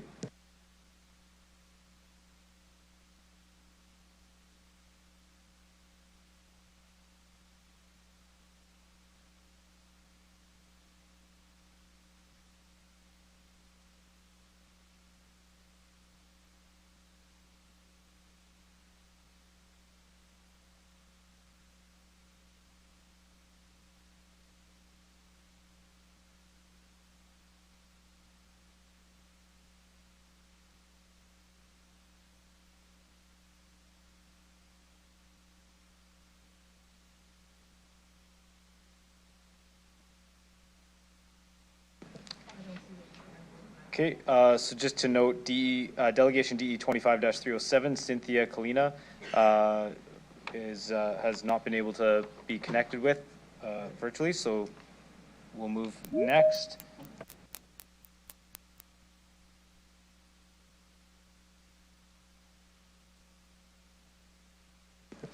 Okay, I'll call upon Delegation DE 25-311, Rachel McDonald. Rachel, can you hear me? Please do. Hello? Hello. Rachel, can you hear me? Oh, yes, I can. Thanks. Okay, so Okay. I'll get you to introduce yourself for the record, the organization you're representing, if any, what city or town you reside in. You'll have 5 minutes to address council, after which you'll have the opportunity to respond to any questions members may have for you. Okay, sounds good. Go ahead when you're ready. Thank you. I'm Rachel McDonald. I live in Regina. I'm representing myself. We've heard many expenditures that I support: fire services, the arts, floral conservatory, and more. But one item takes money from all of these, and it's water fluoridation, as Cecile was saying. I know many of you rely on Sask Health Authority and Health Canada to inform you about fluoridation, but did they mention how unpredictable the expenses are? The cost of fluoridation has risen in Regina already. In 2021, Council estimated $1 per person per year, including a $2 million setup cost plus $210,000 a year for operating and maintaining the systems, including the fluoridation chemical HFSA. By May of 2025, Council was estimating $2.5 million setup. That's a 25% increase in 4 years, plus every year $300,000. That's a 43% increase in 4 years. In Calgary, estimates tripled. Dr. Lee Coe and Dr. Kathleen Thiessen, however, found that this kind of increase is not unusual for community water fluoridation programs. Dr. Thiessen confirmed this in a 2025 personal communication last week. Community fluoridation proponents, they say, have a poor track record for cost estimates. Real costs are often 4 to 20 times higher than estimates. Using Coe and Thiessen's own models, however, they said, quote, overall reported costs of CWF are consistent with our real-world estimates and not with the estimates commonly cited by fluoridation proponents. In 2015, they estimated for a city about the size of Regina about $3 per person per year. Adjusting for inflation and exchange rate, that comes to $5.92 Canadian per person per year, or $1,420,000 $1,420,000 per year plus setup costs. That's 4.7 times more expensive than you've budgeted for. So why is fluoridation so expensive? A lot of it has to do with the corrosive nature of hydrofluorosilicic acid, the fluoridation chemical plant for Regina. The Saskatchewan Environment Ministry calls it an acute hazardous substance. Dr. Thiessen and co. Quote the director of the Department of Utilities in Sacramento. He reported that after only 10 years, the fluoridation infrastructure is overdue for replacement, will be very expensive to replace. Fluoridating water is a very costly and labor-intensive process and requires constant monitoring of fluoride concentrations to ensure proper dosages. The chemical is very corrosive, so all equipment used in the fluoridation process has a very short life expectancy and needs to be replaced frequently. But it also causes frequent and complex system failures. An official in Arizona agreed fluoride feed equipment often requires replacement and more frequent attention. He mentioned seeing deteriorating pipes, steel doors and casing, electrical components, and so on. There are millions of dollars spent yearly on infrastructure damage caused by fluoride in our industry, he said. You can save Regina the cost of these expensive repairs by removing this corrosive agent from the budget. They continue, quote, the realities expressed in these two quotes are not the exceptions, end quote. Plants in Canada and the USA have had to replace glass, screens, paint, buildings due to contamination.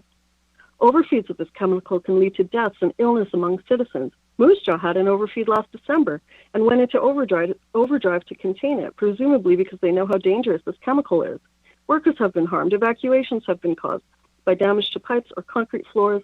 Environmental studies show harm to plants, animals, and soil where fluoride can remain for 1 to 2 million years. These costs of death, illness, and damage, Coe and Thiessen say, are inevitable consequences of community water fluoridation. But comprehensive data needed to estimate such costs are lacking because the government agencies that should track these incidents appear to have a conflict of interest in protecting and defending the CWF policy, a conflict of interest. If you councillors don't have a conflict of interest, you can reduce city costs by facing the realities of fluoridation and cutting it from the budget immediately. Thiessen and Co. also found that labor estimates are often grossly underestimated given the wide variety and times necessary to maintain the fluoridation program. Some buildings may lose all value because HFSA degrades concrete. Corrosion control chemicals are required to balance the pH in the water, and they're not usually in the estimates. And fluorosis was found in 4 times more children than estimated. If the city wanted to pay back the 8,600 citizens estimated who could get moderate severe fluorosis, the city would need to pay out $51 million. Does it help teeth? No. The Lotus study of 6.4 million people concluded it makes a very small difference to each person, and we found no evidence that fluoridation reduced differences in dental health between rich and poor. So it's not showing any benefit, and then there's no justification for the practice of fluoridation. So it would be fiscally irresponsible to add something to the water that doesn't help teeth, doesn't help the poor. That was 6.4 million people they studied. No evidence, or very little evidence that it helps the poor. So don't do it, guys. Just cut fluoridation out of the budget and put it toward things that actually support our community, please. Okay, thank you for your presentation. I see no questions, so thank you for your presentation today. You can free to log off. Thank you. Okay.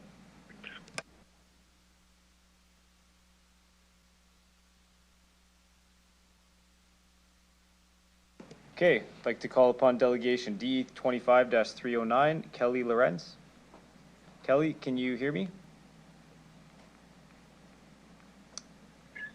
I can, yes. Okay, hello. Okay, I'll get you to introduce yourself for the record, the organization you're representing, if any, the city or town you reside in. You'll have 5 minutes to address council, after which you'll have the opportunity to respond to any questions members may have. Go ahead when you're ready.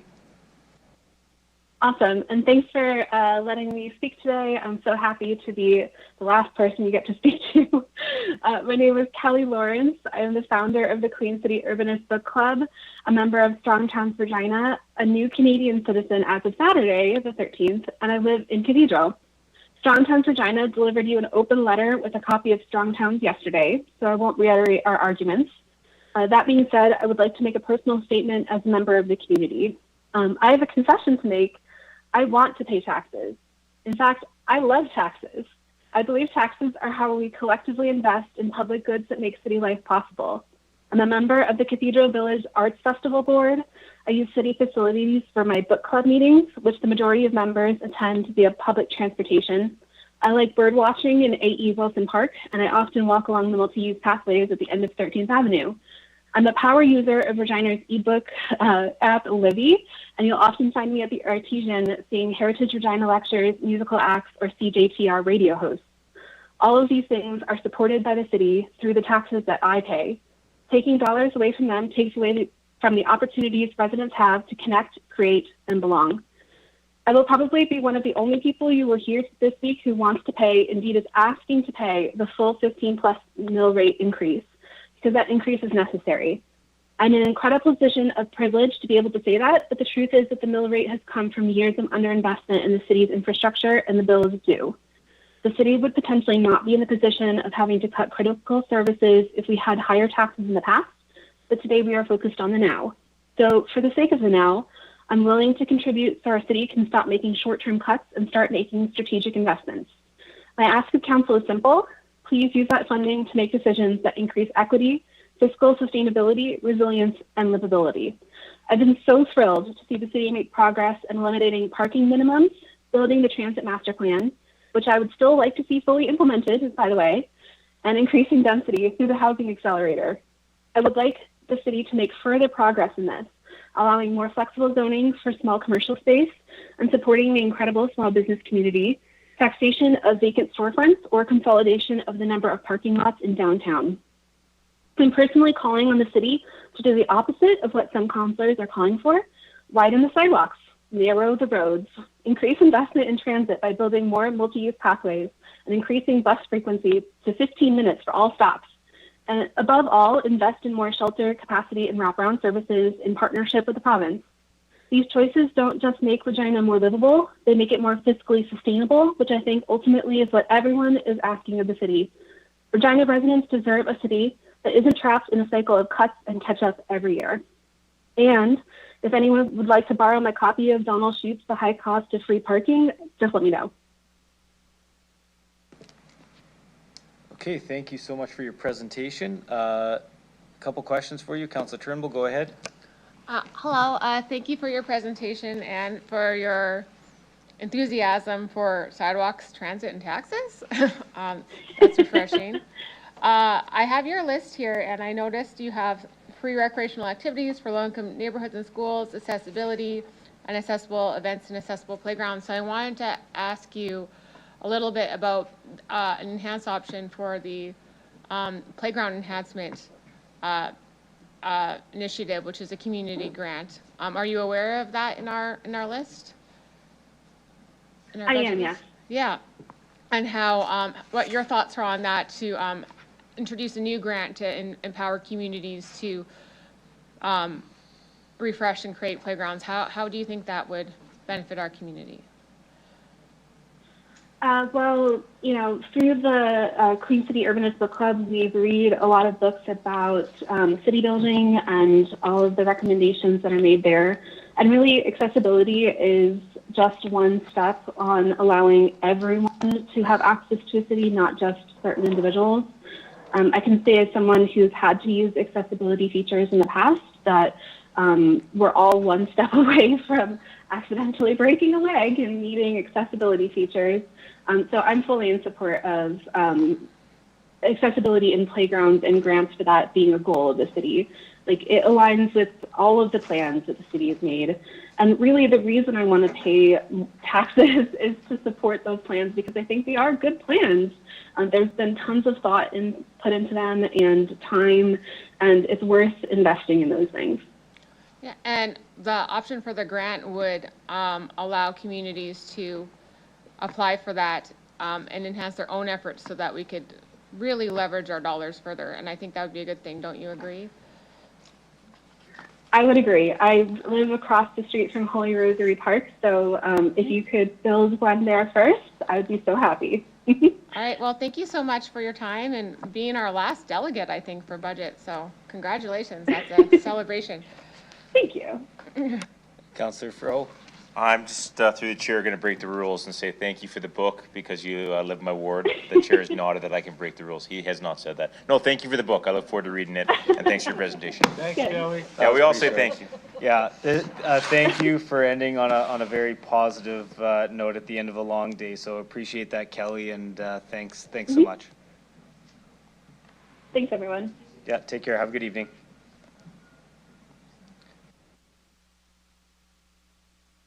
Okay, we have a couple housekeeping things. If we can knock these out, we can hit the ground running tomorrow if everybody is okay for just a few more minutes.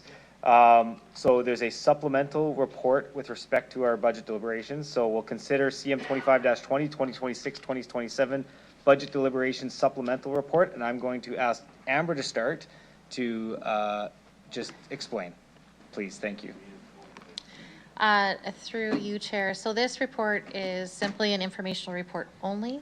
It is supplemental information, so additional information almost is like adding an additional appendice to the main report that you will begin deliberations on tomorrow morning. As such, we will just need a motion to receive and file this. Any questions or comments that you may have in relation to this additional information can be asked tomorrow during the consideration of the main report. But with that, Chair, I may suggest that you call upon Mr. Anderson. He may want to just speak briefly, just to introduce the report. Okay. Well, with that, I'll ask Mr. Anderson if he has anything else to add on this. Thank you, and through the chair. Yeah, this report was just information that we couldn't, for timing purposes, get into the main report, and or small changes, small errors we found just to update. Nothing material, but and we tried to make it easy. So if we had to make a small change on an appendix, we just redid the entire appendix so that you guys can pull out the old appendix if you have it printed and put a new copy in. So yeah, good package and looking forward to tomorrow. Okay, so with that, can I have a motion that this report is received and filed? Councillor Flores, and seconder, Councillor Sicklez. We'll call the question. Any opposed? And carried. And then we'll just knock out, we have communications to item CM 25-19, 2026, 2027 budget deliberations. These communications can be accessed in full in the published list of delegations and will be received and filed to become part of the historical public meeting record. And the acting city clerk has given me the authority to do this in a more efficient way. Can I have a motion to receive and file communications CP 25 168 through CP 25 338 and CP 25 340 to CP 25 353. Councillor Sicklez and seconder, Councillor Fro. I'll call the question. Any opposed? And carried. With that, can I have a motion to recess to tomorrow, December 17th at 9 a.m.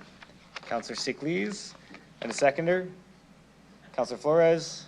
Any opposed? We will see everybody tomorrow morning, 9 a.m.